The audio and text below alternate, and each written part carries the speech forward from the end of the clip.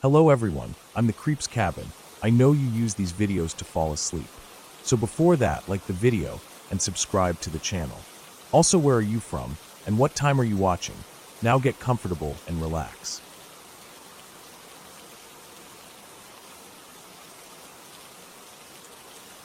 I remember the first time I realized how quickly a calm day could turn into something that grips your entire body with fear.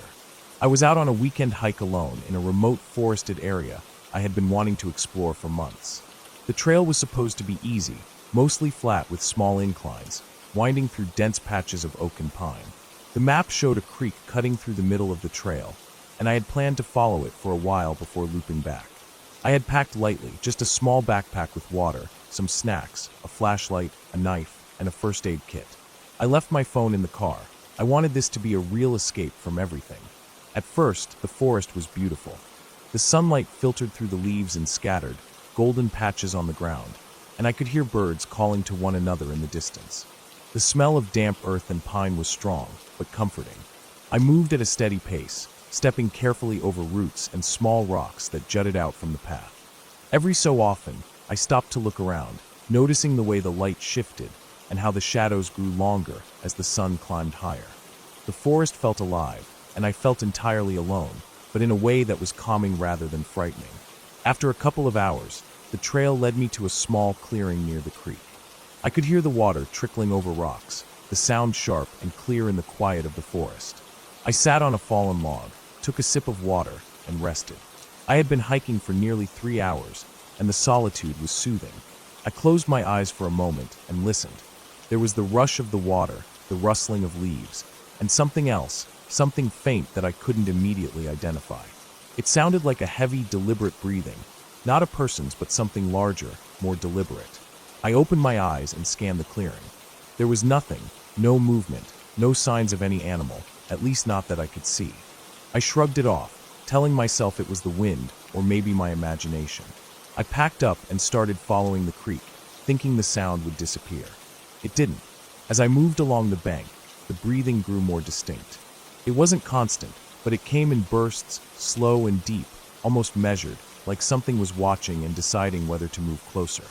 My first instinct was to slow down, to take a careful look at my surroundings, but I also felt an edge of curiosity. The forest was thick, the trees close together, their trunks wide and covered in moss. Fallen branches crisscrossed the ground, making it uneven. I kept my flashlight in hand, even though it was only mid-afternoon, the canopy overhead making parts of the trail dim and shadowed. I reached a bend in the creek where the water pooled into a small, quiet pond. The air here felt heavier, more stagnant, and the shadows longer. I stopped again, crouching slightly to get a better look around. That's when I noticed the tracks, large, uneven, and not like any animal I had ever seen. They weren't bear tracks, nor were they deer or anything smaller. They were deep, pressing into the mud as if something heavy had been walking on 2 legs. My stomach turned cold, and I immediately thought about turning back, but the trail looped around the pond, and I wasn't sure which way was safer. The forest seemed different here, denser, quieter, and somehow sharper, like the air was alerting me to something I couldn't yet see. I decided to move slowly along the edge of the pond, keeping my flashlight sweeping over the trees and undergrowth. Every step made the twigs snap under my boots, and every snap echoed far too loudly. I could feel my pulse quicken. The breathing sound was closer now, unmistakably near, and each exhale was slow, heavy, deliberate. I tried to tell myself it was a deer or some other animal, but nothing moved, and the sound didn't come from where a normal animal would. My eyes darted around, searching for movement, but all I saw were shadows, long and jagged, moving in ways that made my chest tighten. Then I saw it, a figure, hunched slightly, moving between the trees on the other side of the pond. It didn't run, it didn't make a noise, but the way it moved was deliberate, purposeful, like it knew exactly where I was. I froze. My body refused to move. My mind raced, trying to think of what it could be. It was larger than a man, but its movements were human-like. I slowly reached into my backpack and touched the knife handle. Not to fight, but to feel like I had some control, some chance. The figure didn't approach the pond. It stayed just on the edge of the shadows, watching. I felt like I was being studied, measured, and I could feel my skin prickle with the awareness of its gaze. I backed away slowly, trying to put more distance between myself and whatever it was. I kept the knife in hand and the flashlight sweeping the forest, trying to keep it illuminated, trying to make it clear that I was aware. The breathing stopped for a moment. Then, a branch snapped far to my left. My head whipped in that direction, but there was nothing, only the thick brush and the dense trees. My instincts screamed at me to run, and I finally obeyed. My boots slipped on the muddy ground near the pond as I broke into a sprint, following the trail that led back the way I had come. The sound of my heartbeat filled my ears, but behind me, I could hear the breathing again, faint at first, then growing louder. It wasn't chasing in a direct line. It was moving through the forest, faster than it should have been able to, keeping pace without breaking into a full run. The trail twisted and turned, the trees pressing closer, the underbrush thickening. Every so often, I stumbled over roots, my flashlight swinging wildly, casting erratic beams of light across the forest. Shadows seemed to stretch and twist unnaturally in the movement, but I kept going, ignoring the cuts on my hands and legs from the branches. The sound of the breathing was everywhere, surrounding me, pressing in. It wasn't constant. It came and went, but every time it came, it was closer than I expected. After what felt like hours, but was only minutes, I broke into a small clearing where I had parked my car. Relief surged through me, but I didn't slow down. I fumbled with the keys, shaking, mud on my hands, my shirt torn. The figure was not in sight, but I didn't take a chance. I threw the door open, jumped in, and locked it instantly. My flashlight still on, I swept the area around the car. Nothing. No movement, no shadows, no sound. Only the still forest, silent except for the distant trickle of the creek. I started the engine and drove off the trail, keeping my eyes on the rearview mirror, expecting to see something, anything following. The road back to the main highway was long, twisting through more forest, and every so often I would glimpse shadows at the edge of the trees, fleeting, disappearing before I could focus. My hands gripped the wheel so tightly my knuckles went white. My mind replayed every step I had taken, every sound, every flash of movement. I kept thinking about the tracks by the pond, about the breathing, about the way it had studied me without moving too close. Eventually, I reached the highway. The safety of other cars, of lights, of people, felt overwhelming. I kept driving for miles, refusing to stop until I reached a gas station in a small town, the kind with bright lights and open signs. I parked, leaving the engine running, and went inside to pay for gas and a bottle of water.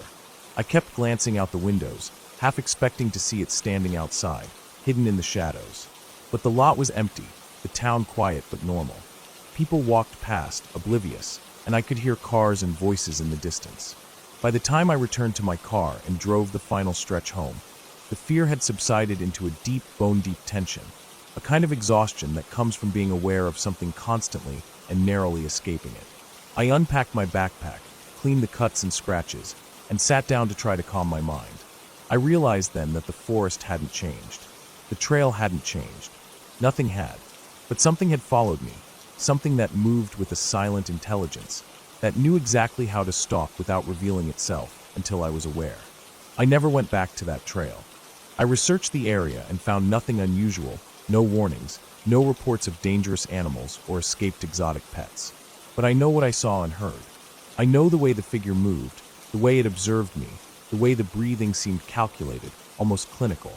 And I know that I got lucky, that I escaped.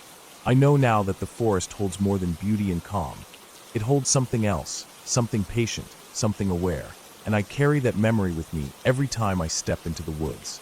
Every rustle of leaves, every snap of a twig, every shadow stretching in the fading light reminds me of that day, of how fragile the line between safety and danger can be, and how easy it is to be watched without ever seeing what's watching you. Even now, years later, I drive past forests and remember the creek, the pond, the tracks, and that slow, deliberate breathing that almost caught me. And I remember the way the sunlight played through the trees, almost mocking the fear I felt, hiding the shadow that moved just beyond my sight. I never hiked alone in the wild again. I never wanted to feel that uncertainty, that constant edge, that undeniable knowledge that something else is moving, waiting, and calculating every step you take. It changed the way I see the woods, the quiet, the stillness, the peace. Because peace can be an illusion, and the forest never forgets.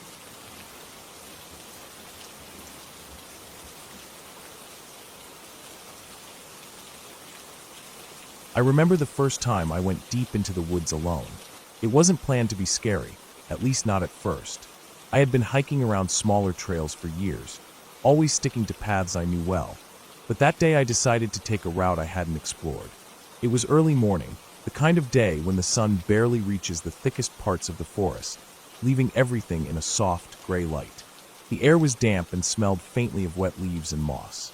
My pack was heavy with essentials: water, some snacks, a first aid kit, and a flashlight. I had no intention of staying overnight. It was just supposed to be a long walk. The trail started normal enough. I could hear birds in the distance and the wind moving through the trees. The path was narrow but clear, lined with ferns and fallen leaves. Every so often, I would hear the snap of a branch or the crunch of leaves behind me, but I assumed it was just animals or the wind. The deeper I went, the quieter it got. Birds stopped calling, the wind seemed to die down, and every little sound seemed louder than it should be. Even the sound of my own boots on the trail was deafening. I kept moving, telling myself I was imagining things. After a couple of hours, the path split. One fork seemed wider and flatter, the other narrower and descending into a thick grove of trees. I chose the narrower one. It felt like a shortcut. I was trying to see more of the forest, to feel the isolation and distance from the usual crowded trails. Within minutes, I realized the path wasn't maintained at all. Branches hung low, and the ground was uneven, soaked in mud and rotting leaves. Every step I took sank slightly into the soil. My boots were wet in moments, and I could feel the cold seeping through. I didn't care. I was committed. After another hour, I reached a small clearing. It was almost perfectly circular, surrounded by dense trees on all sides. The sun broke through in a single narrow beam, illuminating a patch of damp grass in the center. Something felt wrong here. The air was heavier, stiller, as if it didn't want to move. The silence was thick.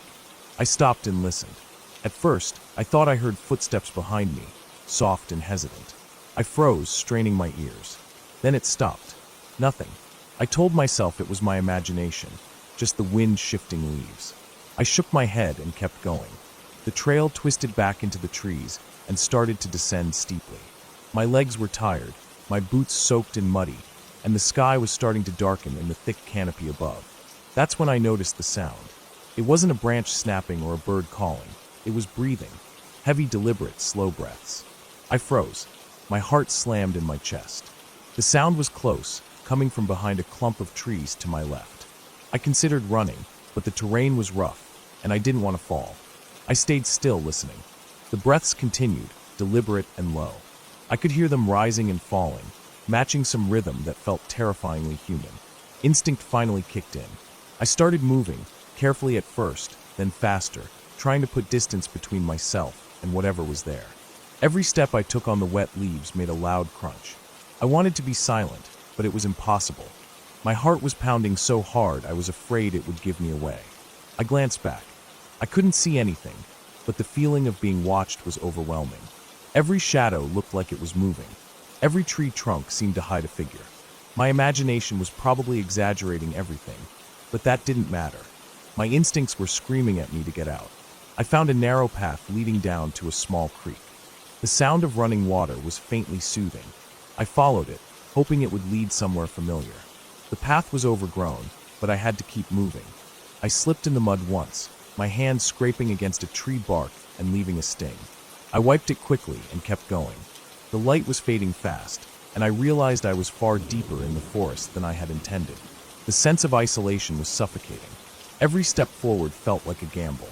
Then I heard something else. Not breathing, not footsteps, but a low growl. It was muffled, coming from somewhere in the darkness beyond the creek. My stomach dropped. I had never been a big fan of wild animals, and I knew there could be bears, mountain lions, or even wolves in this region. My first thought was to find a place to climb or hide, but there were no trees big enough, and the ground was too uneven. I was stuck between the creek and whatever was out there. My mind raced. I knew running blindly could get me hurt or attract the animal. Staying still seemed almost worse. I remembered the flashlight in my pack. I pulled it out, fumbling to turn it on. The beam cut a narrow path through the darkness, illuminating the creek and the muddy banks. I scanned the area carefully. At first, nothing moved. Then I saw it, a large shadow, crouched low, moving slowly along the edge of the trees. It wasn't running, just watching, tracking. My heart froze. It didn't attack immediately, just followed my movements. I tried to stay calm, taking slow steps backward along the creek. The mud made it difficult, and every movement made a wet squelch sound that seemed deafening in the silence. I realized I needed to leave the forest completely before night fell. I knew the main trail wasn't far from here. I had seen it on the map. I turned carefully, keeping my flashlight low, and started walking along the creek's edge, hoping the shadow wouldn't follow me across the water. The mud was worse than I thought. Every few steps I slipped, catching myself with the pack strap or my hands on the grass.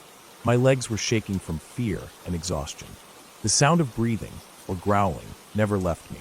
It was always just behind the trees, always keeping pace, but never making a full attack. After what felt like hours, though it was probably closer to 40 minutes, I saw something I recognized, a large boulder near a bend in the creek that marked the edge of the main trail. Relief washed over me. I broke into a run, slipping and sliding through the mud, barely caring about my soaked clothes or scraped hands. The shadow didn't follow this time. I didn't look back. I just ran until the forest thinned and I reached the trail. Familiar markers, the jagged bark of an old oak, the split log I had passed earlier, gave me confirmation I was back on known ground. I didn't stop running until I reached my car. My boots were caked in mud, my shirt torn, and my hands scratched, but I didn't care. I locked the doors and sat inside, trying to catch my breath. The headlights illuminated the path behind me, and for a moment, I thought I saw something moving in the tree-line, but when I blinked it was gone. I drove home slowly, staying on main roads and avoiding any shortcuts. I didn't speak to anyone, didn't call anyone. I just needed to be out of the forest completely. That night, I unpacked my bag, washed the mud from my hands and face, and looked at the scratches along my arms. It could have been worse, far worse. I realized how close I had come to being trapped, or worse, attacked. I had underestimated the woods, underestimated how alone you can feel even when you're prepared. There was no fantasy, no ghost, no fairy tale monster. Just me and something that shouldn't have been there, watching, tracking. And sometimes that's worse than any made-up fear, because it's real, it's dangerous, and it can happen to anyone who thinks they know the forest. The next day, I returned to the trail, this time with a friend. We went only a short distance, taking marked paths and staying near open areas. I told myself I had to confront it in some way, to not let the fear take over completely. The woods felt different with someone else there. Every noise wasn't a threat. The trees were no longer menacing. But the memory stayed, the heavy breathing, the low growl, the shadow following me silently along the creek. It stayed with me for weeks, reminding me of how easy it is to get lost, to be watched, and how quickly a hike can turn into something terrifying. Even months later, I still check my backpack before heading into any trail. I carry extra tools, water, and make sure someone knows exactly where I am. The memory hasn't faded, and I don't think it ever will. But I survived, and that made it clear. Fear is manageable when you respect the forest, pay attention, and never assume you're completely alone, even when it feels like you are. Every leaf, every shadow, every sound can matter. And sometimes, being careful is the difference between returning home safely and becoming just another story that no one hears.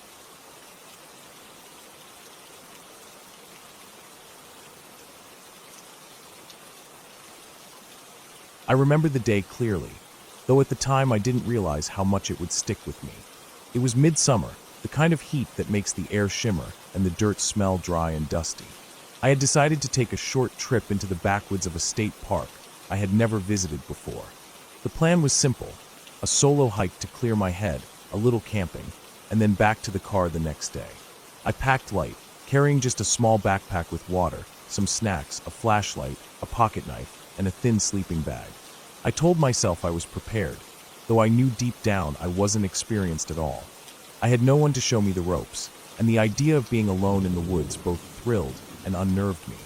The drive to the park was easy enough, the roads winding through farmland and patches of forest.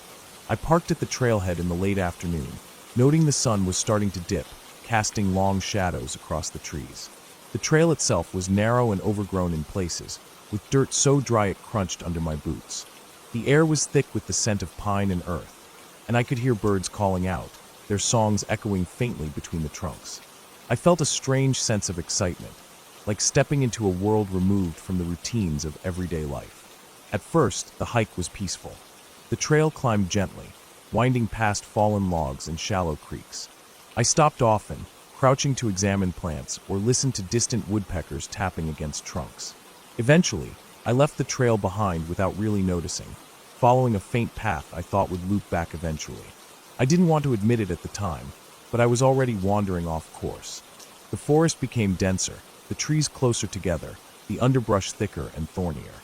The sunlight dimmed as it filtered through the canopy, making everything take on a muted, shadowed quality. I realized I had been walking for hours, and the sun was much lower than I had thought. I began to look for a place to set up camp, trying to find a flat patch of ground.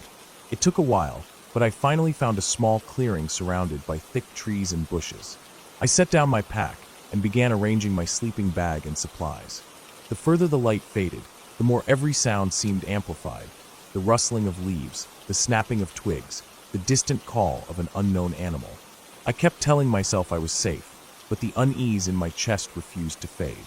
As night fully set in, the forest became almost suffocating in its silence. I lit a small fire with difficulty, the dry wood crackling and sending brief sparks into the air. The warmth was comforting, but the shadows around me felt heavier, as if the trees themselves were leaning closer, watching. I tried to ignore it, telling myself it was just my imagination, that the woods always seemed darker at night. But then I heard the first odd sound, a low, dragging noise somewhere beyond the clearing, moving slowly across the forest floor. My pulse quickened and I froze. I listened carefully, but the sound stopped.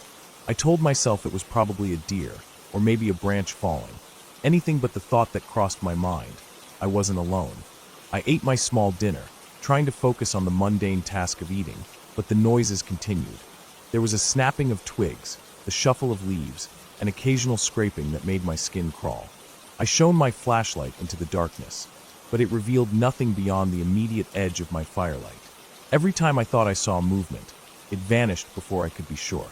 The fire began to die down, and I realized I hadn't brought enough wood to last all night.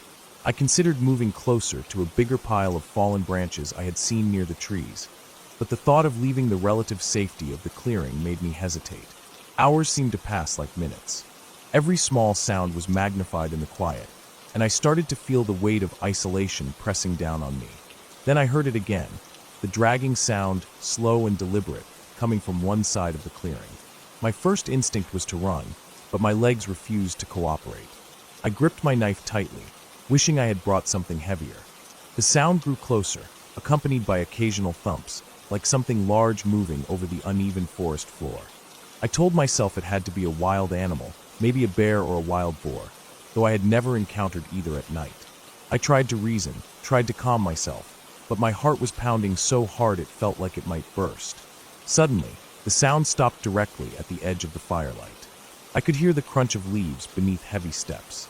My breathing caught in my throat as I strained to see anything at all. There was a long pause, then a sudden rustle, and a small, fast movement darted across the clearing. My fight or flight instinct kicked in, and I grabbed my pack and ran blindly into the trees, not stopping to look back. The forest closed in around me, branches scraping my arms and face, the ground uneven and treacherous. I fell more than once, cutting my hands and knees on sharp rocks and roots, but I kept running. After what felt like an eternity, I stumbled into a narrow creek bed. I paused to catch my breath, my clothes soaked in sweat and dirt. I listened, but the sounds behind me had vanished. The forest was quiet again, though the silence was different now, heavier, ominous. I followed the creek, hoping it would lead me back to a trail. The water was cold against my hands as I waited, and the current slowed my progress, but I was desperate to get out. Hours passed, and I began to lose all sense of direction. The darkness made everything unfamiliar, and I was increasingly aware that I had no idea where I was or how far I had wandered from my starting point. At some point, I came across a small wooden bridge spanning the creek. I didn't remember seeing it on the trail map, but I hoped it meant I was close to some sort of path. I crossed carefully, testing the planks with each step. On the other side, I spotted faint light filtering through the trees, a glimmer of moonlight reflecting off something metallic. I approached cautiously and realized it was a thin wire fence, likely marking the boundary of a private property or old logging area. Relief washed over me. If I could follow the fence line, I might find a road or another trail. I followed it for what felt like forever, carefully avoiding the thicker parts of the forest. Every shadow made me jump, every rustle made me freeze, but I forced myself to keep moving. Just before dawn, I finally emerged from the trees onto a narrow dirt road. My legs were shaking, my body sore and bruised, but I could see the familiar colors of my car parked at the trailhead in the distance. I ran the last stretch, collapsing into the driver's seat, shaking uncontrollably. I didn't stop to think about what had been following me or what might have been in those woods. I just drove, taking the longest route back to town to make sure I wasn't being watched. When I finally got home, I cleaned my cuts, drank water, and sat quietly, replaying every detail of the night. I realized how easily I had underestimated the forest, how small mistakes like leaving the trail or underestimating the dark could have been deadly. In the following days, I looked up the park online, checking maps and trail guides. I discovered there had been reports of a large bear in that area, one that had been spotted near the trails at night. It all made sense: the dragging noises, the weight I felt nearby, the rustling that seemed almost too deliberate. I felt a mixture of relief and lingering fear. Relief that I had survived, fear that the next person might not be so lucky if they made the same mistake. From that trip, I learned more than I ever expected. I learned to respect the forest, to never assume I could handle it unprepared, and to never underestimate the sounds of the night. The experience stayed with me, shaping the way I approached the outdoors. I returned to hiking, but I did so with caution, preparation, and an understanding that the woods were not a playground. They were alive, unpredictable, and sometimes dangerously close to home. Even years later, I still remember the smell of the dry pine, the cold rush of the creek water, and the feeling of being watched when no one was there. It changed the way I saw solitude, safety, and survival, leaving me with a lesson that was impossible to forget.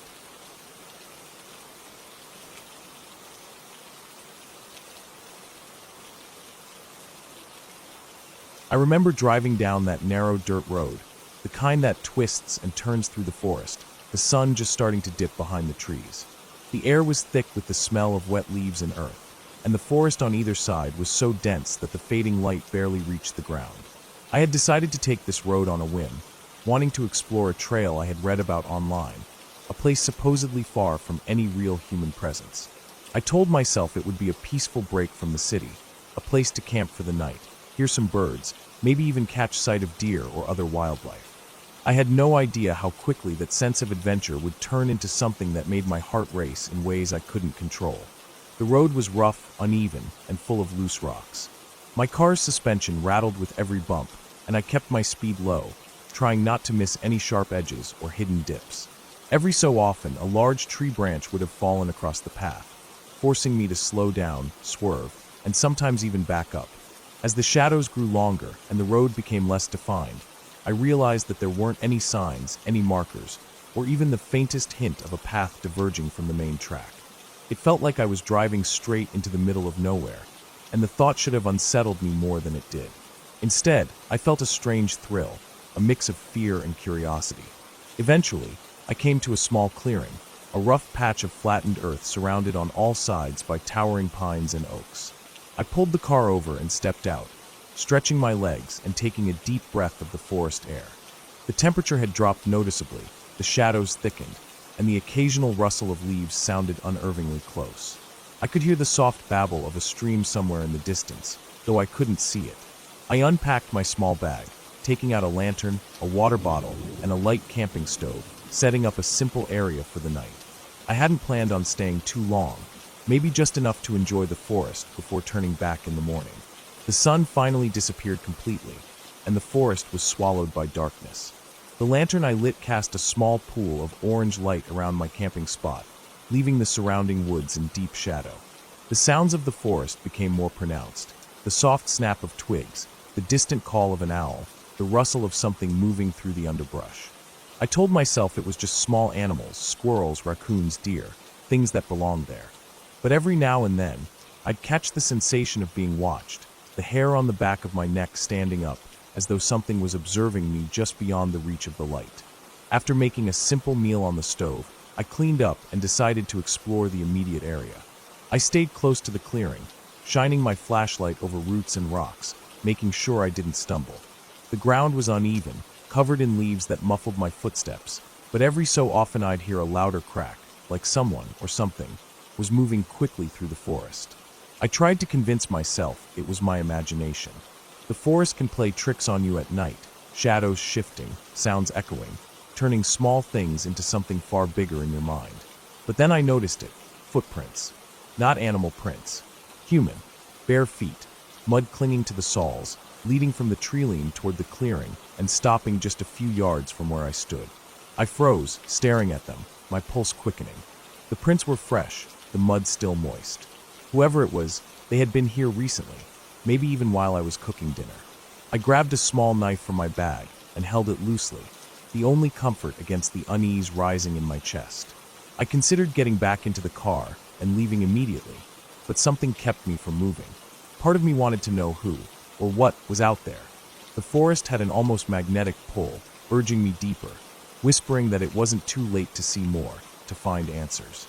I took a careful step forward, the lantern light barely cutting through the darkness, and followed the prints toward the edge of the clearing. They led to a fallen log, where they disappeared, as though the person had simply vanished into the night. I scanned the trees, my ears straining for anything unusual. A low breeze rustled the branches, carrying with it a faint metallic scent, like rust or old blood. My stomach churned. I decided to return to the car and wait it out. The forest at night was a different world, quiet in some ways, deafening in others. Every sound felt amplified, the flap of wings, the snap of a twig, the shift of earth beneath heavy feet. I sat in the car, the engine off, my senses on high alert, the knife still clutched in my hand. Hours passed slowly, the darkness pressing in, and though I heard nothing that I could identify with certainty, I couldn't shake the feeling that eyes were on me, watching, tracking. Every now and then, I thought I saw movement in the shadows, brief flashes just at the edge of the light, disappearing as quickly as they appeared. By the time the first hints of dawn began to touch the sky, I had decided that I wasn't staying here any longer. I packed up quickly, my movements sharp, careful not to drop anything or make too much noise. As I started the car and pulled onto the road, I noticed the mud again. The same bare footprints were trailing behind me now, though they hadn't been there when I first arrived. They stretched along the edge of the clearing, sometimes close enough that it seemed the person, or whatever it was walking parallel to me in the shadows. My heart raced as I drove, keeping my eyes on the road and the tree-line, the forest feeling alive with hidden movement. I didn't stop until I reached a small bridge over a creek, a point where the dirt road met a gravel path leading back to the main highway. The prints stopped here, and I didn't see them again. Relief washed over me in a rush so intense I almost started shaking. I glanced at the rearview mirror, half expecting to see a figure standing behind the car, but there was nothing, only the trees swaying gently in the morning wind. Driving back to the highway, I couldn't stop thinking about the footprints, about how close someone had been without ever revealing themselves fully. I realized that they weren't lost hikers, not someone like me. Whoever had been there knew the forest, knew how to move without being seen. The thought made me sick, imagining that for hours I had been sharing a clearing, potentially observed, while I thought I was alone. By the time I reached a gas station, sunlight fully illuminating the world, the forest behind me looked calm, serene, almost inviting. I knew better. I knew that what I had experienced wasn't a fluke, wasn't imagination. That forest had held something unknown, something skilled and deliberate, and it had chosen to stay hidden. I refilled my tank, bought a bottle of water, and sat for a long time, trying to calm my mind, replaying every sound, every shadow, every step. After a while, I drove home, the city skyline welcoming me with familiar noise and light. I made myself a strong cup of coffee and sat by the window, thinking about the night. I kept replaying it, trying to make sense, trying to rationalize every detail. It wasn't until later that evening, looking out at my quiet street, that I finally allowed myself to breathe. I realized that even though it had been terrifying, I had made it through, and I had a clear memory of everything that happened. I knew the forest would continue to exist, mysterious and dark, but I also knew I had returned safely to the world of light, and that alone was enough. I made a mental note never to go back there alone at night, never to underestimate the subtle dangers of an empty forest. But I also knew I wouldn't forget it, the cold smell of the earth, the quiet snapping of twigs, the footprints in the mud. It had left its mark on me, and I carried it home, a reminder of how close the unknown can get when you think you are alone. Even now, weeks later, whenever I hear a rustle in my backyard or a branch snap outside my window, I remember that clearing, those prints, and the forest that seemed alive with unseen presence. It was a fear that stayed with me, not the kind that paralyzed, but the kind that sharpened every sense, made me aware of the fragility of safety and the thin line between being alone and being watched. I never returned to that road, but the memory is vivid, clear, and I can still feel the chill of that night in my bones, a constant reminder that some places are better left undisturbed, and some shadows are better left unseen.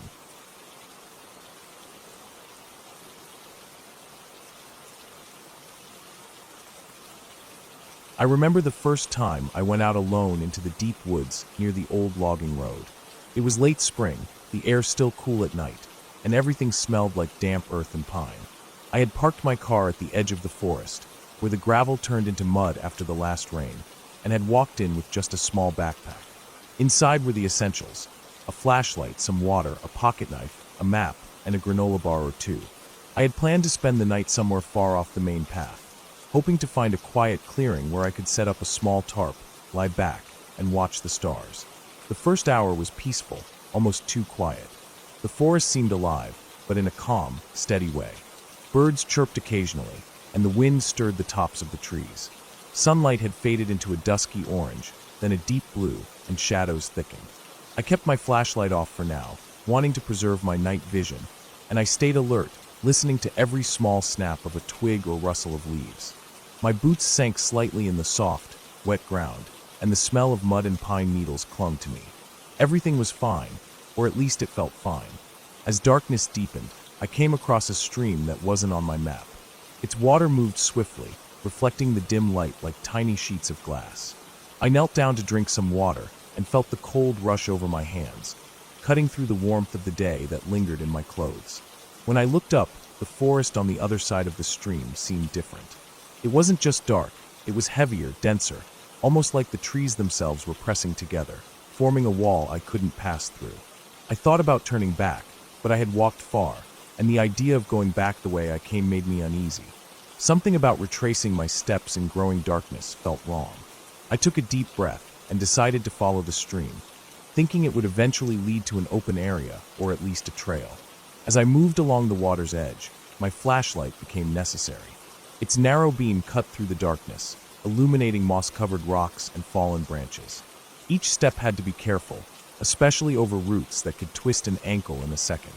The sound of the water was comforting at first, but after a while it felt too loud, echoing off the unseen walls of trees, filling the silence with a constant, unrelenting noise.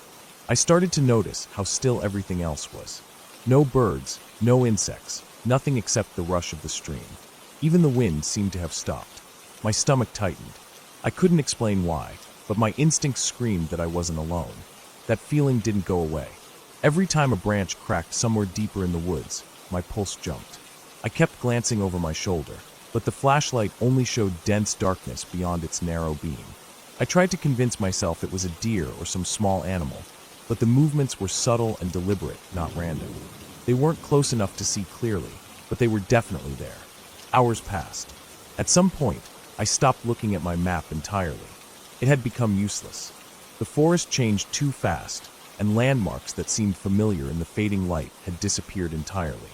The trees grew taller, their trunks straighter and darker, and the underbrush became thornier. My flashlight's battery started to dim, and I realized I hadn't thought about a backup.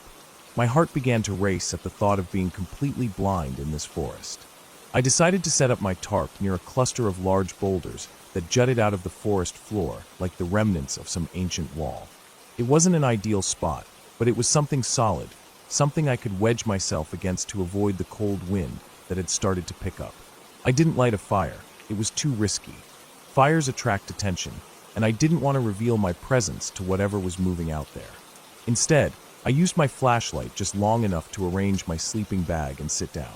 I ate a granola bar, my hands shaking slightly, partly from the cold and partly from the creeping dread I couldn't shake. I was exhausted, but sleep didn't come. Every little noise startled me. I heard something moving in the underbrush, low and heavy, but it wasn't a deer. Deer make noise when they move, but this sound was different, deliberate, measured, patient. It followed me at a distance, always staying just out of the flashlight's reach. I tried to convince myself it was my imagination, but I knew better. The rustling stopped when I froze, and started again when I moved. Whatever it was, it knew I was awake. I could feel it, like the tension in the forest itself had shifted to focus on me. Time seemed to stretch endlessly. My flashlight flickered and went out completely. The darkness was immediate and complete, and I realized I had no idea where I had set up. Panic clawed at me. I could hear my own breathing, harsh and shallow, echoing off the rocks. I wanted to move, to find a safer place, but every step felt like stepping into the unknown. I stayed crouched, my knife in hand, listening. Then I heard it, a low, guttural sound like a growl, far away but unmistakable. It wasn't a wolf or a dog. It was something bigger, something that could easily overpower me. My stomach sank. My mind raced through everything I knew about the animals in this forest. Bears, mountain lions, maybe a large boar. None of it mattered. I had to survive until morning. I stayed completely still for what felt like hours, counting my breaths, trying to make myself small, invisible. The sounds of movement never stopped. Occasionally, I thought I heard footsteps on the leaves nearby, then nothing. I told myself not to move until first light. I thought about the emergency whistle in my pack, but I was terrified that making a sound would draw the thing closer instead of helping me. Then I remembered the stream. Water is a signal. Animals avoid moving across it quickly if they are hunting. I decided that when it became light enough to see, I would crawl to the water's edge and follow it upstream or downstream, whichever led to an opening. I had no choice. I couldn't stay where I was forever. Morning didn't come as quickly as I hoped. When the first pale gray light seeped through the trees, I froze, waiting for my eyes to adjust. The shadows were long, but I could start to make out the forest floor again. Slowly, carefully, I moved toward the stream. Every step was measured. The growl I had heard at night didn't return, but the sense of being watched didn't fade. The water rushed past, cold and clear, and I followed its bank, slipping on wet rocks, falling once but getting up immediately. After what felt like hours, I finally saw a clearing ahead. My relief was immediate but cautious. Open spaces are safer. Predators prefer cover. I moved into the clearing, scanning constantly. In the distance, I saw the familiar shapes of the logging road, the same gravel I had parked on the night before. Adrenaline surged through me, giving me the strength to run the last few hundred meters. I didn't look back. When I reached my car, I was soaked muddy and exhausted. I locked the doors behind me and sat there, letting the engine run, staring at the forest. Whatever had been out there had stayed just beyond sight, patient and quiet. I realized that I had never actually seen it, and part of me didn't want to. The forest had tested me, and I had survived. I drove back to town slowly, constantly checking the rearview mirror, not wanting to take any chances. The morning sun eventually rose fully, washing the landscape in warm light, and the tension in my body slowly released. I had made it out.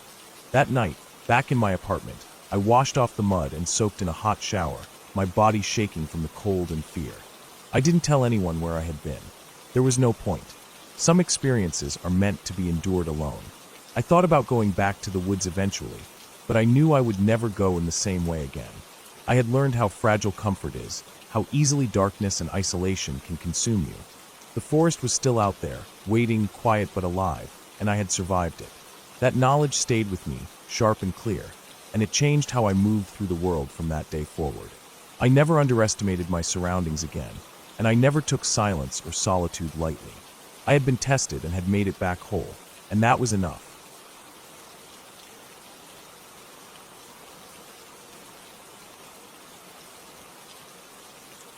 I remember that morning clearly, even though it has been years since it happened. I had decided to take a solo hike deep into the forest, the kind of trail that wasn't well marked, the kind where few people ever went, and where cell service was basically non-existent. The air was crisp, carrying a scent of pine and damp soil from last night's rain.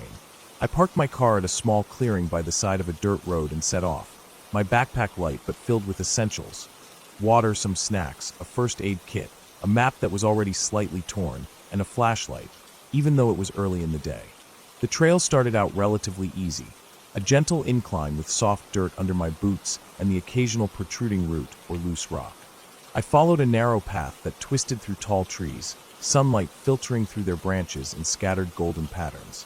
Birds called occasionally, their songs seeming too cheerful for what I would eventually experience, and a light wind rustled the leaves, creating a whispering sound I initially found calming. After a few hours, I realized I had gone much further than I expected. The trail became less defined, turning into a series of vague clearings between dense trees. The forest thickened, the air damp and cooler, and a faint, constant hum of insects filled the background.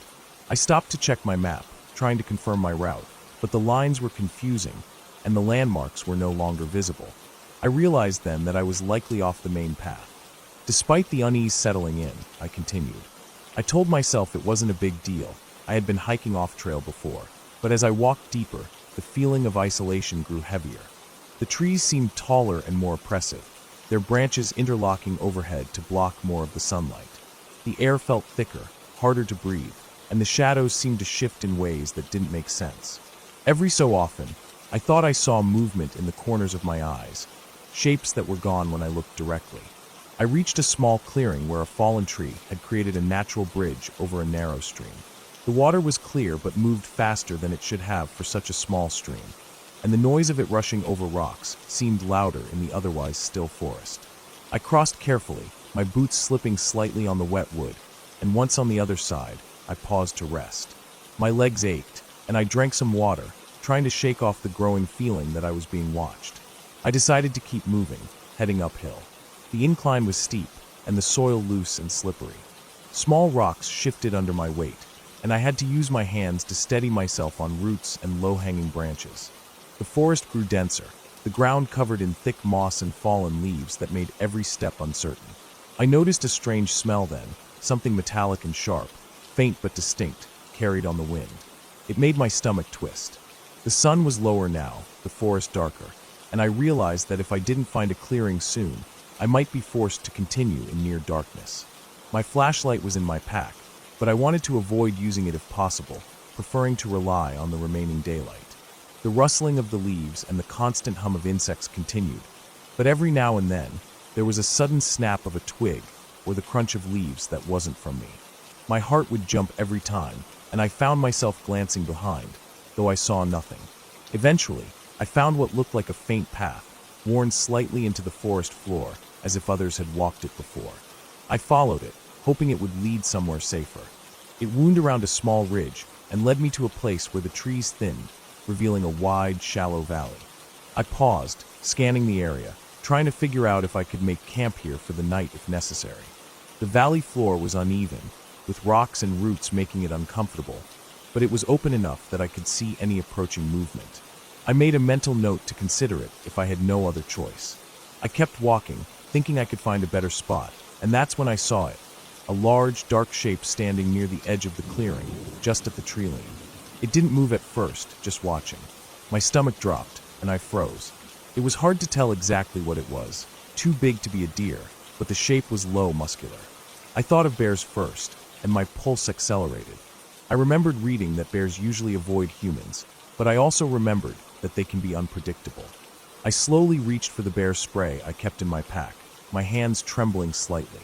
Then it moved. Not quickly, but deliberately, stepping out of the shadow and into a patch of sunlight. I could see it clearly now, a large mountain lion. Its fur was tawny, and its eyes locked on me with an intensity that made me feel like every movement I made was mirrored in its own thoughts. It didn't make a sound, but the forest around us seemed to hold its breath. I knew running could trigger a chase, so I froze, slowly backing away while keeping my eyes on it. The lion's tail flicked, muscles tense, and I realized that I had underestimated how close I had come to walking into its territory. I moved sideways, careful not to turn my back, trying to put distance between myself and it.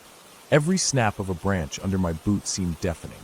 I remembered reading about making yourself look larger, so I lifted my arms slowly, trying to appear as big and intimidating as possible. The lion crouched slightly, but didn't charge. Its eyes followed every motion, calculating. My mind raced, thinking about the advice I had read, but nothing could prepare me for the sheer presence of a predator that could kill me with a single pounce.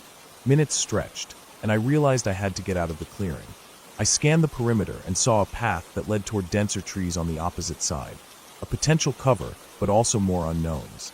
I took a deep breath and began moving slowly, deliberately, staying low but maintaining eye contact.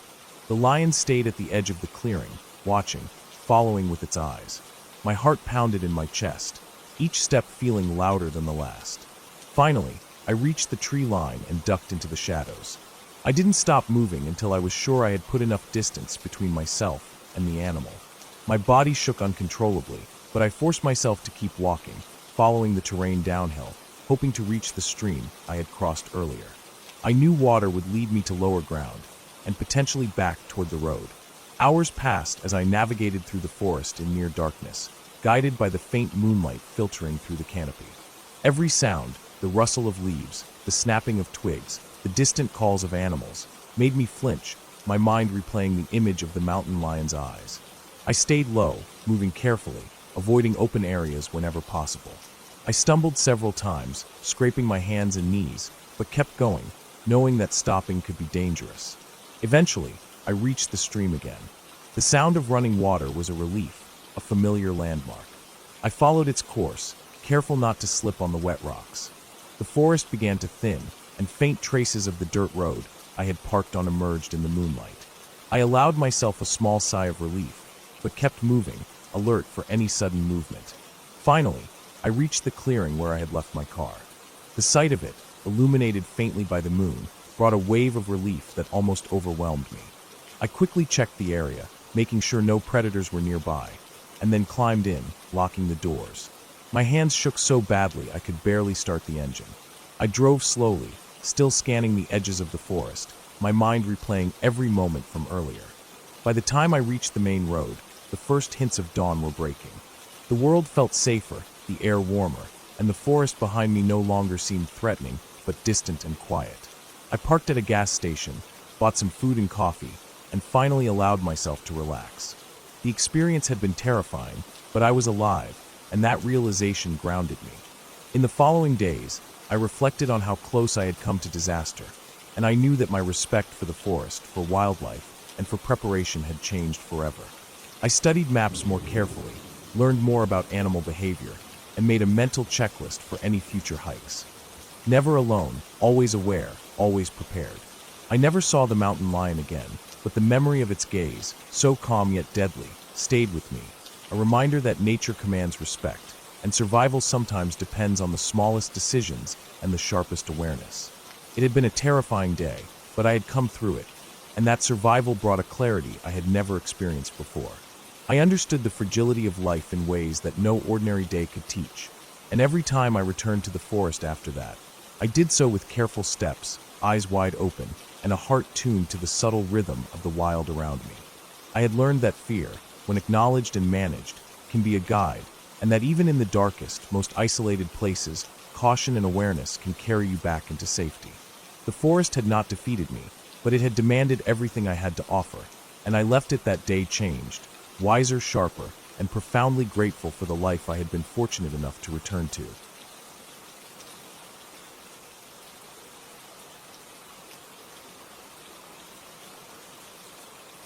I remember the day clearly, though at the time I didn't realize how much it would stay with me. It started as an ordinary trip, a weekend away to get out of the city, to breathe air that didn't carry the tang of car exhaust or hear the constant hum of traffic. I packed my car the night before, making sure I had everything I thought I'd need: tent, sleeping bag, food, water, flashlight, extra batteries. I even double-checked my small first aid kit. I was going into the woods alone, and I liked it that way. There was a peace to it, a kind of quiet that feels almost heavy at first, but eventually, it lets you hear yourself think.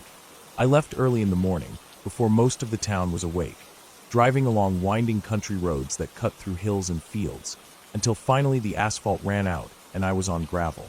The sun had just started to climb over the horizon, painting the sky in muted oranges and pinks. Birds were already calling to each other in the trees along the road. The trailhead was easy to miss, a small clearing just past a bend in the road with a wooden sign that had started to rot and lean sideways. I parked the car and took a moment to stretch, noticing that the forest in front of me was quiet except for the rustle of leaves in the breeze. I had been here before, but only briefly, and never this deep. The plan was simple: hike in a few miles, set up camp near a stream I remembered seeing on a map, and spend the night. I wanted to be alone, to feel the kind of solitude you only get when the nearest person is miles away. when the forest itself feels like it's holding its breath. The hike started easy enough. The trail wound through dense pine and oak, the ground soft with fallen needles. I noticed animal tracks now and then, deer, maybe a coyote, but nothing that made me worry. My pack was heavy, but manageable, and I made steady progress. About an hour in, the sunlight was breaking through the trees, slanting across the ground in long golden shafts.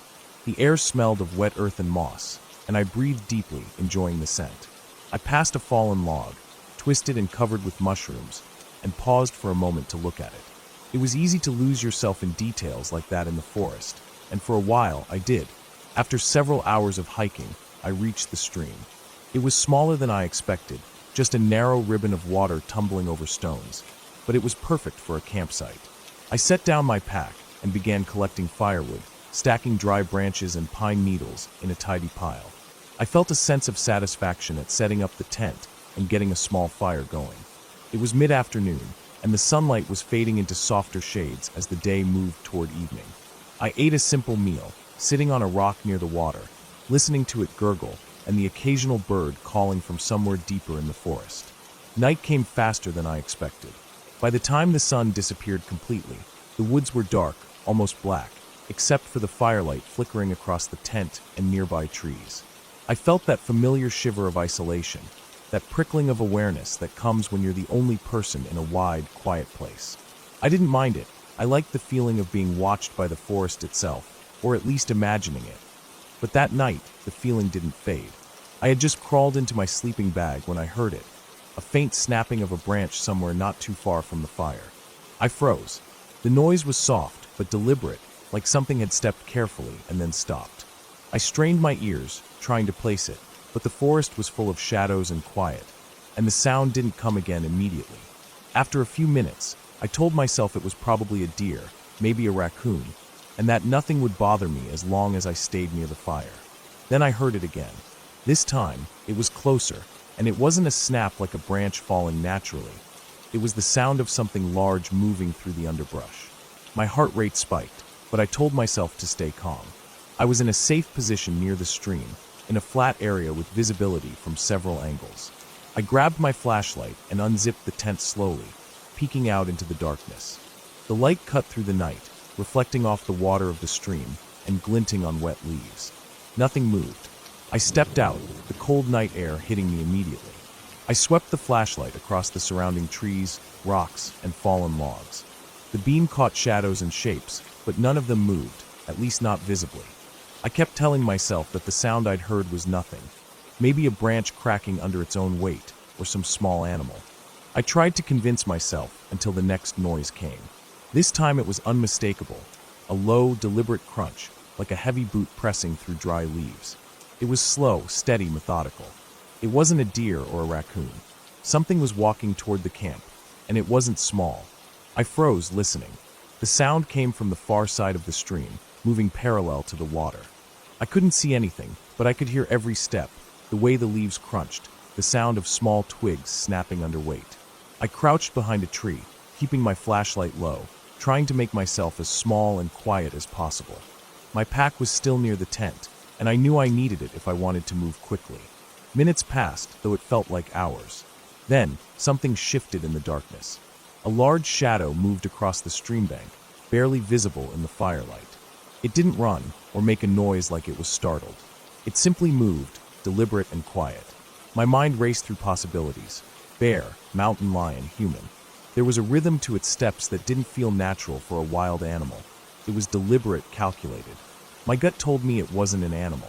I waited until the shadow moved farther down the stream before I made my move. Slowly, I grabbed my pack and crept toward the tree line on the far side of the fire. The night was impossibly dark, and I had no idea how far I'd have to go before I felt safe. The air was cold against my skin, making me shiver even under my jacket. Every step made leaves crunch beneath my feet, and I prayed that it wouldn't hear me. Then I heard the sound again, closer than before. This time it came from the direction of the tent. My stomach dropped. I had left the fire burning, a small point of light in the darkness, and I knew it was drawing attention. I picked up my pace, moving toward a denser part of the forest, hoping the shadows would hide me. I felt the ground uneven beneath my boots, rocks and roots threatening to trip me, but I couldn't afford to fall. Finally, I reached a thick stand of trees and ducked behind a large trunk. The firelight from the camp flickered faintly behind me, and I could hear it. The crackle of the fire and the soft, deliberate steps circling closer. Something was moving around my camp. I held my breath, keeping my body pressed against the tree. My pulse was hammering in my chest, my ears straining for any noise.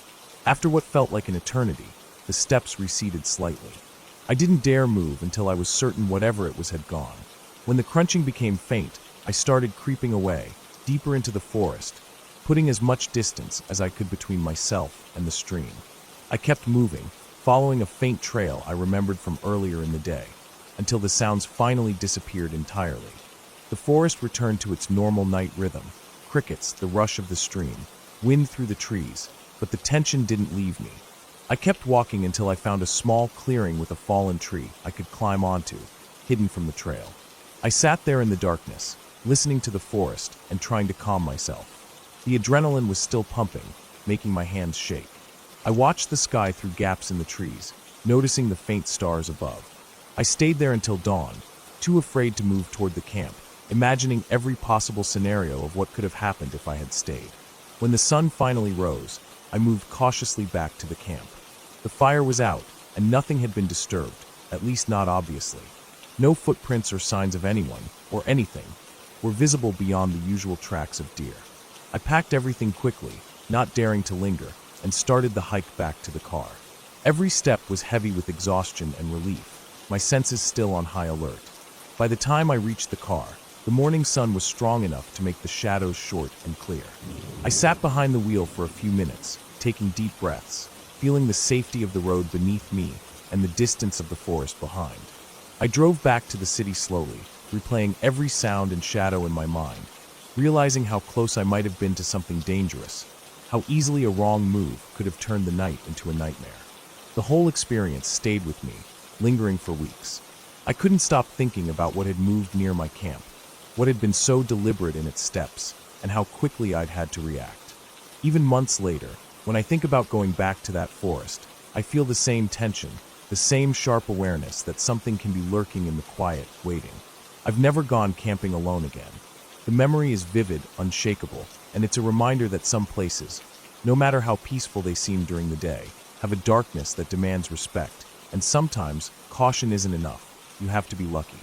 And I was lucky that night. I didn't see what it was, I didn't hear it clearly enough to know, but I survived. I walked away. I lived to remember it, to remember every detail, the crunch of leaves, the smell of wet earth, the flicker of firelight in the black forest, the heavy, calculated steps. I still carry that memory with me, a quiet, steady warning about the weight of being alone in the wilderness, about how something as ordinary as a campsite can become a place where survival depends on instinct, speed, and a bit of luck.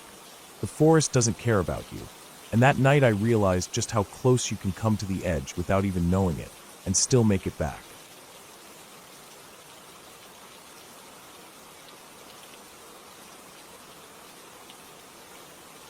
The first time I realized how alone you could feel in the woods was when I went camping by myself in a remote part of the mountains.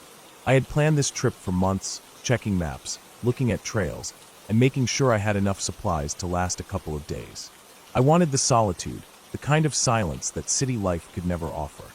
I thought I was prepared for it, but nothing could have prepared me for how quickly a place that seemed peaceful on paper could turn into something entirely different at night. I arrived at the trailhead late in the afternoon, parking my car on the edge of a narrow dirt road. The sun was already low, spilling orange light through the scattered pine trees, casting long shadows across the forest floor.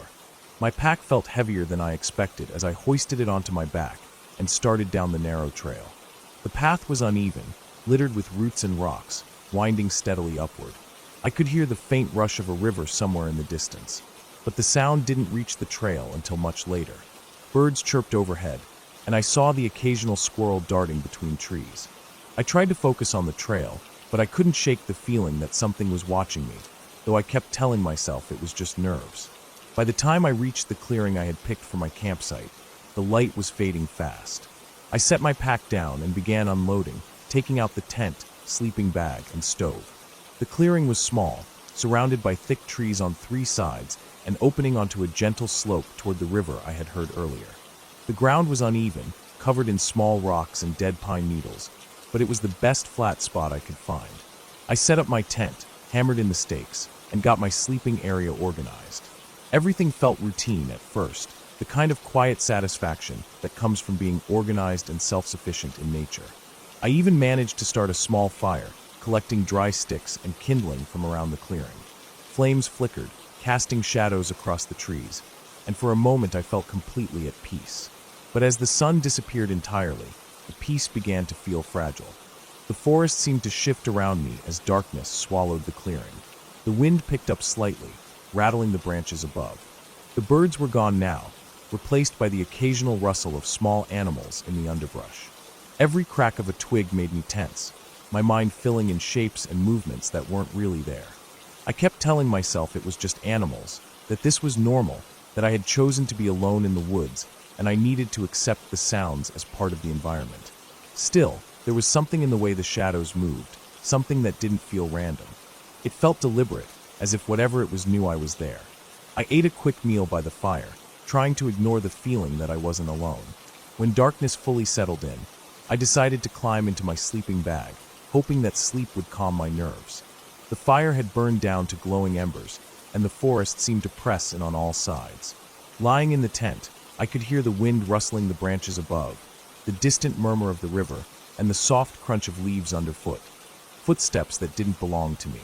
At first, I thought it was a deer or some other animal, but the sound had a cadence that made me freeze.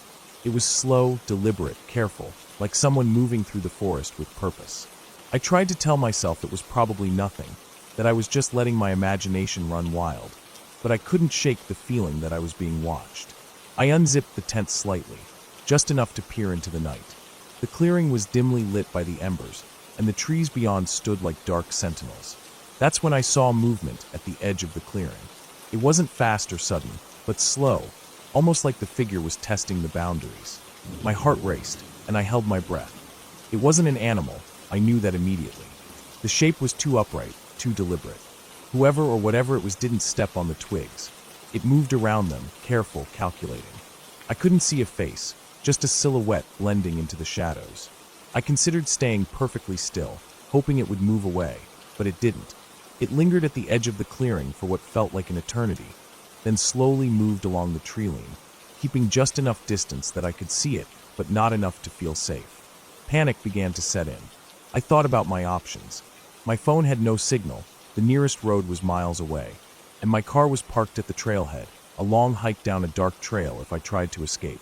I debated staying put, hoping it was just a person passing through, and I debated leaving immediately, knowing that moving through the dark forest alone could be just as dangerous. I finally decided to stay. Movement in the woods was inevitable anyway, and the only thing I could control was keeping my presence low and quiet. I crawled deeper into my sleeping bag, pretending to be asleep, hoping the figure would lose interest. Hours passed. I could still hear it, sometimes far off, sometimes closer. I didn't dare look again. My mind kept racing, imagining every possible scenario, and my body was frozen with adrenaline. I couldn't tell if it was one person, multiple people, or something else entirely. I just knew it was moving with purpose, and I was trapped in the middle of its path. Sleep was impossible. My hands shook every time a branch snapped or a rustle echoed through the darkness. The forest, which had seemed so peaceful during the day, now felt like a cage, closing in from every side. At some point, the noises began to fade. The footsteps moved further away, until I couldn't hear them at all. I didn't dare move for what felt like hours, lying there in my tent, sweat making my clothes stick to my skin, listening to every whisper of wind and creak of trees. The forest was alive in ways I had never noticed before, and every sound made my heart leap. I had no idea what time it was, no idea how long I had been awake, and I realized I had no plan if whatever it was returned. Just before dawn, the forest started to brighten. The first rays of sunlight filtered through the trees, painting the forest floor in soft gold and green. I cautiously unzipped the tent and peeked out. The clearing was empty, the fire completely cold, and the trees stood silent and still. I didn't see anyone or anything, but the evidence of the previous night was all around me. Broken twigs where the figure had walked, flattened brush at the edge of the clearing, and the lingering feeling of being watched. I took a deep breath, the morning air cool and crisp, and realized I had survived the night. I had no idea who or what had moved through the woods, but they hadn't harmed me. Not this time. I decided to break camp quickly. Every movement felt loud and exposed, and I kept glancing over my shoulder at the trees. I packed my things, double-checking that nothing was left behind, and started down the trail. The forest looked completely different in the daylight, calm and serene, almost as if the night before had been a dream. The river's murmur was gentle, the birds were back, and the forest seemed inviting again. Still, I moved quickly, taking care not to make unnecessary noise, watching the trees for any sign of movement. When I finally reached my car hours later, relief hit me like a wave. I locked the doors, sat in the driver's seat, and allowed myself to shake. I drove down the dirt road slowly, scanning the forest edges, half expecting to see the shadowy figure again. But the forest remained quiet. The experience had left me shaken, but also strangely alive. I realized that the woods were not the peaceful escape I had imagined. They were unpredictable, full of life that could be indifferent or dangerous. I hadn't seen the person clearly, hadn't confronted them, and I couldn't be sure who or what they were. But I had survived. I had faced the unknown, and I had gotten through the night. That sense of survival, that awareness of how fragile and precious life could be in such a place, stayed with me long after I left the forest behind. Even weeks later, I could feel the echoes of that night every time I closed my eyes. The woods had changed me, shown me a side of the world that didn't exist in daylight or in cities, and I carried that knowledge with me. It was terrifying, yes, but it was also real. And in the end, the fact that I had made it through, unharmed, gave me a clarity and respect for the world that I would never forget. I had walked alone into a place I didn't fully understand, faced the uncertainty and fear of the night, and come out on the other side. That was enough.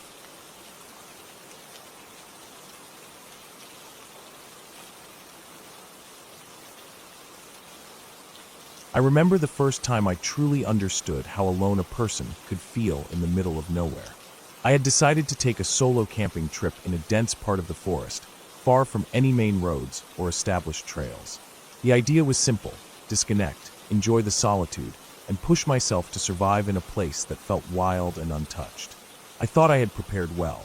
I had a decent tent, a sleeping bag rated for low temperatures, enough food for 3 days, a backpack with basic tools, and a small first aid kit. I had also brought a flashlight, extra batteries, and a compass, though I rarely used it. I had read maps, noted the nearby streams and ridges, and thought I knew what I was getting into. In hindsight, knowing didn't matter. Nothing prepares you for being truly alone in the middle of a forest that seems to stretch endlessly in every direction. I arrived in the late afternoon, driving along a gravel road that gradually became narrower and less maintained until it ended in a small clearing at the edge of the trees. The forest there was thick with tall pines and oaks, their branches tangled so tightly that the sunlight barely reached the ground. I parked my car, gathered my gear, and started walking in, looking for a place to set up camp. The smell of damp earth and pine needles filled the air, sharp and clean, almost intoxicating. The further I went, the quieter it became. Not just quiet in the sense that traffic or human activity was gone, but quiet in a deeper, more oppressive way. The kind of quiet that makes you hyper-aware of every small sound. The snap of a branch underfoot, the rustle of a squirrel in the underbrush, the faint hum of insects, but also makes you feel like there's something else, something unseen, moving just beyond the edge of your vision. I found a small clearing near a stream. It was perfect for a tent, sheltered by trees, yet open enough to have some sunlight. I unpacked, set up my tent, and built a small fire ring using stones I found nearby. I gathered kindling, made sure it was dry enough to burn, and lit a small fire. The flames crackled, and for a moment, I felt comforted by the warmth and light, thinking the forest's oppressive quietness had lifted. I boiled water and made a simple meal of rice and canned beans. The taste was bland, but it was enough to remind me that I was alive, that I was still in control of my own survival. As night fell, the forest changed completely. The shadows grew long, black and thick, and the light from my fire seemed too small and fragile to hold them back. The temperature dropped sharply, and the night air carried a damp chill that seeped into my bones. I retreated into my tent, zipped it closed, and tried to sleep, but sleep didn't come easily.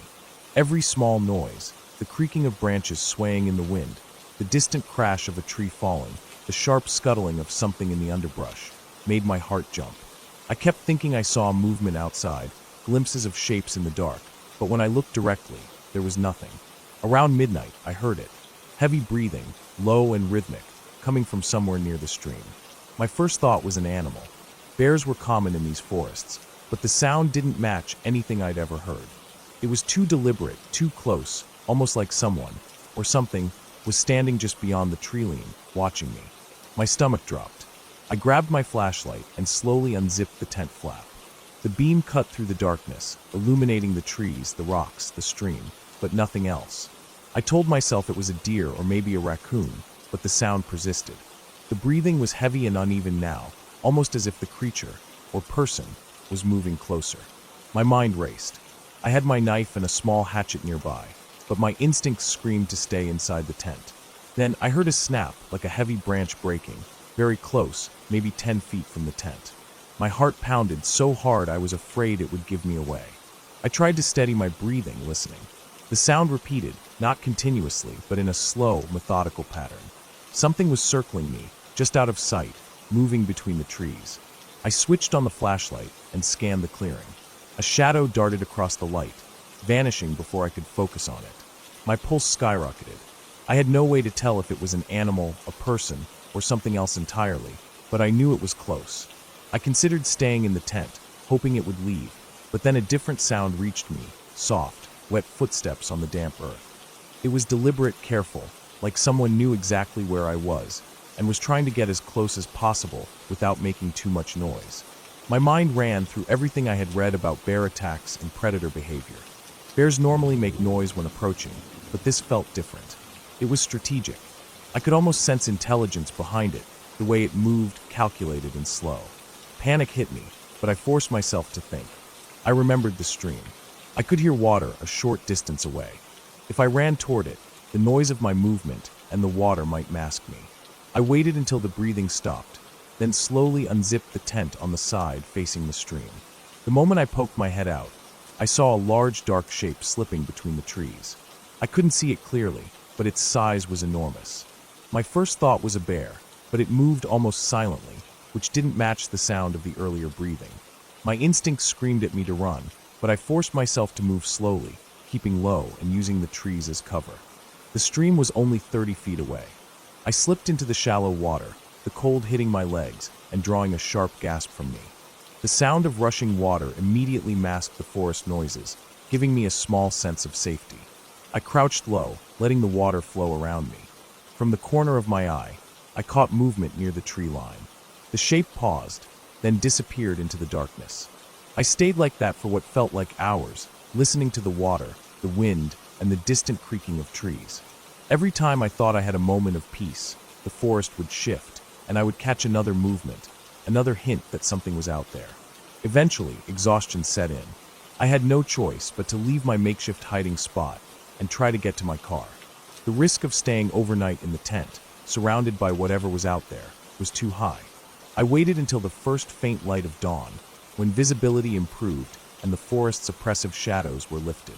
Moving cautiously, I kept low and hugged the stream's edge, listening intently for any sound of pursuit.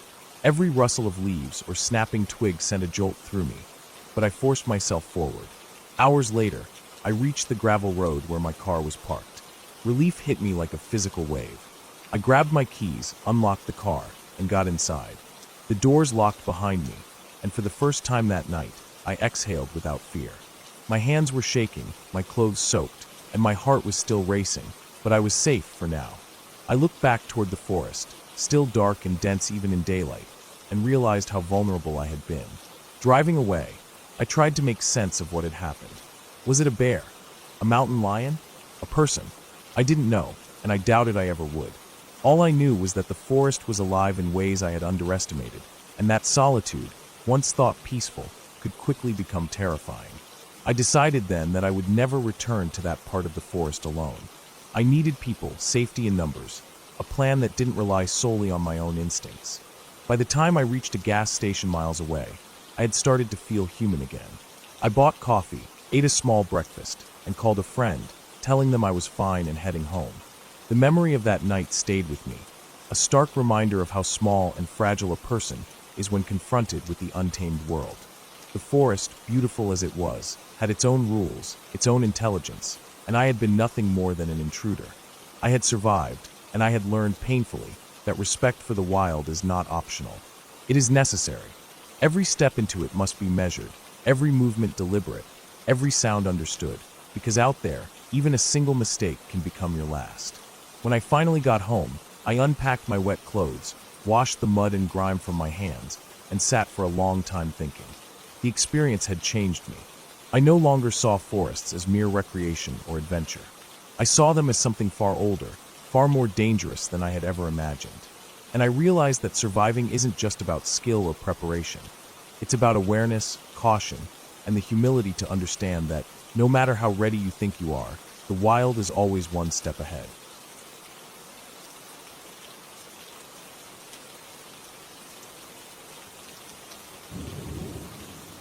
I remember the day I decided to go alone into the woods. It wasn't that I liked the idea of being scared or testing myself. It was more about being away from everything, from people, from noise. I had packed lightly, just a small backpack with water, some snacks, a flashlight, and a jacket. The trailhead I picked was a little-known path I had stumbled upon months ago. The map I had was old, but I thought I could manage. I had hiked before, often alone, and I knew the basic rules. Stay on the trail, keep track of landmarks, and always know how to get back. The first few hours were peaceful, almost too peaceful. The air was crisp, filled with the smell of wet earth and decaying leaves.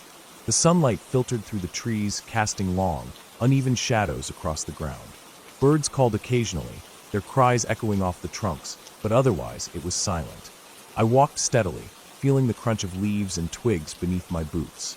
Every so often, I stopped to look around, noticing how dense the forest got, how the trees leaned over paths, almost creating tunnels. There were signs of animals everywhere, tracks in the mud, chewed leaves, broken branches, but nothing I could see. Around midday, I reached a small clearing. The sun was high enough to light everything clearly, and I took a moment to rest and eat. The clearing had an odd feeling to it. The trees around it were unusually tall and thick, and the shadows they cast made the center seem darker than it should have been. I shook it off and continued, following the trail that curved around the clearing and deeper into the woods. As the day went on, the trail became less defined. It narrowed into dirt paths, then into areas where I had to step over roots and push past low-hanging branches. My flashlight was still in the pack. I wasn't expecting to need it so soon.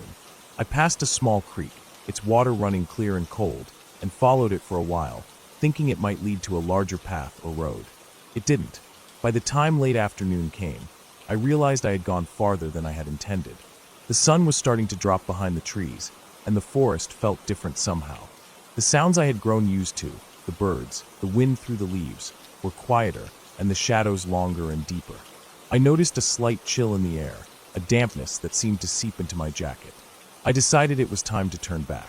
That's when I noticed something unusual. A large section of the trail was flattened, as if someone or something had recently walked there. The leaves were pressed down, and the soil was disturbed. It didn't look like an animal track.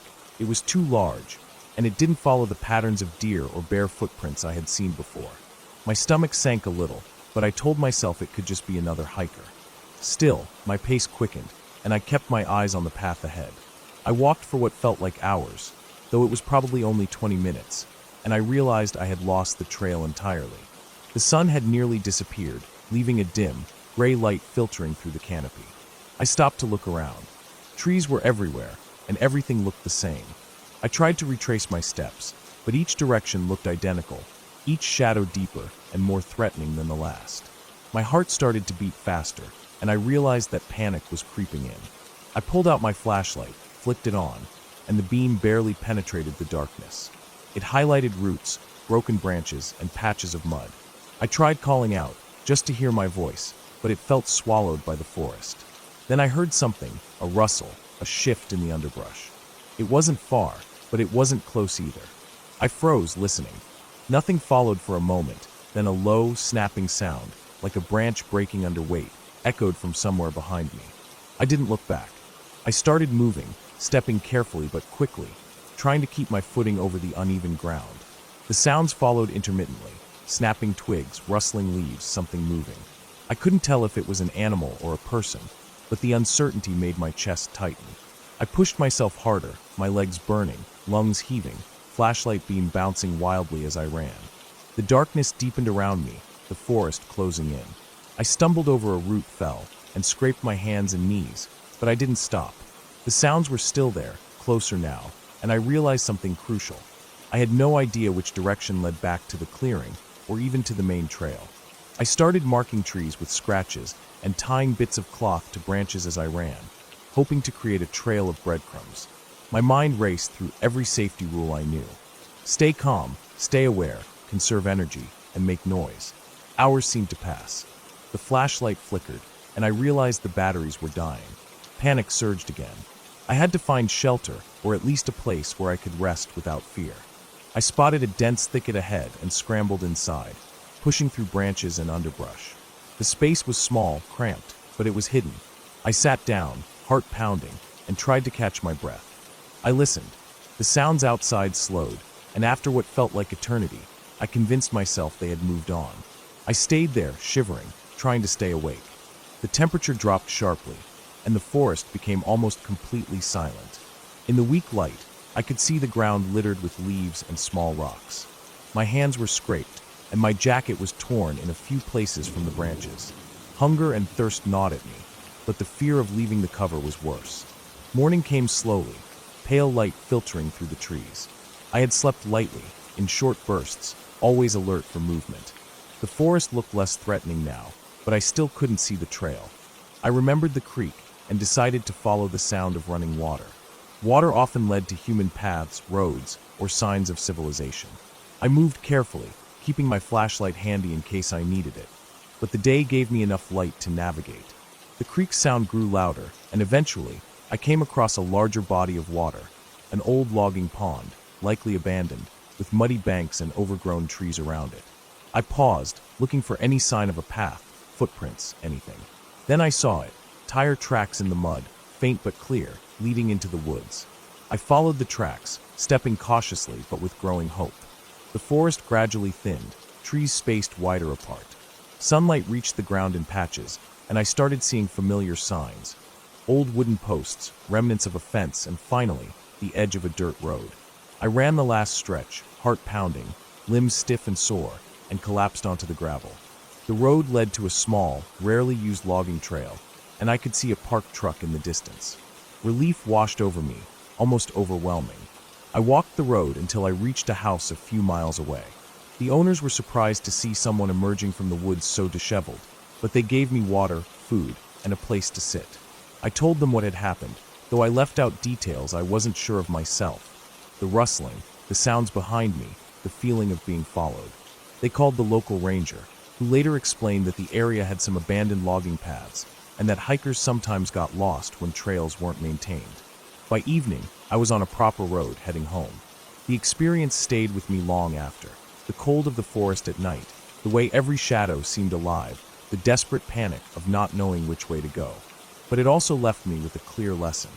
Preparation matters, yes, but awareness, caution, and respect for the environment are what save you when things go wrong. Weeks later, I returned to the forest, this time with a map, GPS, and backup batteries, retracing my steps to understand exactly where I went wrong. I found the flattened trail, the creek, the pond, and the logging road. Everything matched up. There was nothing supernatural, nothing unseen except the vastness of the forest itself. And that realization was both terrifying and grounding. It wasn't monsters or ghosts that could kill you out there. It was your own mistakes, your own lack of preparation, and the way nature doesn't forgive carelessness. I never went alone into a forest again.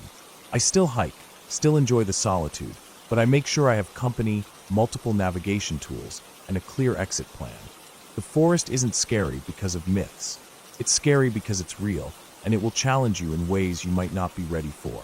That day, I learned to respect it in a way I never had before, and that respect, more than anything else, has kept me safe ever since. By the time I reached home, I was bruised, tired, and hungry, but I was alive. And knowing I had survived something that could have ended badly gave me a strange, lasting sense of clarity. Life, I realized, isn't just about surviving the things you expect. It's about surviving the things you never saw coming. And in that forest, in that darkness, I had seen just enough to understand exactly what that meant.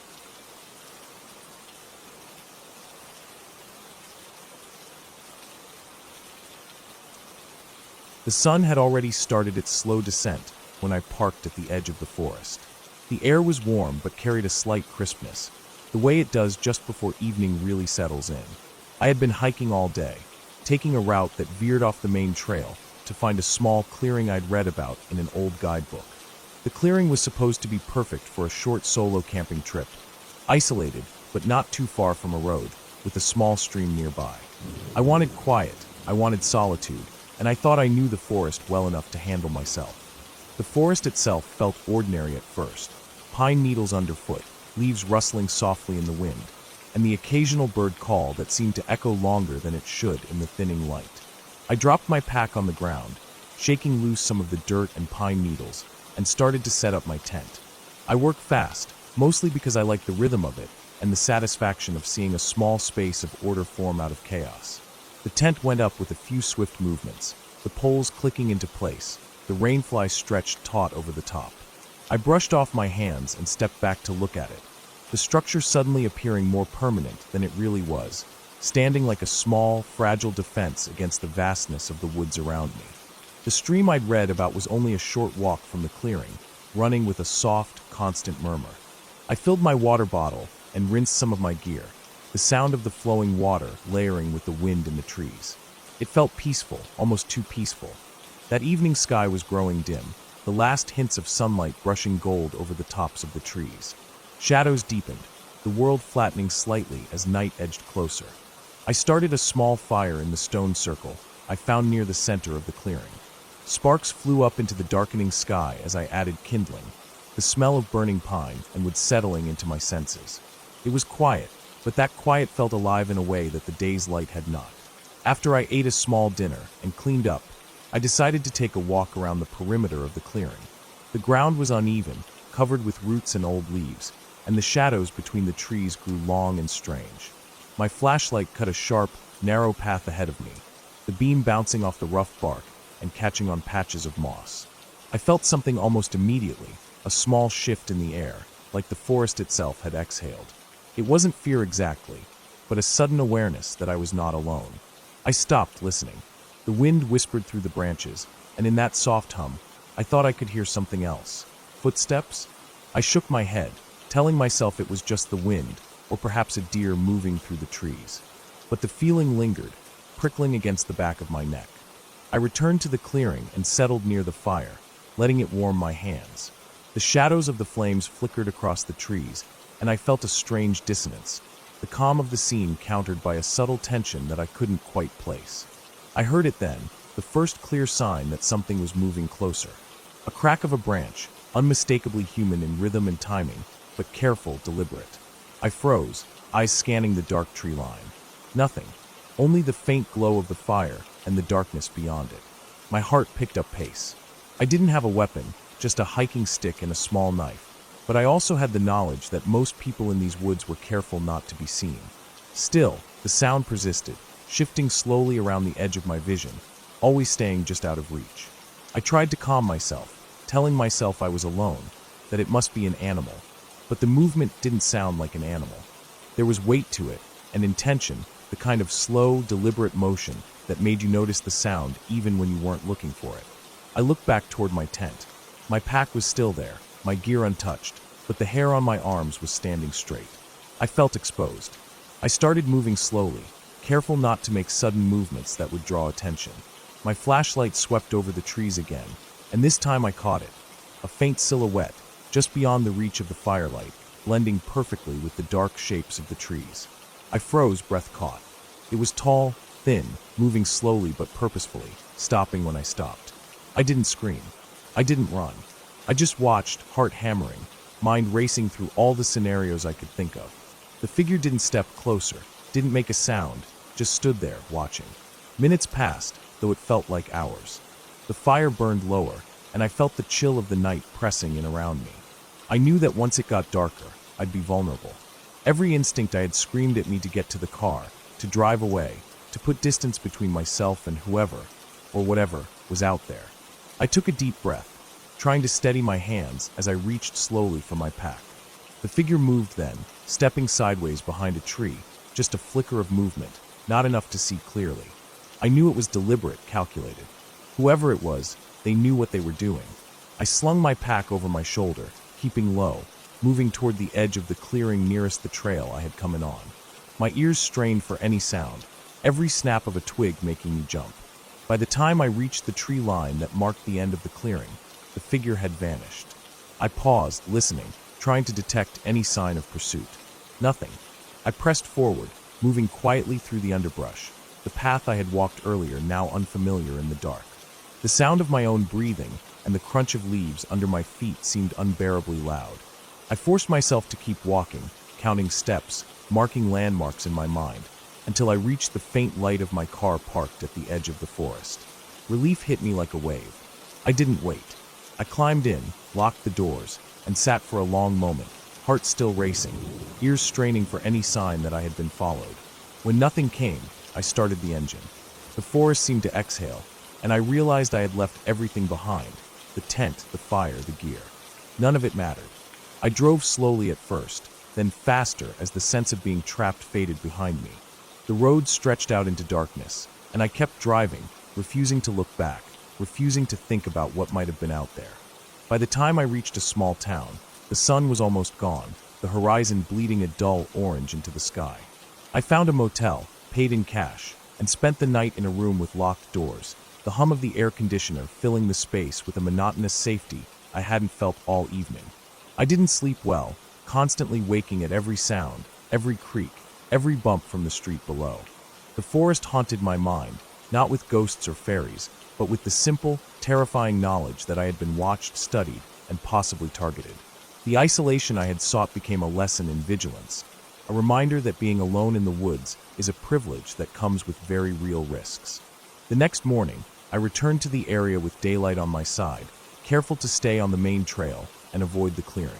I wanted to see if there was any sign of what had been there the night before, footprints, signs of a camp, anything. The ground was undisturbed, the leaves flattened only by natural causes, no tracks leading away. It was impossible to tell who or what had been there. I took photographs, scanned the area, and walked for hours, finding nothing. Even with the sunlight cutting through the trees, the forest seemed denser somehow, heavier with the memory of the previous night. When I finally left, I did so with a heightened awareness. I realized the woods are not just trees and paths. They are home to people who move quietly, carefully, and sometimes with intent we cannot guess. The fear I had felt was raw, physical, and completely real, but it taught me something important. That attention, patience, and respect for the unknown are essential, even when you think you know the land. I drove back home, the road stretching for miles, and slowly the tension eased, replaced by reflection. I never returned to that clearing. I left the forest behind, but the memory stayed with me. The feeling of eyes on me, the weight of deliberate movement in the darkness, the knowledge that someone else had been there, patient, silent, and unseen. The experience didn't end in chaos or violence, but it left me changed, aware that the world is bigger and stranger than I often allow myself to remember. And sometimes survival isn't about fighting or running. It's about noticing, respecting, and moving carefully through the space that belongs to others, whether they mean harm or not. The fear fades with distance, but the lesson remains, etched into my memory as vividly as the shadows of that long, dark night. The woods are still there, quiet, alive, patient, and I know now to never underestimate them, or the people who move through them as carefully as I once moved through my own mind.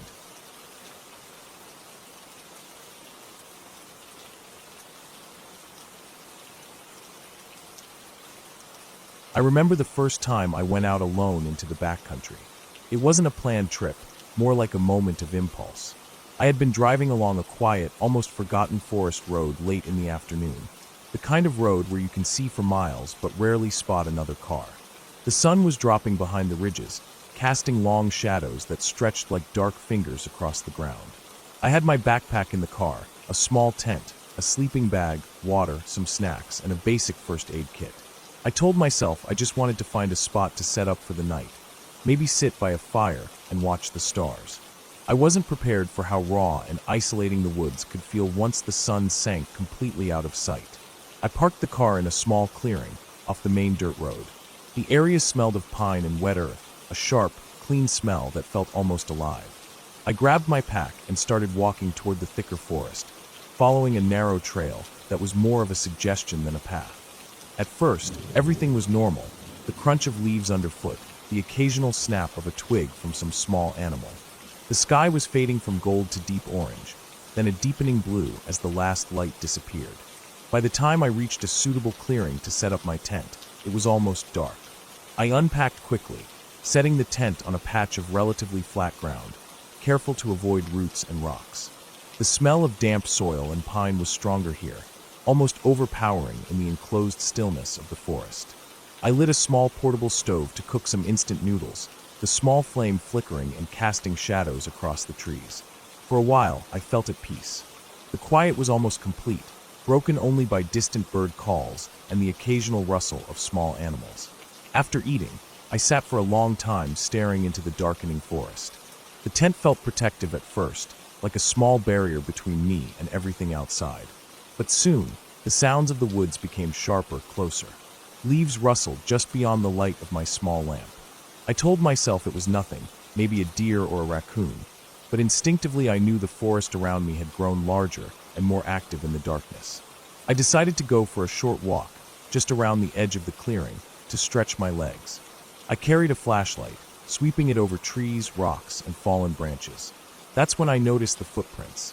At first, I thought they were mine, but then I realized they didn't match. They were larger, deeper, and the spacing was wrong. Someone, or something, had walked through here after me, or maybe even before. I followed the tracks for a short distance, but the darkness swallowed them quickly. I had no idea how far they went, or if they continued deeper into the forest. I felt my chest tighten and forced myself back to the tent. Once inside, I tried to rationalize everything. My mind kept looping through normal explanations. Maybe it was an animal, maybe someone else was camping nearby. But the forest was eerily quiet now. I could hear nothing except for my own breathing and the soft hiss of the wind through the trees. Minutes stretched into what felt like hours, and I realized I wasn't just uncomfortable. I was genuinely scared. I couldn't sleep. Every small sound made my heart leap. The tent's thin fabric did nothing to block the rustling outside, and at some point, I could have sworn I heard something move closer to my campsite. Not running, not walking, a deliberate, careful movement. I tried to convince myself it was a deer, but I knew deer didn't move like that. They didn't pause and listen. I held my flashlight in my lap, ready to shine it out the flap, but I was also afraid of what I might see. Eventually, the noises stopped, or maybe I stopped noticing them. My body was tense, every muscle wound tight, and I realized I couldn't stay in the tent all night. I had to move. I packed my things quietly, trying to minimize noise, and decided to head back toward the car. My plan was simple. Move fast but carefully, keep to the trail, and avoid attracting attention. The moon had risen slightly, giving me just enough light to see the faint path through the trees. Walking through the dark forest felt completely different from the late afternoon hike. Shadows stretched and shifted with every beam of my flashlight. Every tree became a giant, looming figure. The air was thick with moisture and the faint smell of decaying leaves. I tried to keep track of my bearings, but the forest seemed to change subtly as I moved. The path twisted, then split in ways I didn't remember. I could have sworn I was walking in circles. My heart pounded not just from exertion, but from a creeping awareness that I was being watched. Then I heard it again, a sound that froze me mid-step.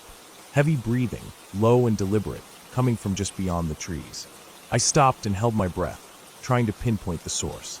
The sound didn't move as I expected. It stayed in one area, then seemed to shift slightly. My mind raced, imagining wild animals, maybe even a bear, but the pattern of the breathing was wrong. Too human, too careful. I started moving again, faster this time, sticking to the faint trail I thought I remembered. I tripped over roots, stumbled through thick undergrowth, but I kept going.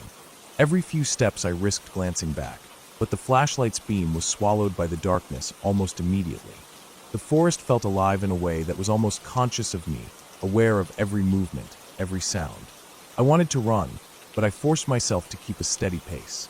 Panic would only make me sloppy. After what felt like an eternity, I saw a faint glow ahead. Relief washed over me.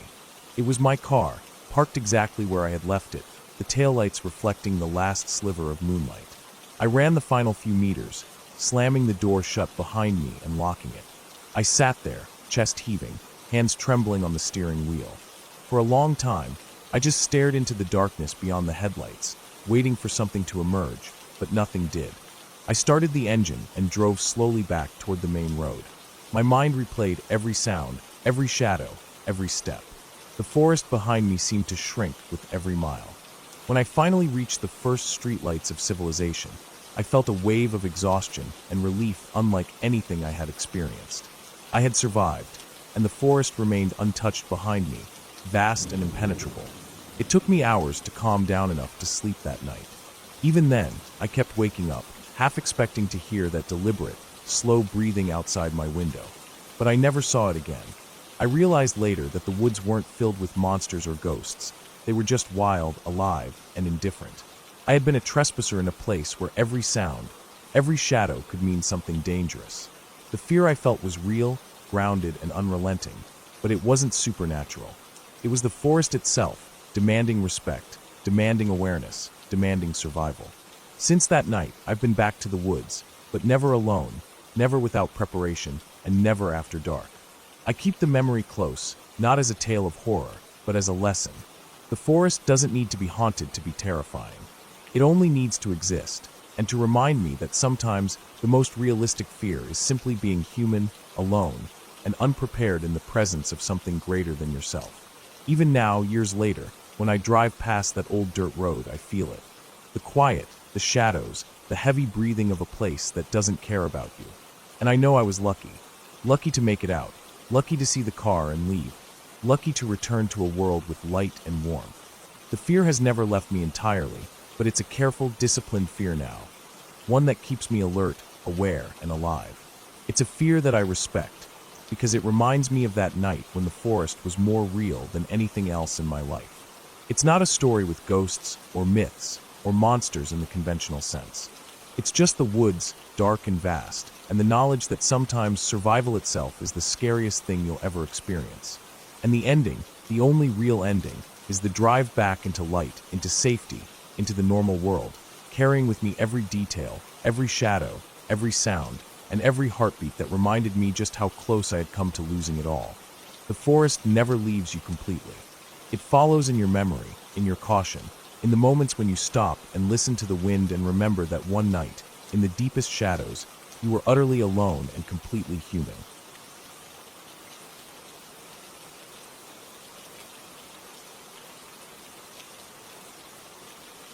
I remember the day clearly, even though it feels like it happened a lifetime ago.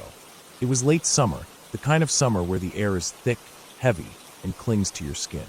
I had decided to spend a few days camping alone in a remote part of the woods that I had discovered a couple of years earlier.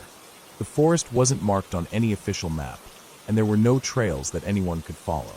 It was the kind of place where you could get lost easily, and that's exactly why I liked it. The isolation, the silence, the sense that the world was far away. Those were things I craved. I had my small tent, a sleeping bag, food for a couple of days, and my backpack stuffed with survival gear, a small first aid kit, and a flashlight with extra batteries. The sky was mostly clear when I left, but the weather in these parts could change fast, and I kept a close eye on the clouds as I walked. I hiked for several hours before reaching the clearing where I planned to set up camp. The clearing was small, surrounded on all sides by thick trees, mostly pines with long, needle-laden branches. The ground was uneven, with roots and rocks scattered around, and patches of moss that had a spongy feel underfoot. I found a relatively flat spot near a fallen log and began setting up the tent. The work was slow and methodical because I wanted to make sure everything was secure, especially the stakes, as the wind in that area could be unpredictable. Once the tent was up, I gathered firewood, stacking it carefully in a dry spot, away from the tent, and then set up a small cooking area. I wanted everything organized because the woods were not a forgiving place if you were sloppy or careless. By the time I finished, the sun was already low, casting long shadows across the clearing. The golden light filtered through the trees, giving everything a warm glow, but it also made the forest edges look darker, almost like they were closing in. I started a small fire and cooked some simple food, the aroma mingling with the earthy smell of the woods. I sat there for a while, staring into the flames, enjoying the quiet. It was a calm, peaceful moment. I felt a sense of satisfaction. This was exactly why I came here. There was nothing but the crackle of the fire, the occasional bird flying overhead, and the wind rustling through the trees. I felt alone, but in a way that was freeing, not frightening. At least, not yet. Night fell quickly. The temperature dropped, and the shadows grew heavier. I retreated into my tent, shutting the zipper with a soft click and laying down in my sleeping bag. I tried to read for a bit, but the forest outside had a way of pulling your attention away from anything else. Every creak, every rustle made me glance toward the tent's small mesh window. I told myself it was just animals, probably deer or a raccoon. I had seen them before. But still, there was a certain unease, a feeling that the woods were watching, waiting. I dismissed it, rolled onto my side, and tried to sleep. Sometime later, I woke up. I don't remember exactly how long I had been asleep, but the air in the tent was unusually cold. My first thought was that the wind had picked up, but the trees outside were still, almost unnaturally so. Then I heard it, a faint scratching sound, coming from the edge of the clearing near the tree line. My heart rate jumped. I lay still, trying to convince myself that it was an animal looking for food or brushing against branches. But the scratching continued, slow and deliberate, like something was moving closer to the tent. I strained my ears, every sound amplified in the darkness. The scratching paused, then resumed, closer this time. I reached for my flashlight, careful not to make a sound, and slowly unzipped the tent just enough to peer out. The beam of light cut through the dark, illuminating the clearing, but at first I saw nothing. Then, a movement at the far edge of the clearing caught my eye, a shadow slipping between two trees. I froze, my heart pounding in my chest. It wasn't an animal. I had seen the silhouettes of deer and coyotes before, and this was different. This was larger, and it moved with a precision that didn't belong in the forest. I tried to rationalize, telling myself it must be a large deer or maybe a stray dog, but the way it disappeared into the shadows suggested something else entirely. I decided to stay inside the tent, keeping my flashlight close. I whispered to myself, though I was the only one there, that I would wait it out until daylight. But as the hours passed, I realized that something about the way the forest sounded, or didn't sound, was wrong. Normally, there would be the distant call of an owl, the rustle of leaves as small animals moved, the whisper of the wind through branches. That night, there was silence. Complete silence, except for the occasional, almost imperceptible scraping sound at the edge of the clearing. Around 2 a.m., I heard a more distinct noise. It was slow, deliberate, like footsteps, but too heavy for a human, too precise for an animal. I grabbed my survival knife from my pack, my hands trembling slightly, and unzipped the tent a little further, shining the flashlight out into the clearing. For a brief second, I thought I saw a figure standing just beyond the fire's reach, partially hidden behind a tree. It wasn't fully formed, more like a dark outline, but I knew it was there. I froze. Any sudden movement could trigger whatever it was to move toward me. The outline didn't move for several long minutes, then, without warning, it darted behind another tree. My mind raced. If it was human, it was someone very familiar with the forest. If it was an animal, it was unusually bold and intelligent. Either way, I couldn't risk going out there. I stayed inside, flashlight and knife in hand, waiting for the faintest sign of dawn. Sleep was impossible. Every nerve in my body was on high alert. I barely breathed. The tent felt like a fragile barrier between me and whatever was out there. Hours passed, slow and torturous. The first hint of light was a pale gray seeping through the trees. I wanted to wait for full daylight, but the moment I saw a small opening in the forest canopy, I knew I had to act. I needed to get out. Slowly, quietly, I packed up my tent, careful not to make a sound. Every movement felt like it could be noticed, every snap of a twig a potential warning. When I finally stood and looked around, the clearing appeared empty.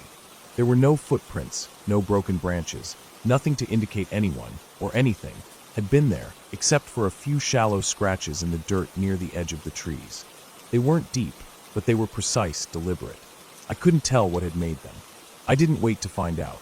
I started walking back the way I had come, moving as quietly as possible, my eyes scanning the woods constantly. Every shadow made me jump, every rustle set my heart racing. It took me nearly 3 hours to reach the edge of the forest. By then, the sun was fully up, and the light changed the woods entirely. The shadows retreated, and the trees lost their menacing shapes. I looked back several times, but there was nothing. Just the normal forest, alive with birds and small animals. I didn't stop walking until I reached my car. My legs were sore, my body tense from hours of adrenaline. I looked at the forest one last time before getting inside, locking the doors and starting the engine. I didn't speak, didn't breathe normally, just drove away as fast as I could. Even now, years later, I can't explain what it was that night. Whatever it wasn't human. It wasn't an animal I recognized. But it was intelligent, aware, and deliberately testing me. I never went back to that clearing, and I made sure to avoid that part of the woods entirely. I told no one where it was, and I still keep that knowledge to myself. The memory of that night stays with me. The stillness, the silence, the shadow moving at the edge of my vision, the slow, deliberate sound of something brushing against the earth, testing boundaries. I survived because I stayed calm, because I didn't make any sudden moves, because I respected the forest and whatever lived in it. The lesson was clear. Some places are not meant to be disturbed, and some presences, however real or tangible, are better left alone. Even now, I remember the terror, but also the clarity. I walked away alive, aware, and cautious, and that is a rare kind of victory in a place like that. The experience taught me respect for the wilderness in a way I had never understood before. It showed me that fear is not always an enemy. Sometimes it is a guide, a warning, and following it can be the difference between life and death. Every time I think about that night, I feel the weight of the dark forest pressing in, but I also feel the relief of having survived it. That night will always be with me, not as a ghost story or a legend, but as a reminder of how real the world can be, how alive the forest is, and how careful a person must be when they step into it. I learned to read the subtle signs, to trust my instincts, and to move through the world with both caution and awareness. And that ultimately was the only way I made it through the night.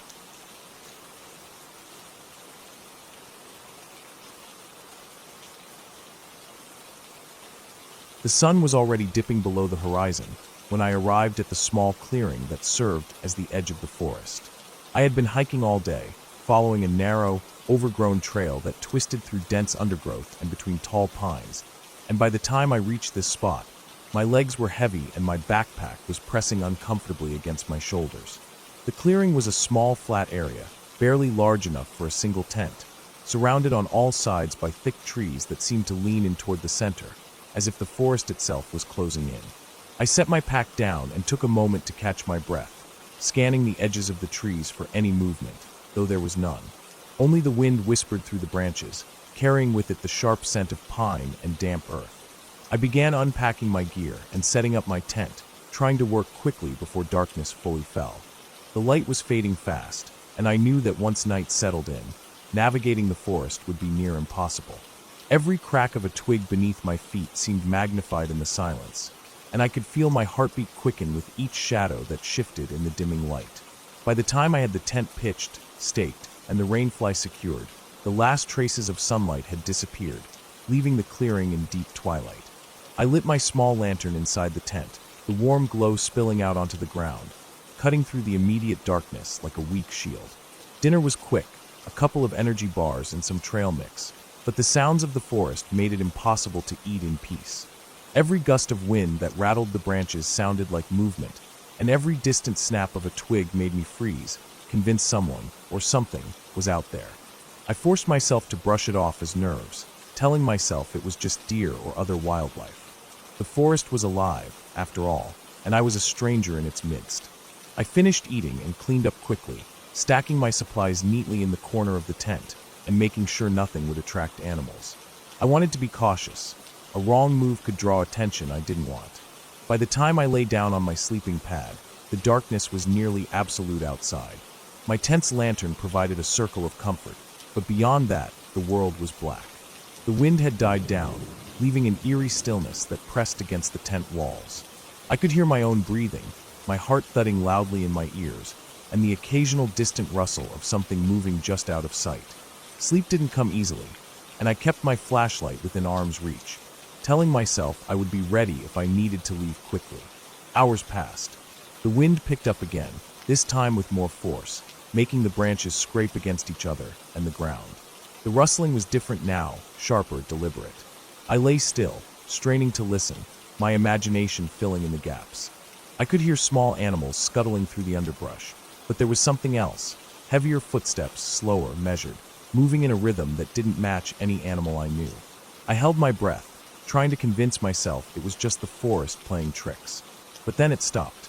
Silence swallowed the clearing once more, and a cold wave of awareness rolled over me. Whatever was out there, it was waiting. I tried to focus on small, rational thoughts. Maybe someone else was camping nearby and hadn't announced themselves. Maybe it was a hunter or a hiker moving silently through the trees. I told myself the odds were low that it was anything more dangerous, but I couldn't shake the tension coiling in my chest. Every snap, every whisper of movement made me flinch. I reached for my knife, a small comfort in the dark, and kept it by my side. The rest of my supplies I quietly organized, making a mental plan for what to do if I needed to leave immediately. Suddenly, there was a sound outside the tent that made me freeze entirely, a low, deliberate crunch of leaves, followed by a slow scraping along the forest floor. Not a branch snapping under a small animal, not a gust of wind moving debris. This was heavy, purposeful. My heart jumped, and I pressed myself flat against the sleeping pad, trying to make myself as small as possible, hoping it would not notice me. My breathing was shallow and quiet, and I forced myself to stay still, every muscle tense. The noise circled the clearing. I could hear the movement on multiple sides, now slow, methodical, as though whoever, or whatever, it was surveying the perimeter. I considered leaving, but there was no way to move silently. Stepping outside meant announcing my presence, and I had no clear path through the dense undergrowth without making noise. The decision was horrifyingly simple. I had to wait, stay quiet, and hope it moved on. Time stretched. Minutes felt like hours. My mind replayed every survival story I'd ever read, every bit of advice I'd stored about encounters with people or animals in the woods. I reminded myself that panicking would be worse than the threat itself. I needed a clear head. Slowly, I reached for my phone, barely breathing, and used its dim flashlight to check the perimeter from inside the tent. Nothing moved in the immediate vicinity, but shadows flickered just beyond the small circle of light. The movement was subtle, almost imperceptible, but enough to keep my muscles tight, ready. Eventually, the sound outside stopped. The forest fell silent again, heavier now, oppressive in its quiet. I waited, counting seconds, willing myself to stay still. The night pressed down on me, cold and dense, but no further movement came. Exhaustion began to claw at my mind, threatening to pull me into sleep despite the danger. I told myself to stay alert, eyes fixed on the faint glow of the lantern, ears straining for the smallest sound. Dawn had to come. Dawn was the only protection I had. Hours crawled by. My body cramped from lying in one position, my stomach twisted from tension and hunger. I debated leaving before first light, but the thought of stepping into the dark forest was far worse than staying put. I clutched my knife, my only sense of security, and waited. The wind shifted occasionally, carrying distant scents, smoke from a far-off fire, the earthy musk of wet soil, the faint tang of something metallic that I couldn't identify. Every smell made me more alert, more aware that I was not alone. Then finally, there was a faint light filtering through the dense trees, pale and diffused. Dawn. My body, tense for hours, began to release some of its grip. I stayed flat on the sleeping pad for a while, eyes scanning the perimeter, listening. The forest was still quiet, the previous night's menace seemingly gone. I waited until the light was strong enough to clearly see the clearing and the edges of the trees. No movement, no footprints, nothing left behind. The forest had returned to its natural rhythm, birds beginning to chirp, insects buzzing, the wind stirring the branches gently. I packed up my camp slowly, careful to keep everything organized and to avoid leaving any sign of my presence. My hands shook slightly from adrenaline and sleeplessness, but I forced myself to focus. As I hoisted my backpack, I took a final look around the clearing, searching for any sign of the night's visitor. Nothing. Just the empty forest, serene and peaceful under the morning light. Relief washed over me, though it left a lingering edge of fear, a memory of how close the night had come to overwhelming me. I started down the trail, moving carefully but with growing confidence. Every step was measured, alert, but the forest felt less threatening in the sunlight. Birds sang louder now, the sun warming the cold dampness of the ground. The path ahead was still rough, tangled with roots and rocks, but I could navigate it without the same paralyzing fear that had gripped me the night before. I kept my knife close, my senses sharpened, but the terror had faded enough for me to walk with purpose. By mid-morning, I emerged from the dense forest into open fields, the horizon stretching wide and bright. I paused, taking a deep breath of the fresh, sun-warmed air. The forest loomed behind me, a dark and silent presence, but it no longer held immediate danger. The night's terror was behind me, and I had made it through, alert, careful, alive. Every sound, every shadow, every heartbeat of that night had been real, tangible, and terrifying, but I had survived. I felt a renewed respect for the forest, a reminder that its beauty came with the rawness of the wild. I would remember that night forever, not as a tale of ghosts or fairy tales, but as a lesson in vigilance, patience, and the harsh, undeniable reality of the untamed world. The memory stayed with me long after I returned to civilization. The quiet dread of not knowing, the suffocating darkness, the sound of movement circling just beyond reach. And though life returned to normal, every time I hiked near a dense forest, I carried that night with me, a reminder of how fragile safety can be, and how carefully we must move through a world that is indifferent, untamed, and profoundly alive.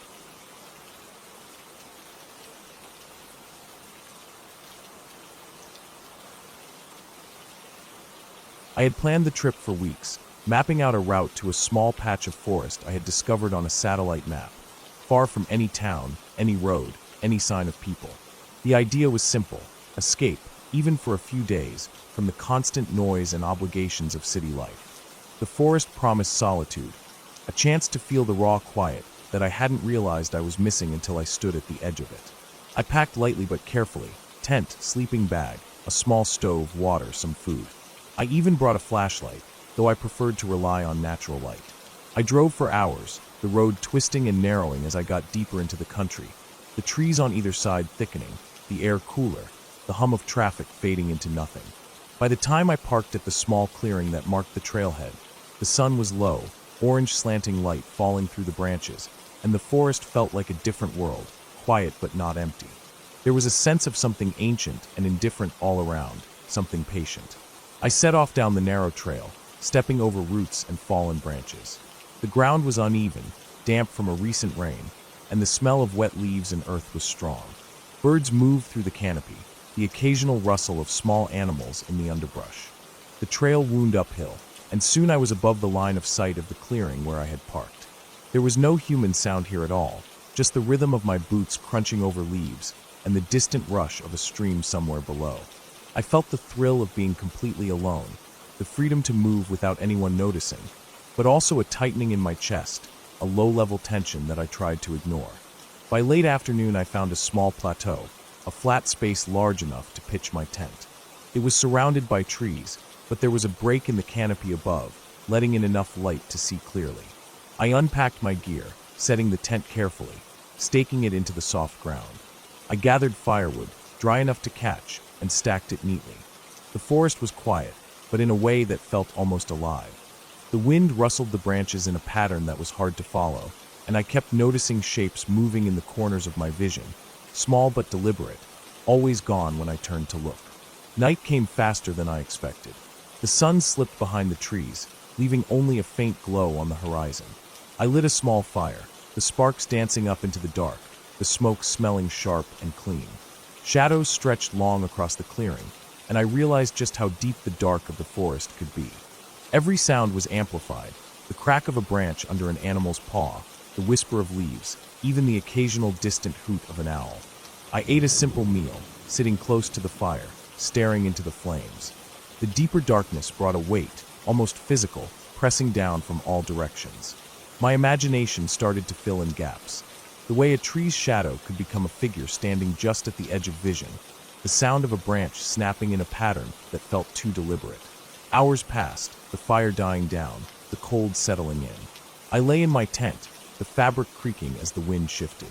The forest was alive outside, but there was something off. The rustling was too close, too consistent. My ears caught a rhythm, footsteps, not quite human in cadence, moving around the edge of the clearing. I held my breath, straining to hear, but every time I tried to pinpoint the sound, it moved. I convinced myself it was an animal, a fox, maybe a raccoon, but the movements felt heavier, the timing too purposeful.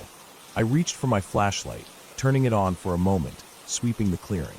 Nothing. Just the forest, black and patient, untouched by my light. Sleep was uneasy. Every crack, every rustle, made my heart jump. At one point, I woke to the sound of something brushing against the tent. Not hard, just enough to make the fabric shift. My mind raced. There's no way it could be a human, I told myself. But it felt deliberate. I sat up, flashlight in hand, scanning the perimeter. Nothing. The forest returned to its indifferent quiet. I tried to convince myself to lie back down, but my body refused to relax. I ended up sitting there for hours, watching the shadows stretch and compress as the fire died completely. Around 2 a.m, I heard it again. Not a rustle or snap, but a heavy breathing, deep and uneven, somewhere beyond the edge of the clearing. My stomach dropped. Whatever it was big. I grabbed my small hatchet, my other hand on the flashlight, and edged toward the tent flap. The breathing stopped as soon as I poked my head out. The forest was still again, but the hair on the back of my neck stood up. I stayed like that for what felt like hours, listening to the faint sounds of the night. Eventually, I realized I had to do something. I decided to move deeper into the forest, away from the clearing. If whatever was out there was still around, I didn't want it to know exactly where I was. I packed quickly, keeping low, moving between trees, trying to use the shadows as cover. Every step felt exaggerated, every snap of a twig underfoot deafening. The breathing returned, faint but consistent, following me at a distance. I couldn't see it, but I knew it was there. Panic mixed with adrenaline, but I kept moving, focusing on the trail I had scouted earlier on the map, hoping it would lead to a stream or clearing where I could regain some control. By the time the first hint of dawn crept through the trees, I had stumbled into a narrow ravine, small but steep-sided. The slope was muddy, roots exposed, but it offered concealment. I crouched behind a cluster of bushes, chest heaving, listening. The breathing had stopped. The forest had returned to its natural sounds, birds and insects waking up, the wind moving through the canopy. I stayed there for hours, barely moving, until I was certain I had lost whatever had been following me. Eventually, I worked my way back to the main trail. The forest looked normal in daylight, serene almost, but the memory of the night was still sharp. I broke into a run when I saw the clearing where I had parked, not caring about the mud and roots underfoot. When I finally reached my car, I didn't pause. I loaded my gear, got in, and locked the doors. I sat there for a moment, listening to the normal hum of the engine, the distant birds, the wind, and felt an overwhelming sense of relief. I had been tested, confronted by something I couldn't name, but I had survived it through vigilance, patience, and a refusal to panic. Driving back, the forest disappeared behind me, and with it the sense of immediate danger, but the memory stayed with me. Even now, I think about that night, the way the forest seemed to breathe, the way the shadows moved with intent. I realized then that the wilderness is indifferent, alive in ways we don't understand, and respect is the only safety we can rely on. The forest hadn't tried to hurt me out of malice. It simply existed, patient and observant, and I had learned that survival means paying attention, moving carefully, and never underestimating the quiet power of the world around you.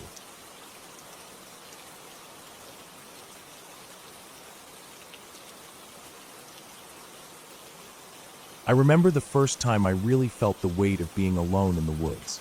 It was late summer, the kind of evening where the sun lingers just long enough to give the trees a golden glow before slipping away entirely.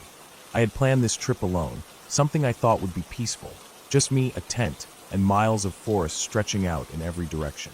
I had been through smaller hikes and campouts before, but nothing like this, nothing this deep into the woods. The air was thick with the scent of wet soil and pine, and every few minutes, a bird or an insect would remind me I wasn't completely silent. I carried a small pack with the essentials: water, some food, a flashlight, a first aid kit, and a map I had studied the night before. The trail had been clear at first, a beaten path worn smooth by countless hikers, but as I pushed further in, it narrowed. The ground was soft with layers of fallen leaves and pine needles, and the trees grew closer together, blocking out the last bits of light. Shadows stretched long and strange, curling around roots and rocks in ways that made my stomach tighten. I was aware of every crunch of my boots on the forest floor, every snap of a twig, as if the woods themselves were listening. By the time I reached the clearing where I had planned to set up camp, the sun had completely disappeared, leaving only a dim twilight that barely penetrated the trees. I chose a spot near a small rise so that water wouldn't pool under my tent if it rained overnight. The soil was firm, and there was a ring of stones that someone had used for a fire in the past. I set up my tent slowly, deliberately, trying not to rush. I wanted to make sure it was secure because I had no idea what the night would bring. Once the tent was up, I unpacked my things and started a small fire. The flames threw a warm glow against the trees and cast flickering shadows that moved like living things. I thought about how peaceful it felt here, the isolation, the quiet, how even the wind seemed to move differently without buildings and streets to interrupt it. Hours passed, and the forest grew darker. The firelight was the only constant in the night, and beyond its circle, the woods seemed to swallow every detail. I could hear distant animals moving, some kind of scuttling in the underbrush, perhaps a fox or a raccoon, maybe even a deer brushing through the trees. The sounds were close enough to startle me, yet far enough away that I couldn't see the source. I kept thinking about how easy it would be to get lost here if I wandered even a few dozen feet from my campsite. That thought made me tighten my jacket and check my flashlight again. I had just started roasting some small pieces of food over the fire when I heard it, a snapping of a branch, loud and deliberate. My heart jumped into my throat. I froze, listening. It was close, very close, just beyond the firelight. I told myself it was probably an animal, something small, but the sound had a rhythm that didn't feel natural. Another snap, then another, steady and careful, like someone or something was testing the ground as it moved. I grabbed my flashlight, sweeping the beam over the nearest trees. Shadows leapt and shifted, but I saw nothing. Still, the sound kept coming, moving slowly around the perimeter of the clearing. I stayed as still as I could, trying to make no sound, hoping whatever it was would leave. Minutes felt like hours. The snapping of the branches moved closer, and then I heard a low rustle, the kind of noise that comes from something big pushing through brush. My pulse was pounding, and every instinct told me to run, but I knew that running blindly into the woods could be even more dangerous. I gripped a heavy stick I had used to clear the area earlier, my only protection. The rustling stopped for a moment, then started again, this time closer than before. It was circling me, keeping out of the firelight, moving just at the edge where shadows were thickest. I considered the possibility that it could be a bear, but there were no deep growls, no warning roars, nothing that unmistakably said predator. Still, the size of the sounds, the deliberate movement through the underbrush, it was enough to make my skin crawl. I tried to stay calm, telling myself to think logically. Bears are generally more interested in food than in humans unless provoked. I didn't smell like anything particularly edible, aside from a little of my dinner cooking, but the thought of them investigating made me anxious. I kept the fire going, throwing on more wood to keep it bright and loud, hoping it would be enough to deter whatever was out there. Hours passed like this. The creature, or whatever it was, never fully revealed itself. The sounds would come close, then retreat, testing the boundary of the firelight, then disappear altogether, only to return moments later. I stayed awake, wrapped in my jacket, barely breathing, listening. At some point, I realized my water bottle was empty. I couldn't risk leaving the fire, but I knew I needed to hydrate. Slowly, I inched toward my small stream a few feet away, keeping the fire between me and the darker parts of the woods. My ears strained for every sound. My hands shook slightly. I dipped my bottle in the stream and took quick sips, scanning the shadows the whole time. Every rustle of leaves made me jump. Every gust of wind felt like a hand brushing against me. When I returned to the fire, I noticed something that made my stomach drop. Around the perimeter of the clearing, just beyond the firelight, the ground looked different, flattened in places, with indentations that hadn't been there before. Something had moved through here while I was at the stream. The marks were too heavy for a small animal, yet there was no clear shape, no paw prints I could identify with certainty. My mind raced through possibilities: bear, human, or something else. I told myself not to panic, but panic was creeping in anyway. I decided I had to be more prepared. I moved my tent slightly closer to the fire, keeping it within the brightest circle of light I could make. I checked my flashlight batteries, ready to signal if anything came too close. I kept my stick within reach and wrapped my jacket tightly around myself, the rough fabric pressing against my skin. I stayed awake, scanning every shadow, every movement, until the first light of dawn began to filter through the trees. The forest changed immediately in the daylight. The shadows shrank, the strange noises of the night vanished, replaced by birdsong and the rustle of small creatures going about their morning. I finally let myself breathe, but I knew I couldn't stay in that spot any longer. I packed up quickly but carefully, leaving no trace behind. The indentations and disturbed ground still haunted me, but I forced myself to move. I navigated back to the main trail, relying on the map and the memory of landmarks. Every step was cautious, but with daylight came confidence. I still scanned the trees, still listened, but nothing followed. The forest that had been a maze of terror just hours ago was now a place I could navigate with logic and focus. When I finally reached the edge of the woods, near where the trail met the road, I felt a mixture of relief and exhaustion. I had survived the night, had stayed safe, and had learned a lesson in vigilance, in respecting the unknown. The forest hadn't been magical or supernatural. It had been entirely real, entirely dangerous in its own natural way, but I had made it through by staying alert and thinking carefully. I looked back at the dense line of trees behind me, knowing I would never forget the sounds, the tension, the feeling of something unseen moving just beyond the light. But I also knew that fear, when faced with patience and preparation, could be managed. I drove home slowly, tired and tense, replaying every detail, every sound, every shadow. And though the night had been terrifying, I felt a quiet satisfaction that I had handled it, that I had endured. The woods were still there, dark and mysterious, but I had come through them intact, wiser and more aware than I had been before. The experience stayed with me for months. Every time I went into nature, I carried that lesson in my mind: vigilance, preparation, respect. The fear of that night never fully went away, but it transformed into a cautious respect rather than paralyzing panic. I learned to move carefully, to listen, to observe, and to understand that the unknown didn't have to be supernatural to be frightening. It only needed to be real. And in that realization, I found a kind of clarity, a kind of strength, knowing that I had faced the raw, unfiltered reality of the wilderness and had come out the other side with my senses and my wits intact.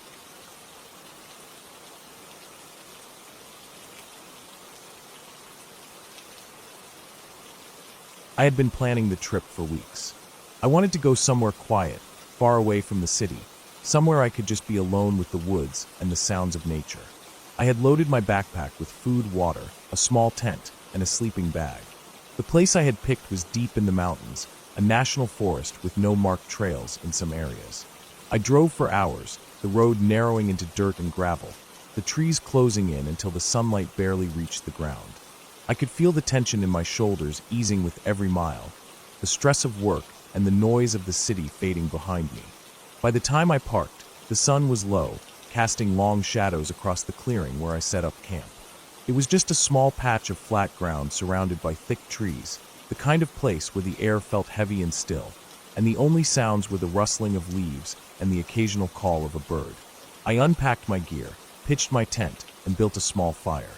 The flames crackled, sending sparks into the air, and I sat back, letting the warmth spread through me. As darkness fell, I realized how quiet it really was. No distant cars, no voices, just the occasional snap of a twig or the rustle of something moving in the underbrush. I tried to tell myself it was just the wind or a small animal, but the noises felt deliberate, measured, as if something was watching. I kept my fire going longer than I usually would, staring into the flames and listening. My backpack had a small flashlight, and I had a knife tucked into the strap of my bag, just in case. I went to bed early, exhausted from the drive and the hike to get here. The first few hours were fine, the usual sounds of the forest lulling me to sleep. But around 2 in the morning, I woke to a sound that didn't fit the natural rhythm of the forest. At first, I thought it was a branch breaking, maybe a deer moving through the trees. Then I heard it again, closer this time, soft but distinct. The sound of someone walking, deliberate, crunching the leaves in a rhythm that made my stomach tighten. I froze, trying to convince myself it was just an animal. But there was a weight to the sound that felt wrong, a kind of cautious purpose that didn't belong to any deer or raccoon.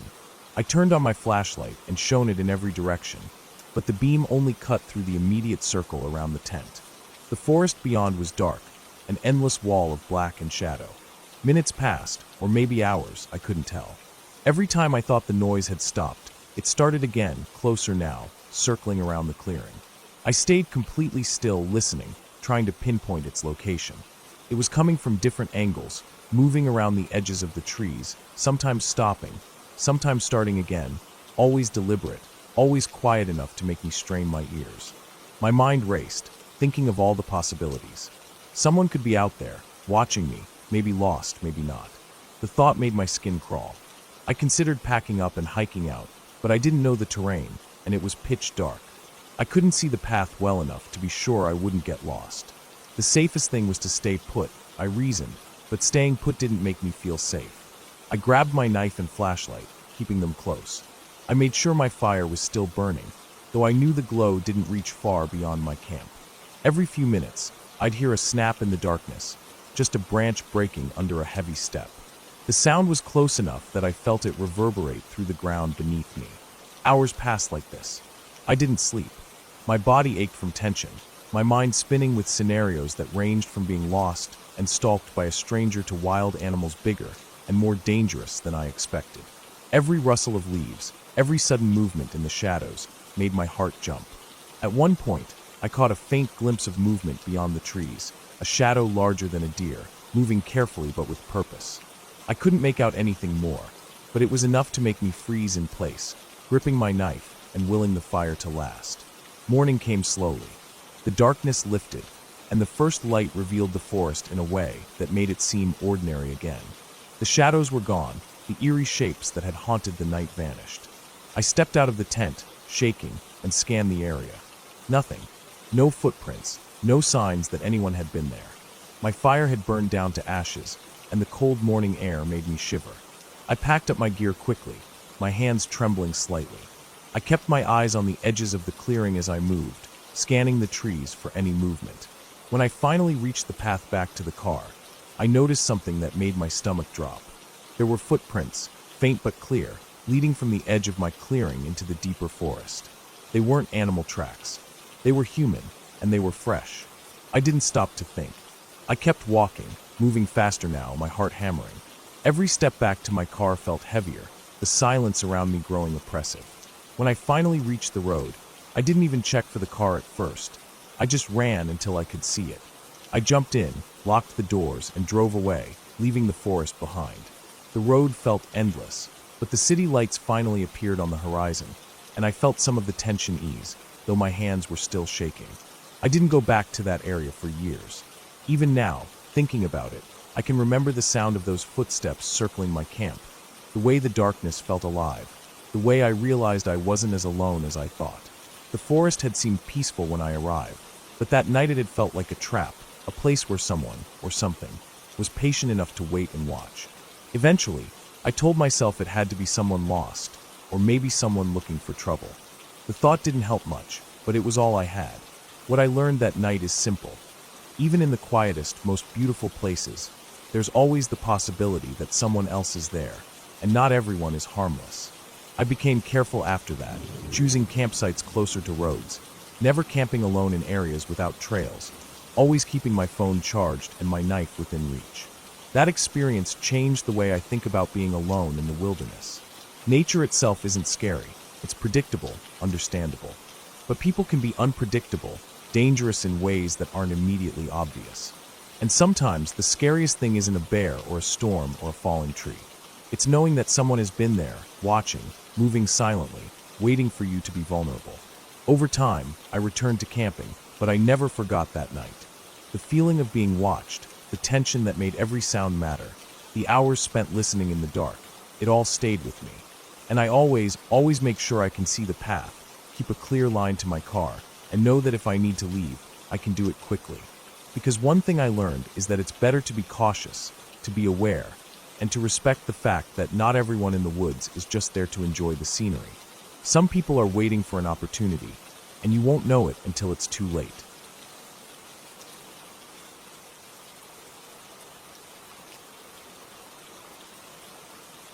I remember the first time I truly felt fear like it was a living thing pressing against my chest. It was a summer I had decided to go camping alone in the northern part of the state, far from roads, far from people. I had been hiking for hours, the forest thick and dark even in the afternoon, sunlight barely breaking through the canopy. My pack was heavy, loaded with the basics: a tent, sleeping bag, food, water, and a small first aid kit. I had told no one where I was going beyond a vague plan of somewhere up north. Part of me liked it that way. Solitude had always been more comforting than company. But I didn't know then how quickly isolation could turn into something else entirely. The path I had been following for most of the day petered out into nothing but underbrush and uneven ground. I had to navigate carefully, ducking under low-hanging branches and stepping over moss-covered roots. Every crack of a branch, every rustle of leaves made me pause. I knew the sounds of the forest, but in that kind of solitude, they sounded different, sharper, closer, almost as if they were waiting for me. My plan was to find a flat clearing to set up camp before night fell, but the further I went, the fewer flat spots I found. Eventually, I spotted a small area near a shallow creek. The ground was slightly sloped but manageable, with enough dry patches for a tent. I dropped my pack and began setting up, careful to tie down the corners tightly because the forecast had promised rain later. By the time my tent was pitched, the sun was beginning to dip below the horizon, and shadows stretched across the clearing like dark fingers. I took a moment to sit on a rock near the creek, letting the sound of water soothe me. The forest around me was alive with insects, the chirping of crickets, and the occasional call of a distant bird.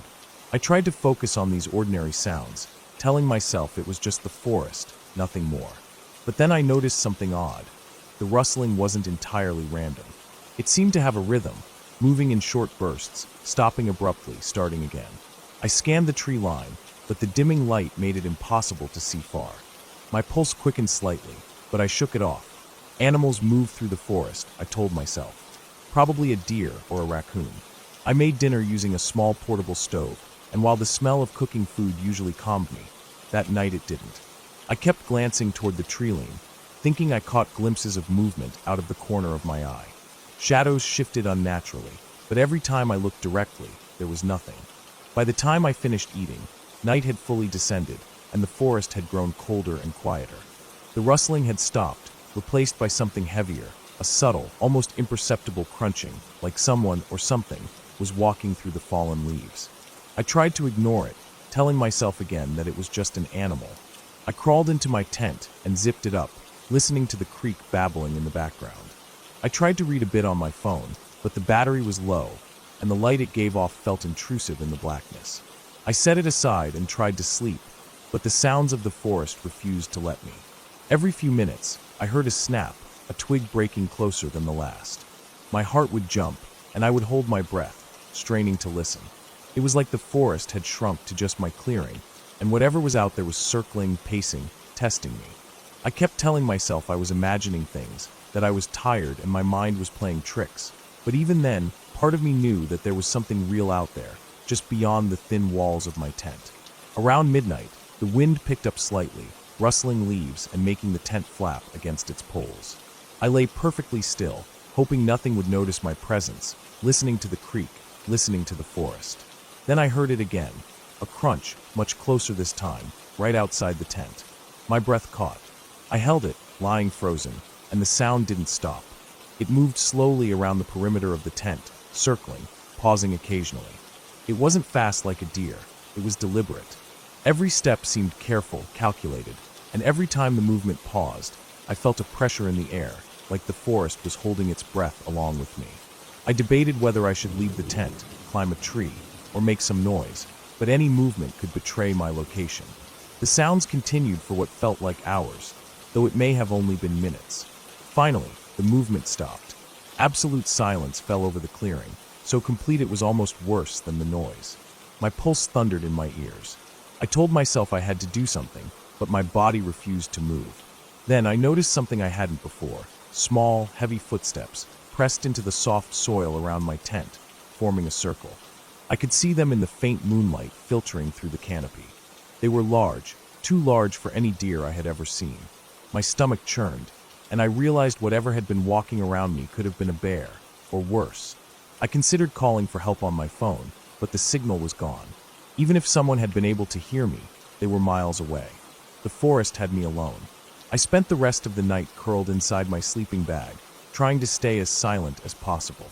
The footsteps didn't return, but the anxiety hung over me like a dark cloud, making every small sound unbearable. At some point, I must have dozed lightly because I woke to the first hints of dawn filtering through the trees. The forest had returned to its normal sounds, birds calling, leaves rustling in the wind, insects chirping, but I still didn't move. I had survived the night, yes, but I knew better than to assume it was safe just because the darkness had lifted. By mid-morning, I had broken camp quickly, keeping my movements deliberate and loud enough to announce my presence. I stayed near the creek, following its path, hoping to find a more navigable trail. Every rustle of leaves, every bird call, felt like a potential threat. After a long, tense hike, I stumbled upon a faint trail leading out of the dense forest. Relief washed over me.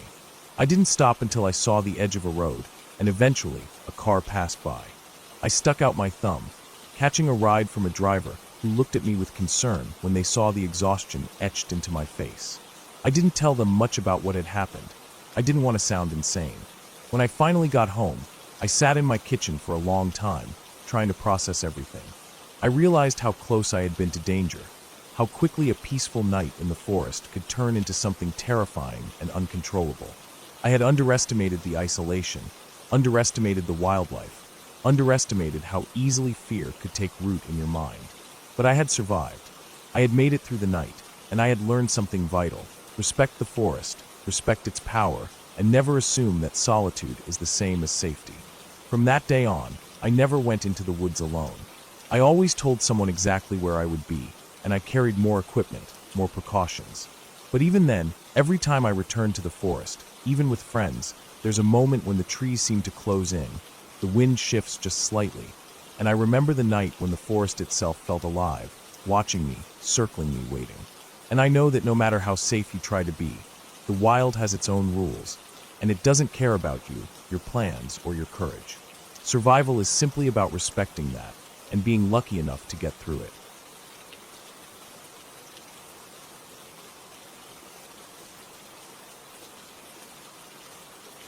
I remember the first time I really understood how quickly a situation could turn from normal to terrifying. It wasn't during a storm or in some wild, faraway forest. It happened on a regular hiking trail, something that seemed safe at first. I had planned the trip myself, wanting to test my endurance and get away from the usual noise of daily life. The trail I picked was a long, narrow path that ran through a dense part of the mountains, known mostly to local hikers, not to tourists. It was late afternoon when I started, the sun still high but angled so that it cast long shadows between the trees. I had a small pack with water, some snacks, a flashlight, and a first aid kit. The trail wasn't particularly steep at first, just winding between old pines and thick underbrush, the kind that made the air smell damp and earthy. Birds were calling to each other, and the occasional rustle of small animals in the undergrowth made the place feel alive, yet isolated. As I went further in, the trail narrowed. The trees grew closer together, their branches interlocking so that sunlight barely touched the ground. I noticed the air becoming cooler, the smell of pine stronger, almost overpowering. The forest floor was littered with fallen needles and leaves, muffling the sound of my steps. I started to feel a sense of being watched, though there was no one in sight. I shook it off, blaming my imagination and the fact that the woods were unusually quiet. No birds now, no rustling animals. Even the wind seemed to vanish. There was only me and the trail ahead. About 2 miles in, the trail branched unexpectedly.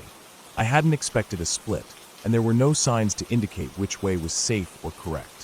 One path continued straight, lined with thick brush, while the other curved sharply to the right and seemed to go downhill into a darker area of the forest. I hesitated. My instincts told me to stay on the straight path, but something made me choose the right. Maybe it was curiosity, maybe the idea of finding a shortcut, but either way, I stepped onto the downward path. Immediately, the ground became uneven, covered with loose rocks and exposed roots. My boots slipped once, but I caught myself. The shadows deepened as the sun sank behind the ridges, and soon I realized I might have misjudged the timing.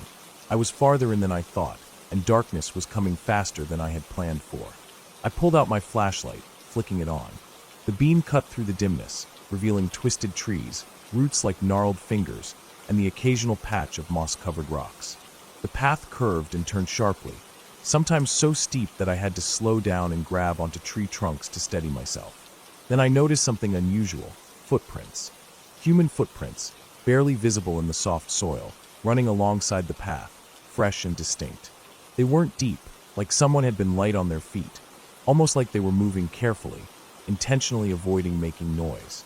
I froze, scanning the trees on either side. No one. The prints were just there. I checked the direction. Someone had come from the same branch I had taken, and kept going further down, deeper into the woods. I tried to tell myself it was just another hiker, maybe someone out for the evening, but a shiver ran down my spine. My pace quickened, the trail becoming more treacherous. Every step sounded louder than it should, crunching against leaves and twigs. Then I heard it, a snap, a branch breaking behind me. My heart leapt into my throat. I spun around with the flashlight beam, but nothing was there. My mind raced. Could it have been an animal? Possibly. But the sound had been deliberate, not random. The hairs on my arms stood up. I began moving faster, hopping over roots and rocks, trying to keep calm, telling myself that I knew the terrain and that I could get back to the main trail. But then the sounds increased. Another snap, then a rustle, then what sounded like footsteps following mine, though I was sure I had not made a sound like that. Panic set in. My breathing came in quick, shallow bursts. I considered calling for help, but my phone had no signal. It was just me, the forest, and whatever was behind me. I started running. The downhill slope made it hard to control my steps.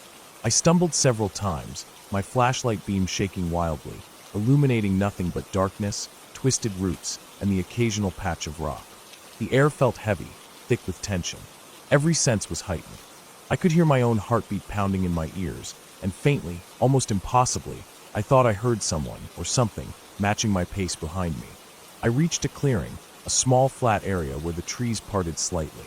I stopped, gasping for air, my legs trembling.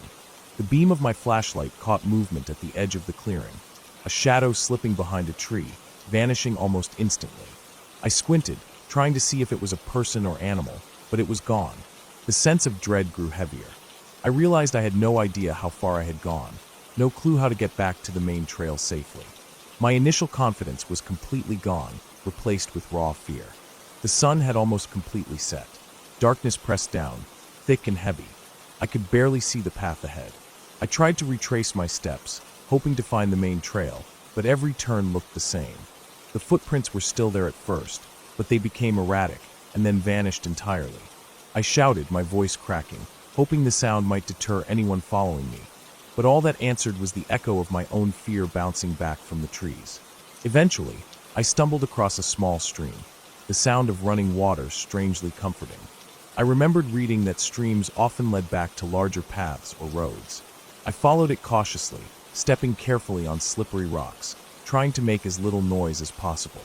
The forest around me seemed alive now in a way I hadn't noticed before. Every rustle of leaves, every distant crack of wood made my heart race. I kept glancing over my shoulder, half expecting to see someone emerge from the shadows, and sometimes I thought I did, but it was always my imagination. Hours seemed to pass.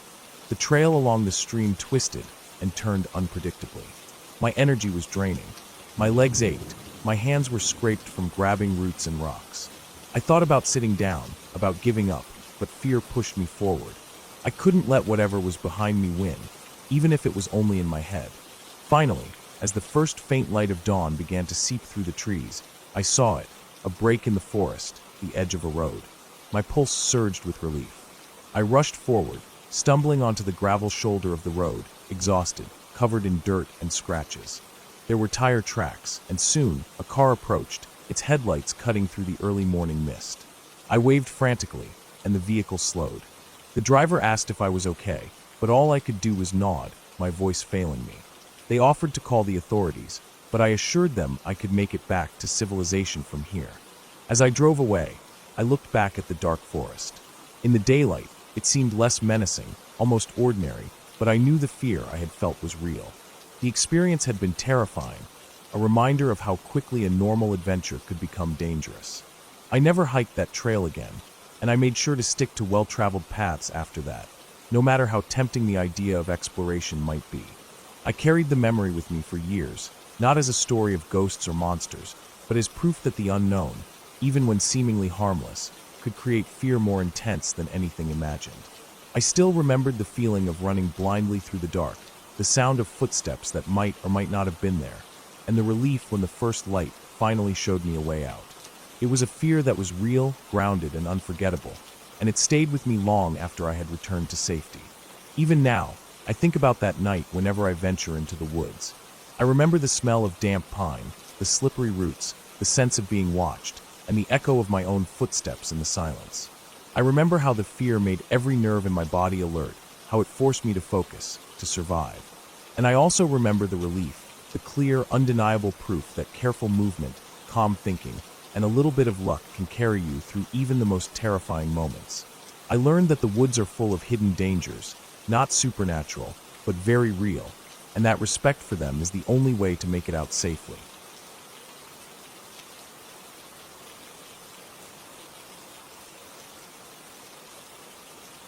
I remember the first time I went hiking alone in the mountains, thinking it would be a simple escape from the noise of the city. I had planned everything carefully, or so I thought. The day started perfectly normal. The sun was low in the sky, casting long shadows over the trailhead as I strapped my pack onto my back. I double-checked my gear: water, snacks, first aid kit, flashlight, map, compass. I had done shorter hikes before, nothing extreme, so I felt confident about navigating a small mountain trail on my own.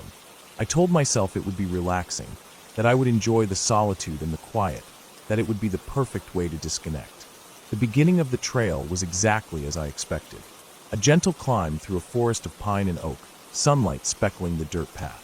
Birds chirped above, a light breeze shifted the leaves, and I felt that rare kind of peace that comes from being entirely alone in nature. I moved slowly, taking in the colors, the sounds, the smell of damp earth and moss. Around midday, I reached a small clearing where I stopped to rest, eat a snack, and refill my water. I didn't see anyone else on the trail, which was unusual but not alarming. The trail was known to be less popular on weekdays. I lingered longer than I intended, letting the quiet settle into me, feeling completely detached from the world I had left behind. After resting, I continued up the trail. The path became steeper, narrower, and more winding. Trees grew thicker, their branches twisting overhead to form a kind of natural tunnel. Shadows grew deeper, and I noticed the sound of my own footsteps, heavy and echoing against the stone and leaf-covered ground. I didn't hear birds anymore, no rustling of squirrels or deer. It was like the forest had become completely still, and my own presence was the only thing disturbing it. I told myself it was just the time of day, that animals were resting. But an uneasy feeling settled in my chest, a low hum of tension I couldn't ignore. The next stretch of trail became more difficult. Large roots twisted across the path, rocks jutted up like broken teeth, and patches of loose soil made each step precarious. I had to slow down, concentrating on my footing. That's when I noticed it: footprints. At first, I thought they were mine, but as I looked closer, they weren't. They were larger than mine, heavier, and the pattern didn't match my hiking boots. I froze, scanning the area. The prints were fresh, pressed into the soft soil, leading in the same direction I was going. My heart rate jumped. There were no people visible, no signs of anyone else around, and yet the trail was marked with evidence of someone, or something, moving ahead of me. I debated turning back, but my stubbornness pushed me forward. Maybe it was another hiker, maybe someone who had camped nearby and was taking the same trail. I tried to rationalize it, telling myself it was perfectly normal, but a subtle tension gripped me, tightening with every step. The forest seemed to change. The canopy thickened, cutting off more sunlight, and a cooler, damper air settled around me.